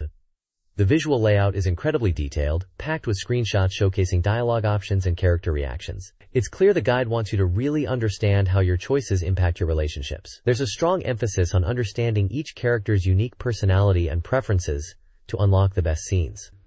I particularly appreciate the inclusion of illustrations of key locations alongside the flowchart, helping to contextualize the events. It's a fantastic resource for completionists, or anyone wanting to experience all the nuances of the game's relationship system. It's a clever way to present information, making it more engaging than a simple text guide. The flowchart format encourages experimentation and replayability, reminding us that Final Fantasy VII isn't just about combat.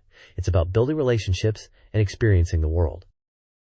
This page continues the deep dive into Final Fantasy VII's date events, now focusing on specific locations: Gold Saucer, Wutai, and Cosmo Canyon. The guide meticulously maps out the branching paths for interactions with Aerith, Tifa, Yuffie, and Vincent, using detailed flowcharts and screenshots to illustrate dialogue choices and their consequences.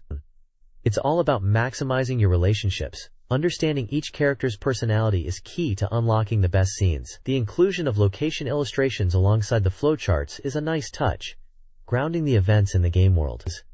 Below this, there's a section detailing Cloud's training at the Gold Saucer, outlining the various minigames and how to succeed at them. It's a practical guide for anyone struggling with the chocobo racing or the Wonder Square attractions. The page also touches on the importance of items and equipment for these challenges. Finally, there's a section dedicated to the battle arena at the Gold Saucer, providing strategies for defeating various opponents and earning rewards. It's a solid resource for players looking to test their skills and acquire powerful items. Overall, this page is a comprehensive guide to maximizing your time at the Gold Saucer and building relationships with your party members. This page shifts gears, offering a guide to mastering the dating aspects of Final Fantasy VII. Specifically, how to date strategically with Aerith and Tifa. It's all about getting those perfect moments. The page breaks down the process into steps, from Step 1, send presents, to Step 5, date success, with clear instructions and screenshots illustrating the menu navigation. It highlights the importance of choosing the right gifts and dialogue options to impress each character. There's a handy chart detailing gift preferences. Aerith likes flower, Tifa prefers ribbon, and a breakdown of the dialogue choices and their impact on the date's outcome. It even covers what to do if a date goes wrong, offering advice on how to recover and try again. The guide also includes a section on date failure patterns, outlining common mistakes to avoid. It's a really thorough approach, leaving no stone unturned in the quest for romantic success in Midgar and beyond. It's a clever and practical guide for anyone wanting to fully experience the relationship dynamics in Final Fantasy VII. This page continues the deep dive into Final Fantasy VII's dating system, expanding on the strategies for wooing Aerith and Tifa. We've got a breakdown of specific date locations, like heading to the park with Aerith or the hotel with Tifa, and what to expect at each spot. It's all about understanding the nuances of each character's personality. The guide points out that Aerith appreciates thoughtful gestures and heartfelt conversations, while Tifa responds well to displays of strength and confidence. Screenshots showcase the dialogue choices, highlighting the good and bad options. There's a section dedicated to troubleshooting date failures, offering advice on how to salvage a date that's going south.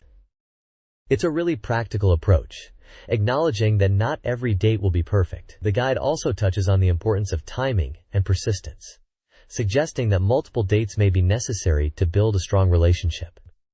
We also see a section on the Gold Chocobo and Knights of the Round materia, hinting at secrets and rewards for successful dating. It's a clever way to tie the romantic aspects of the game into the broader gameplay experience. It's a really comprehensive guide, ensuring players can fully explore the emotional depth of Final Fantasy VII. This page is a whirlwind tour of key battle strategies and world details for Final Fantasy VII. We've got a breakdown of boss encounters, from the imposing Bottomswell to the challenging Gi Nuvia, with tips on exploiting weaknesses and recommended party setups. There's a section dedicated to the Wutai area, detailing its unique challenges and secrets, including navigating the ninja quests. The guide also dives into the intricacies of limit breaks, showcasing how to maximize their effectiveness in combat. We see screenshots of iconic locations like the Gold Saucer and the Northern Crater, alongside character portraits and battle diagrams. It's a really practical resource, offering a wealth of information for both newcomers and seasoned players. The guide also touches on the importance of materia combinations and equipment optimization, ensuring players are fully prepared for any challenge. It's a really comprehensive overview, covering a wide range of gameplay elements and providing valuable insights into the world of Final Fantasy VII. The page also features a section on summons, detailing their strengths and weaknesses, and offering advice on when to use them in battle. It's a really well-rounded guide, ensuring players can master every aspect of the game.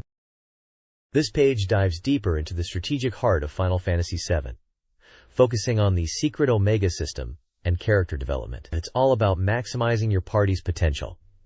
We kick off with a flowchart, a personality test almost, to determine your playstyle and suggest optimal character builds. It asks questions like, do you like to rush in? Or do you prefer a balanced approach? Leading to character type recommendations. The bulk of the page is dedicated to a detailed breakdown of Tilehammer, a system for enhancing character stats. It explains the 3 key elements: strength, magic, and skill, and how to effectively utilize them. There's a focus on the importance of understanding character growth and tailoring your party to specific challenges. Screenshots showcase battle scenes and character portraits, illustrating the concepts discussed. It's a really practical guide, offering concrete advice on how to build a powerful and versatile team. The guide also touches on the importance of materia combinations and equipment optimization, ensuring players are fully prepared for any challenge. It's a solid resource for players looking to fine-tune their strategies and truly master the intricacies of Final Fantasy VII's combat system. It's a really comprehensive overview, covering a wide range of gameplay elements and providing valuable insights into the world of Final Fantasy VII. This page continues the deep dive into Final Fantasy VII strategy, moving beyond character builds to specific battle tactics and locations. We've got a breakdown of how to tackle challenging areas like the Gold Saucer and Fort Condor, with tips on exploiting enemy weaknesses and utilizing the environment. There's a section dedicated to mastering limit breaks, those powerful special attacks, with advice on how to fill the limit gauge quickly and effectively. Screenshots illustrate these techniques in action, showing off Cloud's Braver, Beret's Maximum Fury, and Tifa's Final Heaven. The page also highlights key items and equipment to look out for, like the powerful Knuckle and Mystic White Armor. It's a practical guide, offering concrete advice on how to overcome specific obstacles and optimize your party's performance. We also get a look at strategies for the Wutai area and a quick guide to the elusive Red Trelvi's unique abilities. It's all about maximizing your efficiency and making the most of every encounter. The reviewer clearly wants you to be prepared for anything. It's a really useful resource for players looking to push their skills to the limit and conquer the toughest challenges Final Fantasy VII has to offer. This page continues the strategic breakdown of Final Fantasy VII, focusing on advanced battle techniques and location-specific strategies. We're diving into mastering the game's systems, with a strong emphasis on exploiting enemy weaknesses and utilizing limit breaks effectively. The page details strategies for tackling tricky areas like the Gold Saucer and Fort Condor, alongside advice on optimizing your party's performance. There's a section dedicated to understanding and utilizing the counterattack and battle systems, explaining how to trigger counterattacks and maximize damage output. We also get a look at the elusive Omnislash ability, a powerful technique unique to Cloud, and a guide to mastering Red Trelvi's unique skills. The page also highlights the importance of item management, with a focus on obtaining key equipment like the Knuckle and Mystic White Armor. The reviewer's tone is practical and informative, offering concrete advice on how to overcome specific challenges and push your skills to the limit. It's a really useful resource for players looking to conquer the toughest encounters Final Fantasy VII has to offer. The page is packed with screenshots illustrating these techniques in action, making it easy to follow along and implement the strategies in your own game. This page continues the deep dive into Final Fantasy VII strategy, now focusing on specific techniques and locations. We've got a breakdown of how to effectively use counters and the battle system, alongside a guide to mastering Cloud's devastating Omnislash. Seriously, who didn't want to pull that off? There's a section dedicated to Red Trelvi's abilities, and a look at optimizing your party for challenging areas. The page also details strategies for the Gold Saucer and Fort Condor, offering advice on exploiting enemy weaknesses. Screenshots accompany the text, illustrating the techniques in action. The tone remains practical and informative, clearly aimed at helping players overcome the game's tougher challenges. It's a solid resource for anyone looking to refine their skills and truly master Final Fantasy VII's combat system. It's all about maximizing damage and understanding the nuances of each character's abilities. This page builds on the previous tactical advice, diving into even more specific battle techniques and locations within Final Fantasy VII. We've got a detailed map breakdown, listing key locations like the Ganga Reactor, Gold Saucer, and Cosmo Canyon, alongside recommended strategies for each. Countering is effective is a recurring theme naturally. There's a focus on mastering limit breaks, with a dedicated section explaining how to trigger and maximize the impact of Cloud's iconic Omnislash. The page also delves into character-specific strategies, notably Red Trelvi, and how to best utilize his unique abilities. Alongside the text, there are screenshots illustrating key moments and techniques, like limit breaks in action. The overall tone is still very much about optimizing your party and exploiting enemy weaknesses to overcome the game's challenges. It's a really solid resource for players wanting to get the most out of Final Fantasy VII's combat system and explore every nook and cranny of the world. The page also includes a section on utilizing items and abilities effectively in battle, and a quick guide to understanding materia combinations. This page continues the deep dive into Final Fantasy VII's battle systems, expanding on strategies for specific scenarios and characters. We're looking at 4 distinct battle scenarios, each with accompanying screenshots. A frantic struggle against a powerful foe, a tactical encounter requiring careful planning, a limit break demonstration, and a desperate defensive situation. The text breaks down how to exploit enemy weaknesses, emphasizing the importance of counters and understanding attack patterns. There's a clear focus on maximizing damage output, particularly through limit breaks like Cloud's Omnislash, and utilizing character-specific abilities effectively. Red 12 gets another mention, highlighting his unique strengths.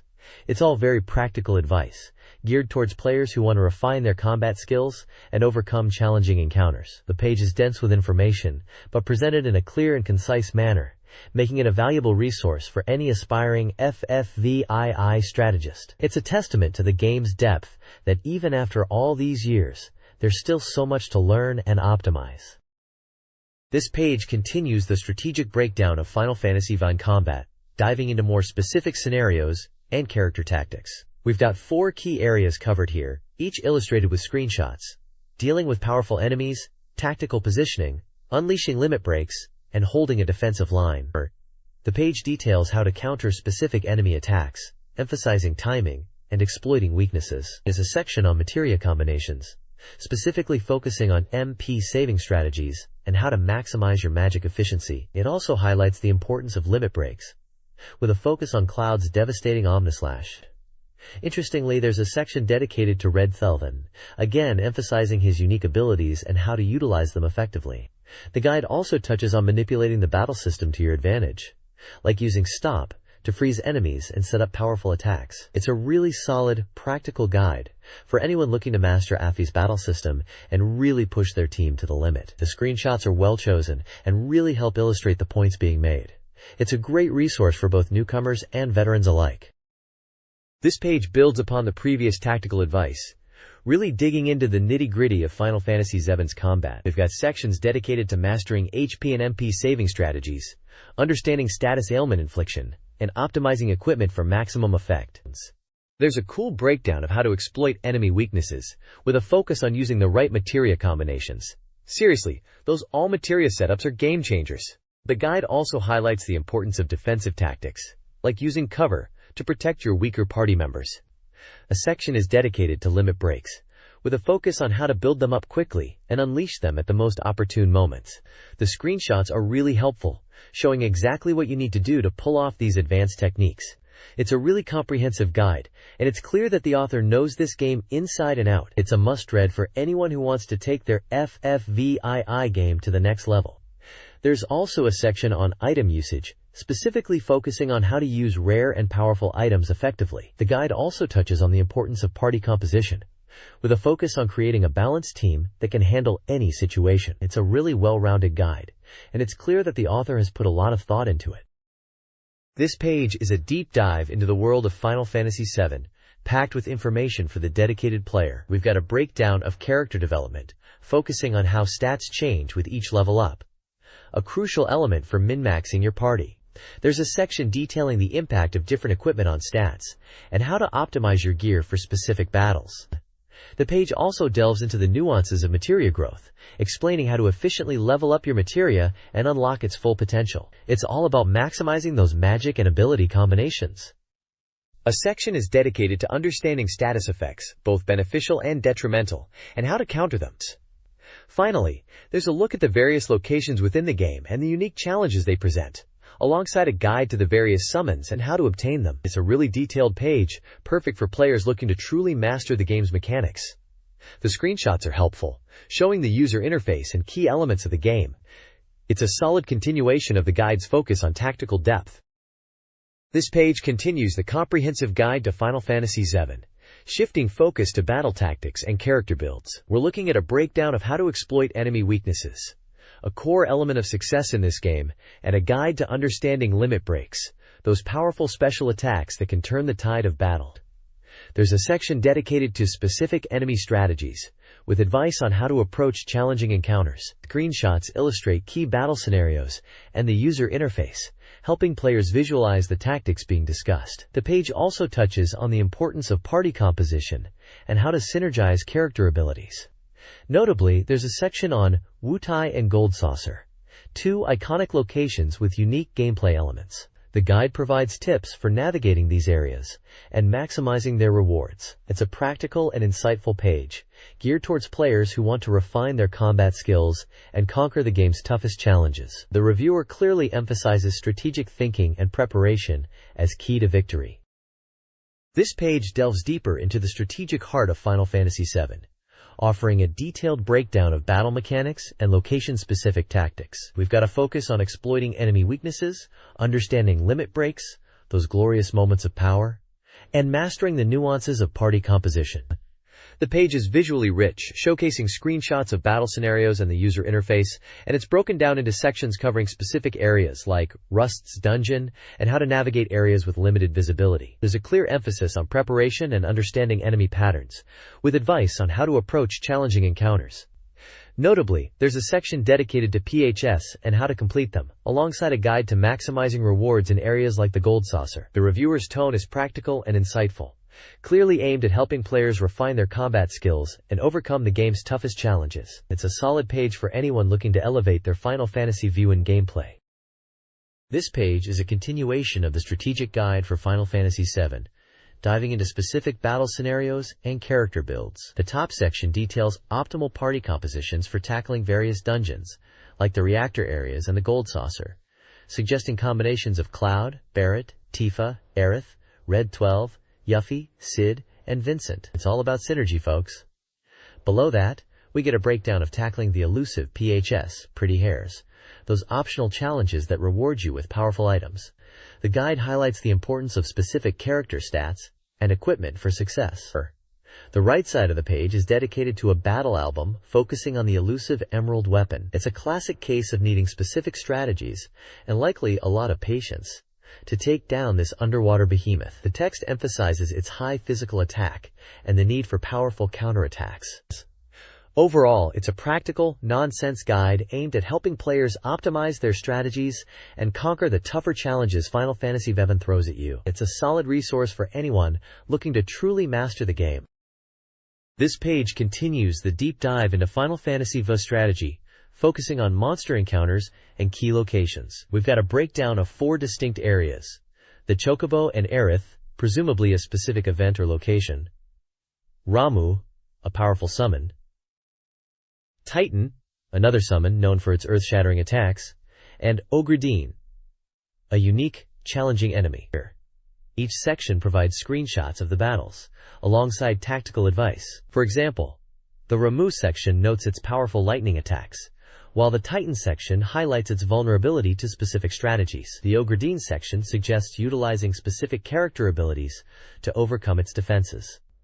It's clear this guide is geared towards players wanting to maximize their efficiency and understand the nuances of each encounter. The screenshots are helpful for visualizing the battles, and the concise advice gets straight to the point. It's a solid continuation of the previous page's focus on practical, actionable strategies for tackling Final Fantasy VII's challenges. A real boon for anyone struggling with these iconic battles. This page shifts the focus to even more areas within Final Fantasy VII, diving into strategies for Kundala, a powerful item's location; Aaronhander, a challenging boss; Fleam, another unique enemy; and Ancient, likely a location or creature. It's the same format as before. Screenshots paired with concise tactical advice. We see tips on exploiting weaknesses, utilizing specific character abilities, and preparing for unique attack patterns. For instance, the Kundala section mentions its defensive capabilities, while our Aaronhander section suggests focusing on specific strategies to overcome its power. The guide continues to be incredibly practical, offering clear and actionable advice for players looking to conquer these encounters. It's a testament to the depth of Final Fantasy VII that even seemingly minor battles require such detailed planning. This is a fantastic resource for anyone wanting to truly master the game. It's clear the guide is aimed at players who want to optimize their gameplay and understand the intricacies of each challenge. This page continues the deep dive into Final Fantasy VII's tactical intricacies, expanding on the guide's already impressive scope. We've got breakdowns for the Hamart's Labyrinth, likely a dungeon; Hapaz, a boss encounter; and Ancient, again a location or creature. Then it moves on to Udembari, another challenging area. The format remains consistent. Impactful screenshots illustrating key moments, coupled with succinct, actionable advice. The guide doesn't waste words, getting straight to the point, with tips on exploiting enemy weaknesses, optimal party setups, and effective use of materia. Notably, the Hepaz section highlights the importance of understanding attack patterns, while Udembari suggests a focus on defensive strategies. It's clear this guide isn't just about beating the game, it's about understanding it. Finally, we get a section on Nightmare, a location, and Pallet Town, a location, with tips on navigating these areas and overcoming their challenges. It's a fantastic resource for players wanting to truly master Final Fantasy VII and optimize their gameplay. The level of detail is impressive, showing a real dedication to helping players conquer every aspect of the game. This page shifts gears dramatically, focusing entirely on Cloud Strife and his limit breaks in Final Fantasy VII. It's a full spread dedicated to detailing each limit break, visually represented with screenshots of Cloud unleashing them in battle. The page is broken down into limit levels. Level 1, Braver, Level 2, Cross Slash, Blow Tornado, and Level 3, Finish Touch, Star Shower, Limit Break. Each break is accompanied by descriptions of its effects, likely detailing damage output and any special properties. There's a real emphasis on understanding when to use each limit break for maximum impact. It's a fantastic resource for players wanting to optimize Cloud's combat potential, offering a clear and concise guide to mastering his most powerful abilities. The artwork and screenshots really capture the intensity of these attacks, and the layout is easy to follow. A true must-have for any serious Final Fantasy VII player looking to dominate the battlefield with Cloud. This page continues the deep dive into Final Fantasy VII's combat system, but now shifts focus to Barrett Wallace and his limit breaks. We've got a similar layout to Cloud's page, breaking down his abilities by limit level. Level 1, Heal Shot, Level 2, Mind Blow and Catastrophe, and Level 3, Ultimate Yell. Home time. Each limit break is illustrated with in-game screenshots, showing Barret unleashing his attacks, and accompanied by descriptions of what they do. It looks like the guide is really trying to help players understand the tactical use of each ability, when to heal, when to debuff, and when to go all out with a powerful attack. There's a real emphasis on understanding the nuances of each character's limit breaks and how to use them effectively in different situations. It's a solid, informative spread that will definitely help players get the most out of Barret in battle. It's clear this guide is aiming to be a comprehensive resource for mastering Final Fantasy VII's combat.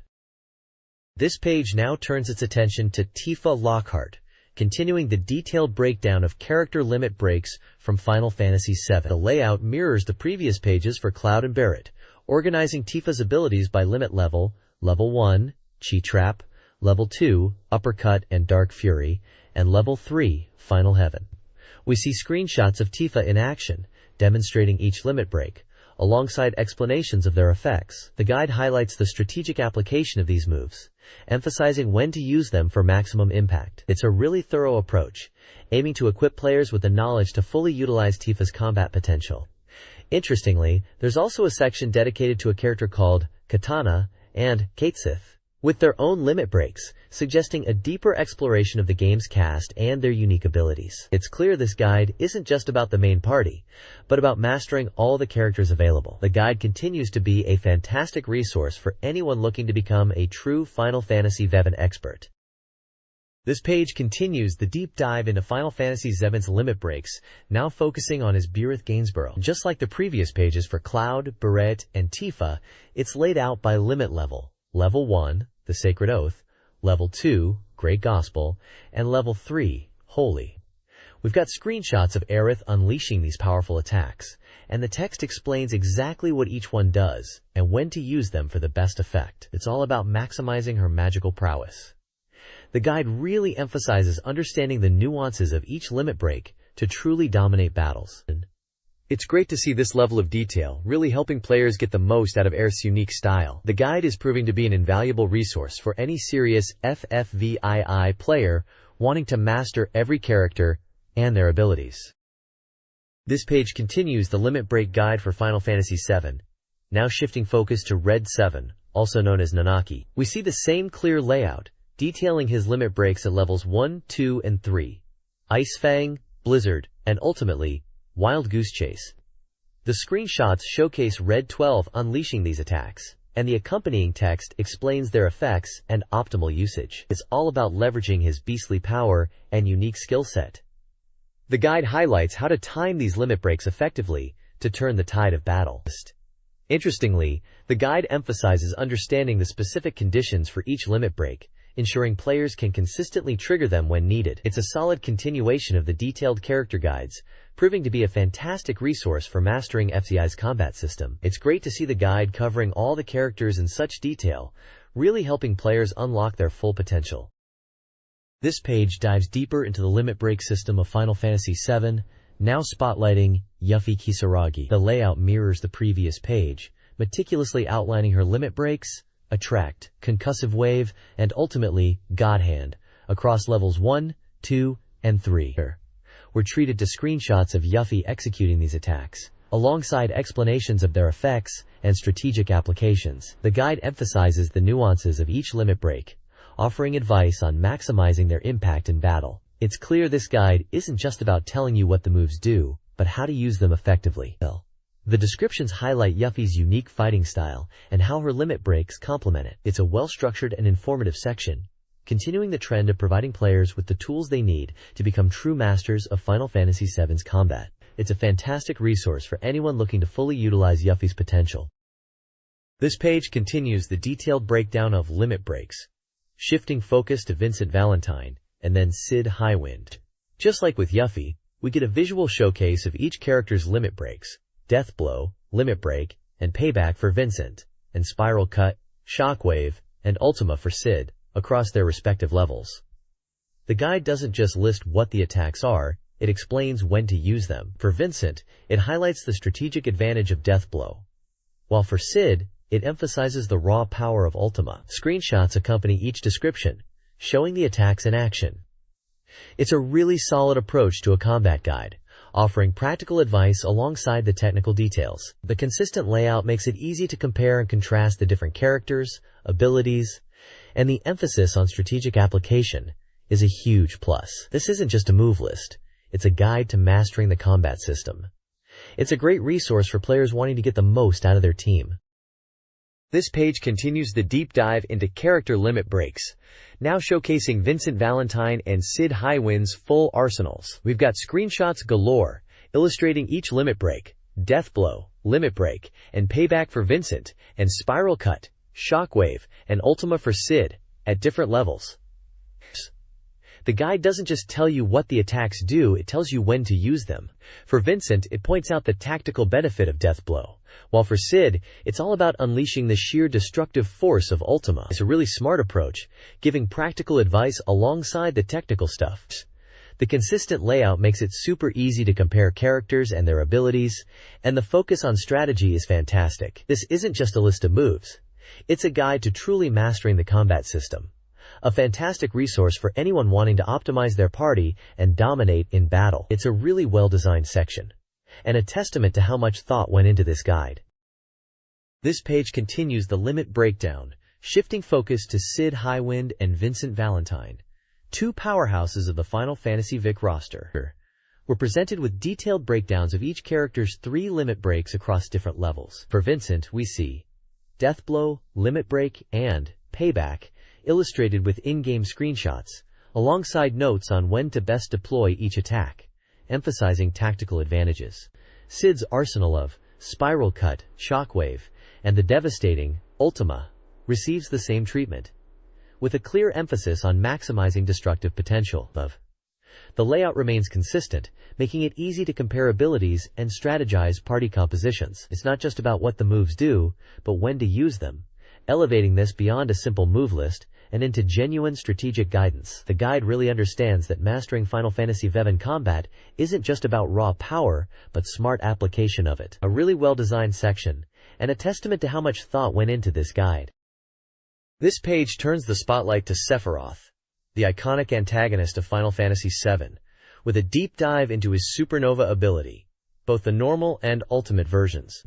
We're treated to screenshots showcasing the devastating effects of supernova, alongside detailed explanations of its mechanics and how to counter it. The guide highlights the sheer complexity of this limit break, noting its multi-stage attack and the importance of defensive strategies. It's clear this isn't a move you just brute force through. Preparation and understanding are key. The page also features a breakdown of Paladin, Warrior, and Black Mage enemies, likely encountered during the game, with brief descriptions of their abilities. It's a focus section, clearly aimed at helping players prepare for the challenges Sephiroth presents.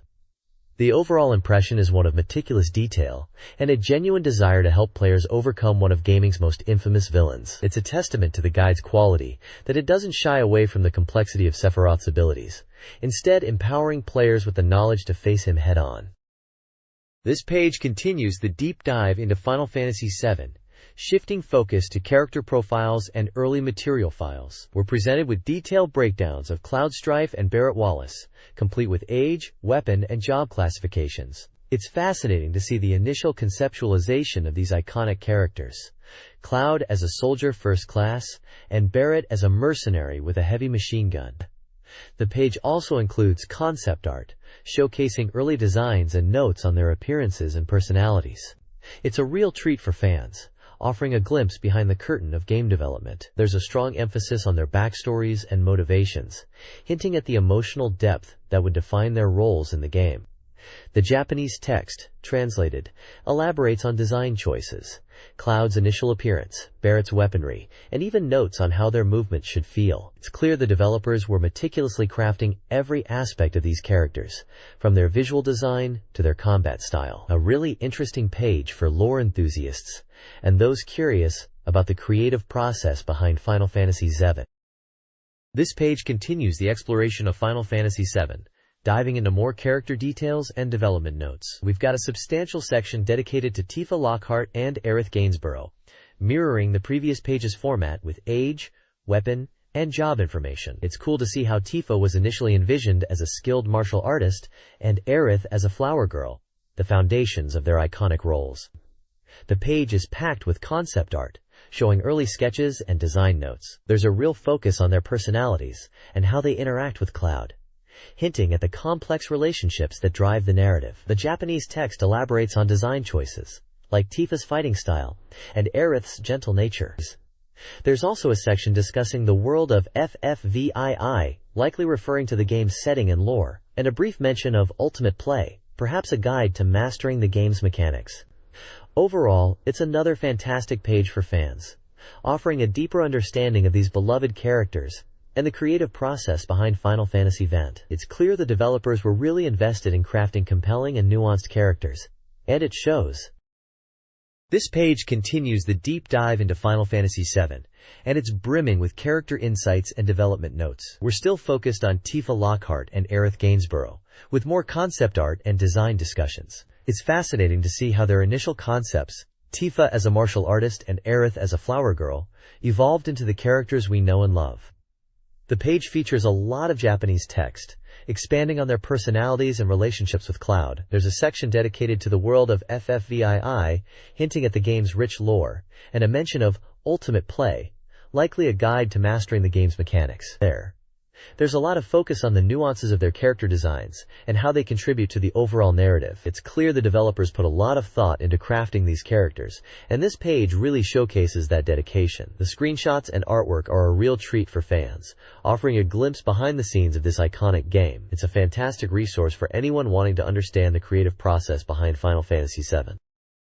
This page is a whirlwind of Final Fantasy VII goodness. We've got a continuation of the character focus, diving into more details about Tifa and Aerith, their development, personalities, and relationships with Cloud. There's a section titled Hitotsu no Hansoku, which translates to One Contradiction, discussing their inner conflicts and complexities.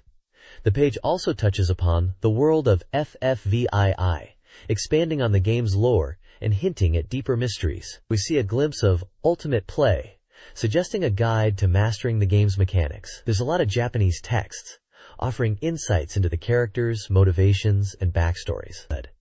Visually, it's a treat, with screenshots showcasing key moments and character interactions. It's clear the developers were deeply invested in crafting these characters, And this page provides a fascinating look into their creative process. It's a real gem for any FFVII enthusiast wanting to understand the depth and nuance of Tifa and Aerith. It's a fantastic resource for understanding the creative process behind Final Fantasy VII.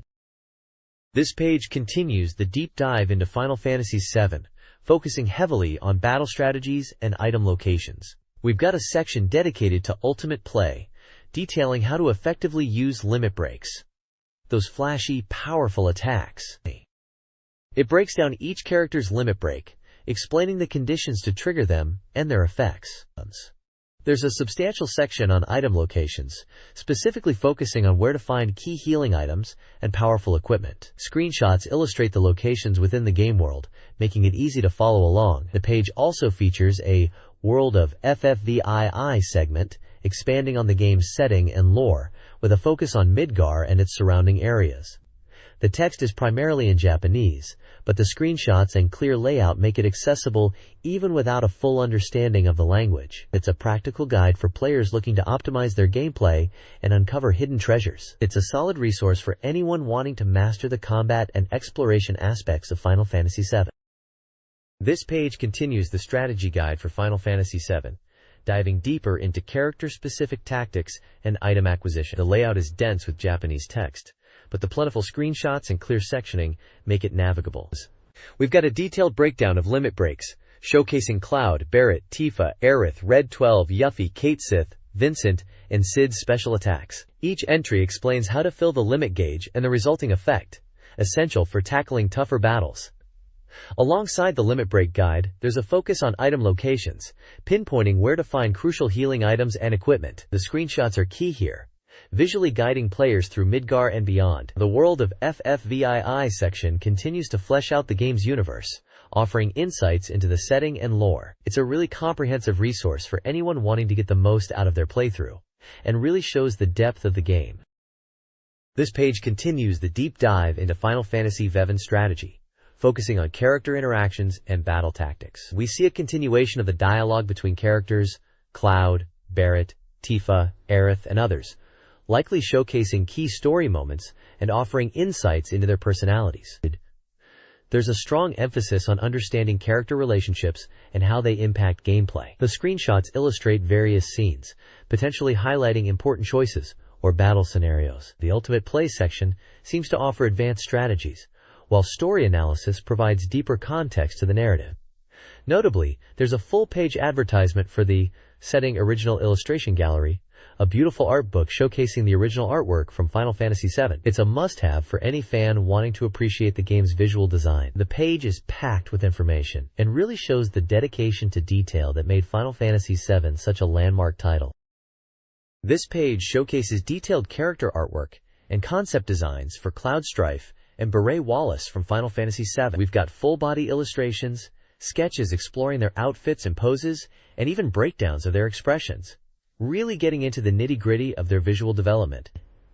It's fascinating to see how the artists refined their looks, from initial concepts to the iconic designs we all know and love. There are also smaller sketches focusing on specific details, like hands and facial features, demonstrating the attention to detail. The text, translated, discusses aspects of their design, Cloud's hair being a key focus, and Barret's imposing physique. This isn't just about pretty pictures. It's a look into the creative process behind two of gaming's most recognizable heroes. It's a real treat for fans interested in the art of game development and the evolution of these characters. It's clear the team put a lot of thought into making Cloud and Barret visually striking and representative of their personalities.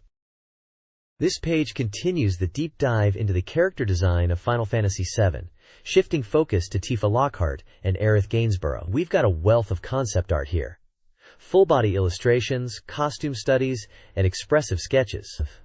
For Tifa, there's a real emphasis on her dynamic poses and fighting stance, showcasing her martial arts prowess. The notes alongside the sketches, translated, discuss details like her outfit and overall silhouette. Aerith's designs explore a softer, more ethereal aesthetic, with attention paid to her facial expressions and delicate features. There's a section dedicated to sketches of Aerith's face, really highlighting the artistry involved in capturing her gentle and serene personality. It's great to see the progression from initial ideas to the final designs we see in the game. This page, like the last, is a fantastic resource for anyone interested in the visual development of Final Fantasy VII and the thought process behind creating these beloved characters. It's a testament to the dedication of the artists involved. This page now turns its attention to Red 12 and Vincent Valentine, continuing the exploration of character design from Final Fantasy VII. We're treated to a fantastic collection of concept art, showcasing both characters in various poses and stages of development. For Red 12, there's a strong focus on his beastly form, with sketches detailing his anatomy and fur texture. You can see the artists really grappling with how to portray a creature that's both animalistic and intelligent. There are also notes discussing his overall silhouette and how to make him appear imposing. Vincent Valentine's designs lean into his mysterious and brooding persona. The artwork emphasizes his long coat, gun arm, and overall gothic aesthetic. We see sketches of his face, highlighting his intense gaze and the details of his costume. There's a real sense of depth and complexity in his character design. The page also includes some smaller sketches and notes, offering insights into the artist's thought process. It's fascinating to see how they experimented with different ideas before settling on the final designs. It's a real treat for fans of the game, and a testament to the artistry involved in bringing these characters to life. The level of detail is incredible, and it's clear that a lot of love and care went into creating these iconic characters. This page continues the deep dive into Final Fantasy VII's character design, now focusing on Yuffie Kisaragi, Cid Highwind, and Cat Sith. It's a treasure trove for any artist or fan interested in the creative process behind these iconic figures. We get a fantastic look at Yuffie's evolution, from initial sketches to her final, energetic design. The notes highlight the importance of her youthful appearance and dynamic poses. She's all about action. There's a real emphasis on capturing her playful yet determined personality. Cid's designs showcase the artist's efforts to portray a rugged, experienced pilot. You can see the development of his mechanical arm and overall weathered look. It's clear they wanted him to feel like a man who's seen a lot of action. Finally, Cat Sith's artwork explores the challenge of designing a character that's both feline and humanoid. The sketches show various iterations of his outfit and facial expressions, aiming for a balance between cute and mischievous. The notes detail the design of his fortune-telling equipment and overall playful aesthetic. It's really cool to see the thought process behind each character, and how the artists refine their ideas through numerous sketches and notes. This page really highlights the dedication and artistry that went into making Final Fantasy VII's characters so memorable. This page shifts focus to the monster designs of Final Fantasy VII. Specifically, the iconic Gold Saucer and Fort Condor creatures were treated to concept art for the Bugle, a grinning, trumpet-like monster, and the towering, imposing Killins. The artwork details the design process, showing sketches of their forms and notes on their intended appearance, the Bugle's playful design, and the Killin's more menacing aesthetic. There's even a breakdown of the Killin's design, highlighting its mechanical elements and overall structure. We also get a glimpse at the designs for the mysterious Type 14, and a look at the whimsical, bird-like creature, the Cactuar. It's fascinating to see how the artists blended organic and mechanical elements to create these unique monsters. The page really emphasizes the creativity and attention to detail that went into building the world of Final Fantasy VII, and how each monster contributes to the game's overall atmosphere. It's a real treat for monster design enthusiasts. This page continues the deep dive into the art and design of Final Fantasy VII, moving beyond the monsters we saw last page, and showcasing character concepts and early sketches. We've got a wealth of artwork here, covering characters like Cloud, Vincent, and Cid, alongside some of the more unique designs like the Mantis Cobra and the Killin. We saw a bit of the Killin's design breakdown previously. It's really interesting to see the evolution of these characters from initial sketches to their final in-game appearances. The notes alongside the artwork give insight into the design philosophy, focusing on things like silhouette, pose, and overall impression. There's a real emphasis on creating visually striking and memorable characters. The inclusion of early concept art for characters like Vincent and Cloud is particularly cool, showing how their designs were refined over time. It's a fantastic look behind the scenes at the creative process that brought these iconic characters to life. The page is a treasure trove for fans interested in the artistic side of Final Fantasy VII.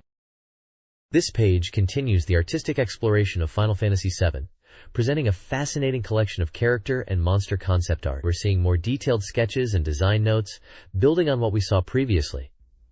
The page is dominated by artwork for characters like Cloud Strife, Vincent Valentine, and Sid Highwind, alongside creature designs such as the Mantis Cobra and Cullen. There's a strong focus on visual impact, with notes emphasizing silhouette and pose, crucial elements for making characters instantly recognizable.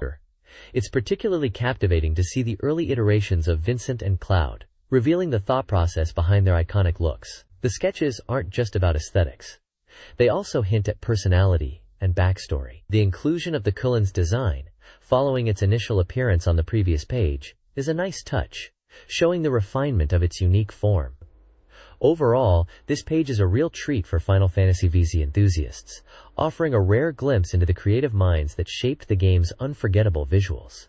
It's a testament to the artistry and dedication that went into crafting this classic RPG. This page delves deeper into the design process of Final Fantasy VII, showcasing concept art for key characters and monsters. We're looking at early sketches and notes for Cloud, Vincent, and Sid, alongside designs for the Mantis Cobra and Cullen, continuing from the previous page's exploration of the Cullen.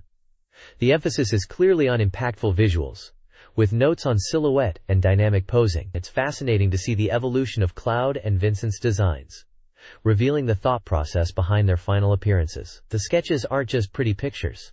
They offer hints about the characters, personalities, and backstories. The page also includes a section titled Summon Scene Compilation, which details the design process for summons, specifically Ifrit, with multiple sketches showing different angles and poses. It's a fantastic insight into the artistry and dedication that went into creating the iconic look of Final Fantasy VII. A real treat for fans.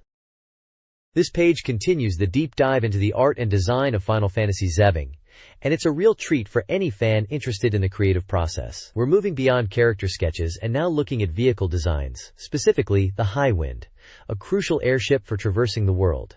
There's detailed artwork showcasing its various angles and components, alongside notes on its construction.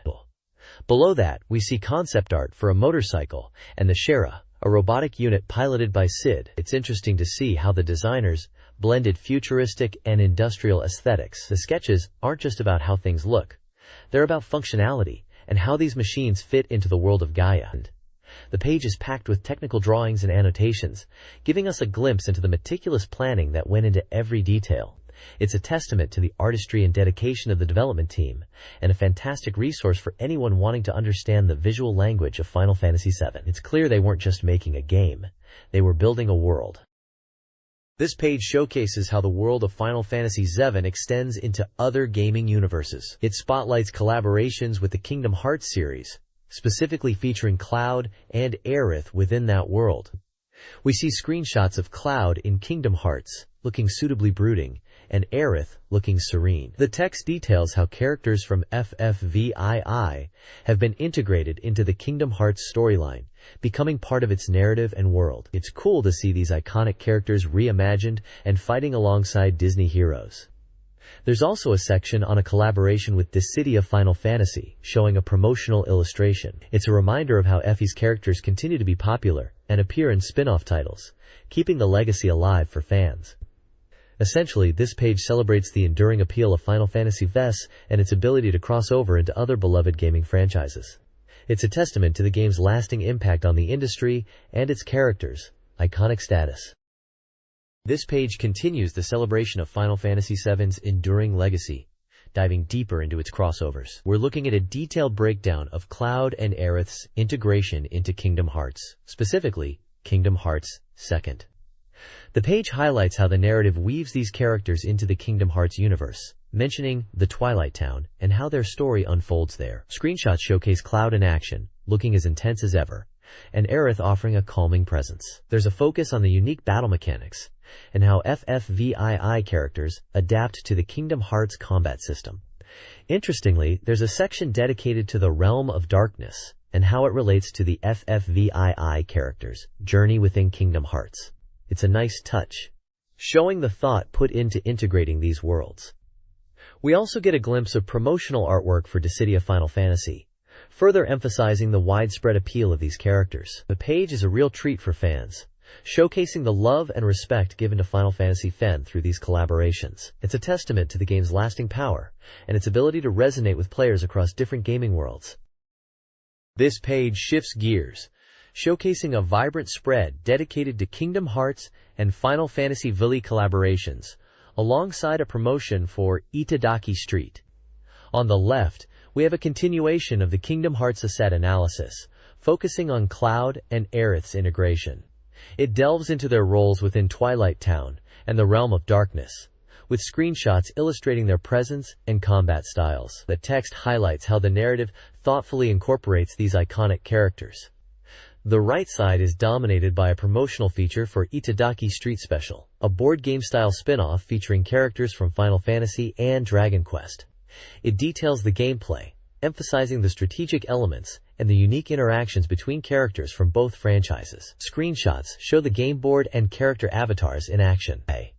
There's a clear emphasis on the crossover appeal, celebrating the synergy between these beloved gaming universes. It's a fun and engaging page, showcasing the diverse ways Final Fantasy characters continue to appear in different games. The page also includes a small section on Dissidia Final Fantasy, reinforcing the enduring popularity of these characters.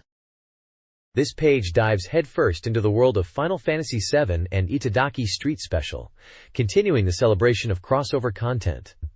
On the left, we see a detailed breakdown of character interactions and strategies within Final Fantasy VII, specifically focusing on Cloud, Aerith, Tifa, and Sephiroth. The text offers insights into their strengths, weaknesses, and optimal playstyles, accompanied by screenshots showcasing their in-game appearances and abilities. It's a real deep dive for players looking to master the game.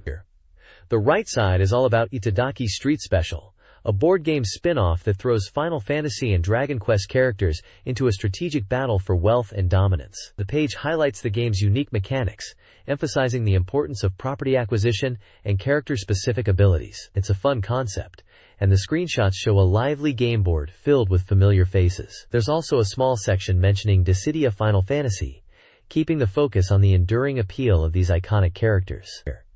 Overall, it's a page that caters to both hardcore Final Fantasy VII fans and those interested in exploring the series' more lighthearted spin-offs. It's a testament to the franchise's versatility and enduring popularity.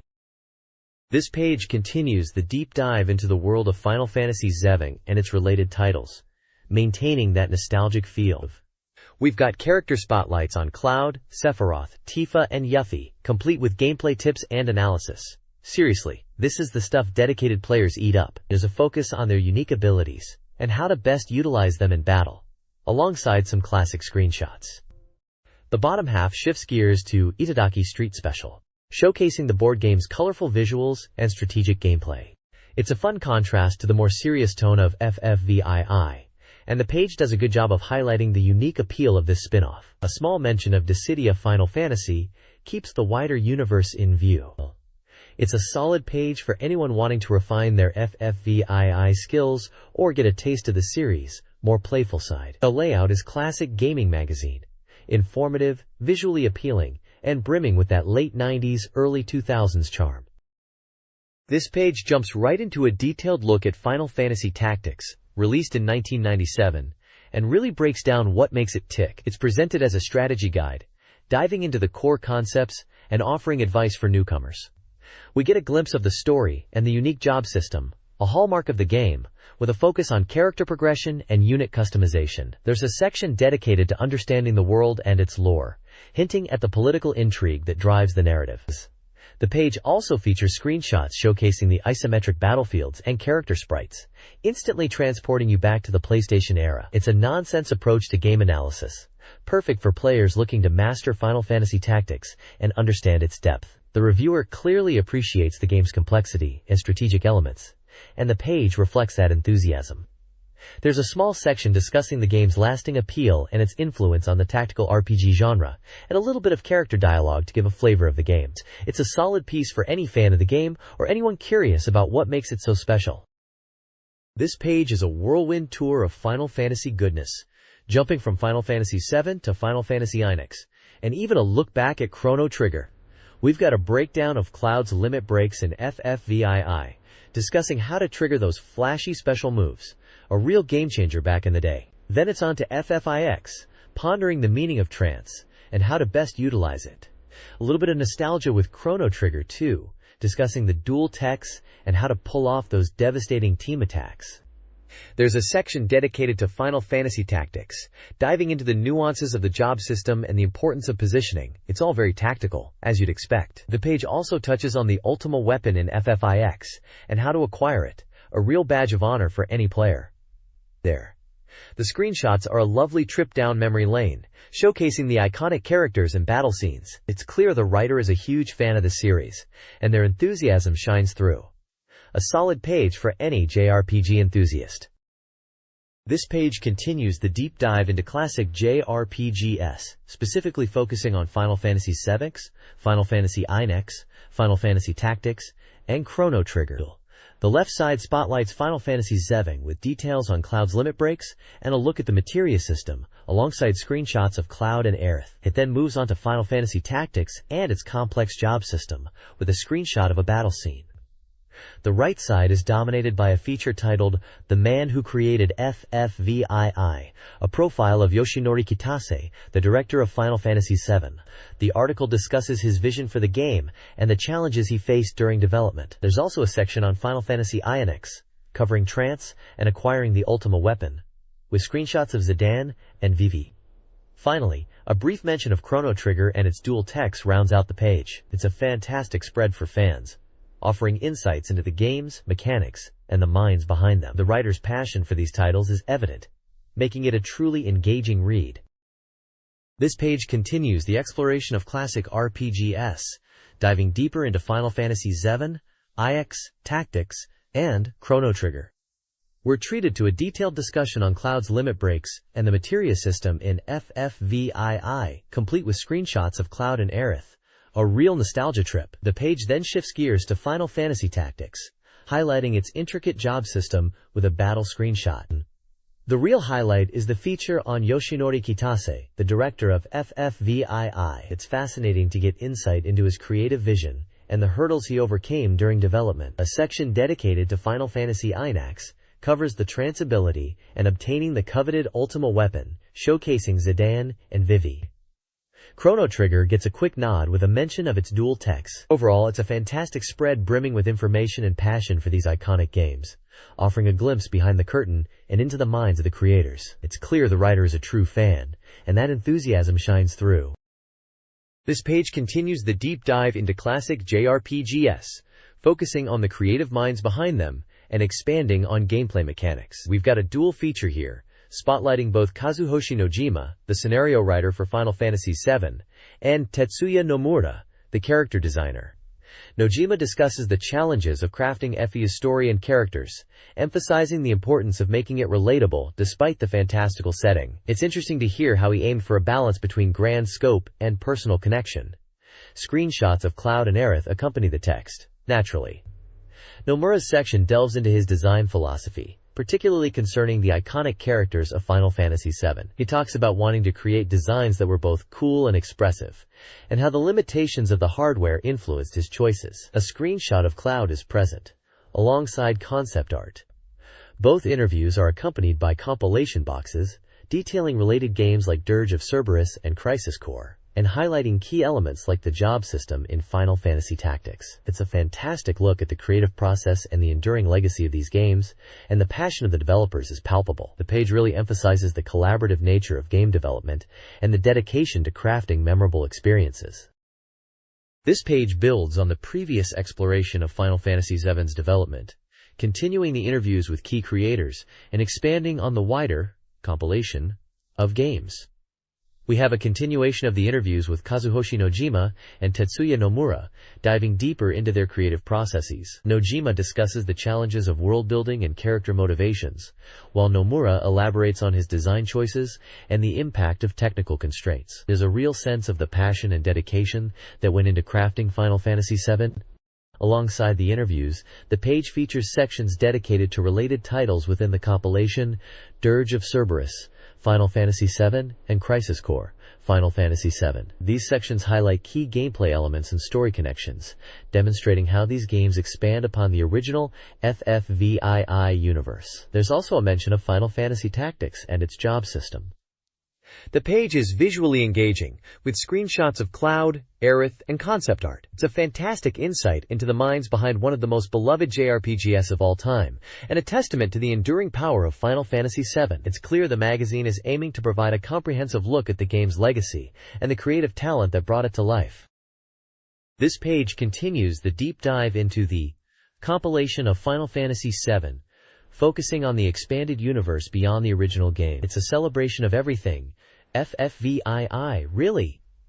We're getting more insights from Kazushiro Nojima and Tetsuya Nomura, discussing the intricacies of crafting the world and characters.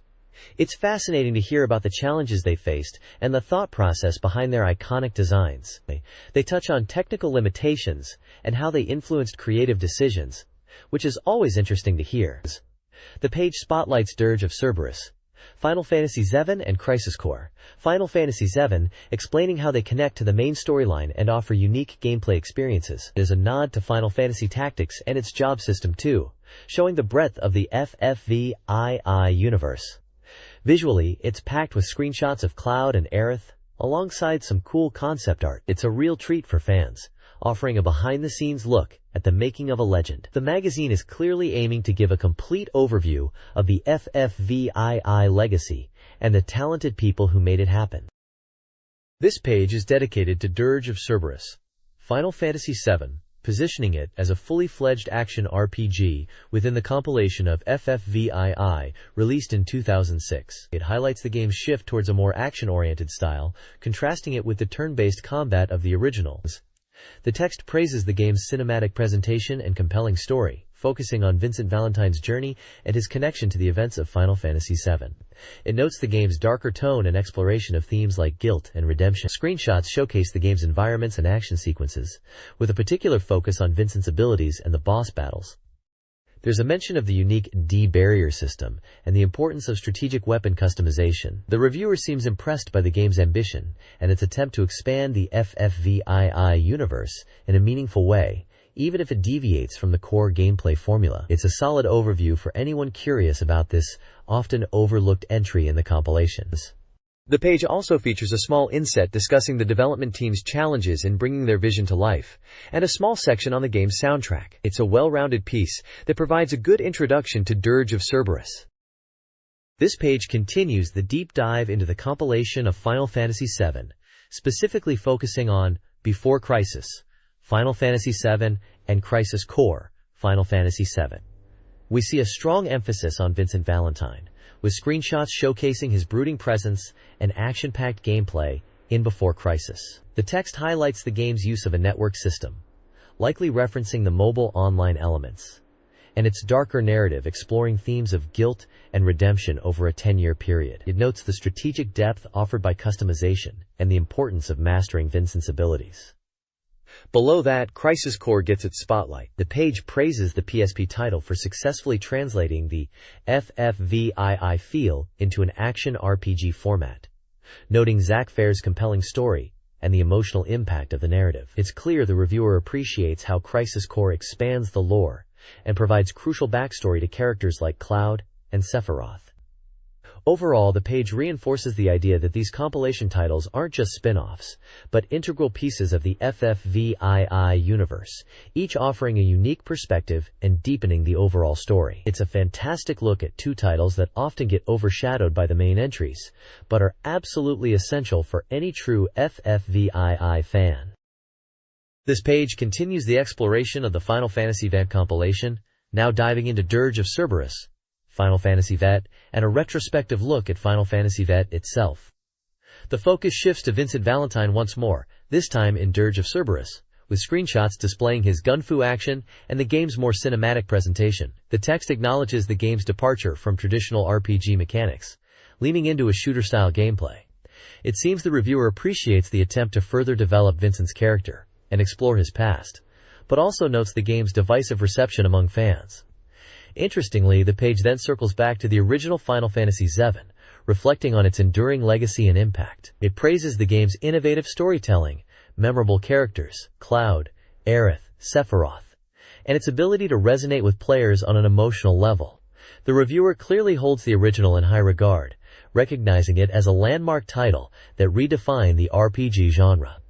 The overall impression is that the compilation aims to provide a multifaceted exploration of the Final Fantasy VII universe, with each title offering a different lens through which to view the story and characters. It's a celebration of the franchise's depth and complexity, and a testament to its lasting appeal. This page continues the deep dive into the world of Final Fantasy VII, specifically focusing on Dirge of Cerberus and revisiting the original masterpiece. We see more action-packed screenshots of Vincent Valentine in his gun-fu glory, highlighting the game's shift towards a more action-oriented style. It's acknowledged that Dirge of Cerberus wasn't universally loved, but the attempt to flesh out Vincent's backstory is appreciated. The page then beautifully transitions back to the original Final Fantasy VII, and honestly, it's a breath of fresh air. The writer clearly has a soft spot for this game, and rightly so. They rightly point out the groundbreaking storytelling, the unforgettable characters, Cloud, Aerith, and the iconic Sephiroth, and the sheer emotional impact it had on players. It's a reminder of why FFVII remains a cornerstone of the RPG genre. The overall feeling is that the compilation is a love letter to the FFVII universe, offering different perspectives and expanding on the lore we all adore. It's a testament to the enduring power of this incredible franchise. It's a really good retrospective, and a great reminder of why we all fell in love with this world in the first place. This page continues the exploration of the Final Fantasy VII universe, diving deeper into character interactions and battle strategies. We're presented with a lengthy dialogue exchange, seemingly between Vincent Valentine and a mysterious figure, possibly a remnant of the Genova project. The conversation is dense, touching upon themes of memory, fate, and the nature of Shinra's experiments.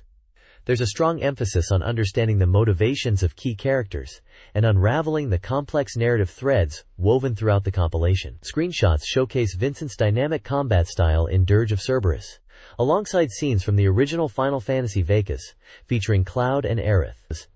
The text highlights the importance of strategic thinking in battles, particularly when facing challenging enemies. It's clear the writer wants players to fully immerse themselves in the story and appreciate the nuances of each character's journey. It's a bit of a lore dump, but for dedicated fans, it's pure gold. The page really leans into the psychological aspects of the story, which is a nice change of pace. This page continues the intense narrative from the previous page, still heavily focused on Vincent Valentine and his enigmatic past. The dialogue continues, delving into themes of destiny, lost memories, and the shadowy experiments conducted by Shinra. It's a real deep dive into the psychological complexities of the characters, particularly Vincent, and his connection to the Genova project. We see screenshots showcasing gameplay from Dirge of Cerberus, highlighting Vincent's unique combat abilities, alongside classic scenes from the original Final Fantasy VII, with Cloud and Aerith, a nice reminder of the core story. The text emphasizes the importance of understanding character motivations and the strategic elements of battle, suggesting players need to think carefully to overcome challenges. There's a section discussing the Ancients and their connection to the planet, hinting at a deeper history and a potential conflict beyond Shinra's control. It's a lot of lore, but it's presented in a way that feels engaging, encouraging players to piece together the puzzle of the Final Fantasy VII universe. The writer clearly wants us to appreciate the depth and nuance of the story, and it's working. It feels like we're uncovering secrets alongside Vincent himself. This page continues the exploration of Dirge of Cerberus, Final Fantasy VII, diving deeper into the game's mechanics and story elements. The focus shifts to a detailed breakdown of battle strategies, particularly concerning the use of summons and limit breaks, essential for tackling the tougher encounters. We see screenshots showcasing Vincent Valentine in action, demonstrating his gun-fu style and various weapon modifications. There's a discussion of the different enemy types and how to exploit their weaknesses, suggesting a level of tactical depth beyond simple button mashing. The text also touches upon the importance of character customization, highlighting the ability to upgrade weapons and learn new skills. It's clear the developers wanted players to feel empowered to tailor Vincent's abilities to their preferred playstyle. There's a section dedicated to the mysterious Delta and his connection to Vincent's past, adding another layer of intrigue to the narrative. It's a solid guide for anyone looking to master Dirge of Cerberus and unravel its complex story. The reviewer clearly appreciates the game's depth and encourages players to experiment with different strategies. This page continues the deep dive into Dirge of Cerberus, Final Fantasy VII, and it's getting seriously tactical. We're moving beyond basic combat and really dissecting how to dominate encounters. The text focuses heavily on mastering Vincent's abilities. Everything from weapon modifications to exploiting enemy weaknesses. There's a lot of talk about understanding enemy behaviors and adapting your strategy, which is great advice. It's not just about shooting, it's about how you shoot and when. We see screenshots of Vincent in action, showcasing his gunfu and the various weapons he can wield. There's also a continued emphasis on the narrative, with more discussion around the enigmatic Delta and his link to Vincent's past. The guide is really pushing the idea that Dirge of Cerberus has a surprisingly complex story, and it's encouraging players to pay attention to the details. The reviewer seems to be really impressed with the depth of the game, and they're clearly advocating for experimentation. It's a solid piece for anyone wanting to get the most out of this often overlooked Final Fantasy spin-off. It's a good guide for those who want to master the game and unravel its story. This page continues the strategic breakdown of Dirge of Cerberus, Final Fantasy VII, diving even deeper into Vincent's combat prowess. The focus shifts to mastering specific enemy encounters, detailing how to exploit weaknesses and utilize the environment to your advantage. We see screenshots showcasing Vincent utilizing different weapons and abilities against various foes, alongside explanations of how to effectively counter their attacks. The guide emphasizes the importance of understanding enemy patterns and adapting your tactics accordingly. It's not just about firepower, but precision and timing.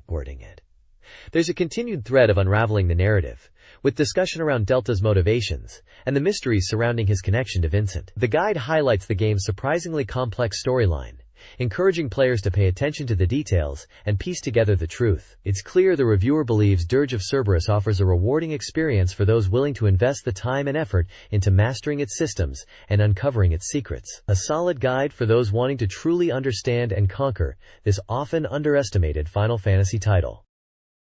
This page showcases a detailed staff roll for Dirge of Cerberus, Final Fantasy VII, listing key personnel from Square Enix and Taito. We've got names covering everything from the director and editor to the sound director, and even the people responsible for the game's manual. It's a pretty comprehensive list, acknowledging the huge team effort that goes into creating a game like this. Seeing names like Yoshinori Kitase, director, and Tetsuya Nomura, character design, really highlights the pedigree of this title. These are legends of the Final Fantasy world. Below the staff list, there's a section detailing the game's trademarks and copyright information, standard stuff for a game guide. Finally, the page concludes with contact details for Square Enix and Taito, should anyone want to get in touch. It's a fairly dry page, but important for acknowledging the creators behind this ambitious action RPG. This page is a full-page advertisement promoting a selection of Final Fantasy and related titles, available from Square Enix. It's a real blast from the past, seeing all these classic covers together. We've got Kingdom Hearts prominently featured, alongside a whole host of Final Fantasy games, from the original Final Fantasy VII to Final Fantasy X, Chrono Cross, and even Legend of Mana. There's a clear focus on the PlayStation era, with a lot of PS1 and PS2 titles represented. Prices are listed alongside each game, ranging from around 1,575 to 1,995 yen. The top of the page announces that promotional offers are available, and lists the key staff involved in the Kingdom Hearts series: Shinji Hashimoto, Yoshinori Kitase, and Tetsuya Nomura. It's a great snapshot of the games that were driving Square Enix's success at the time, and a tempting collection for any RPG fan. The ISBN and publishing details are also present at the bottom of the page.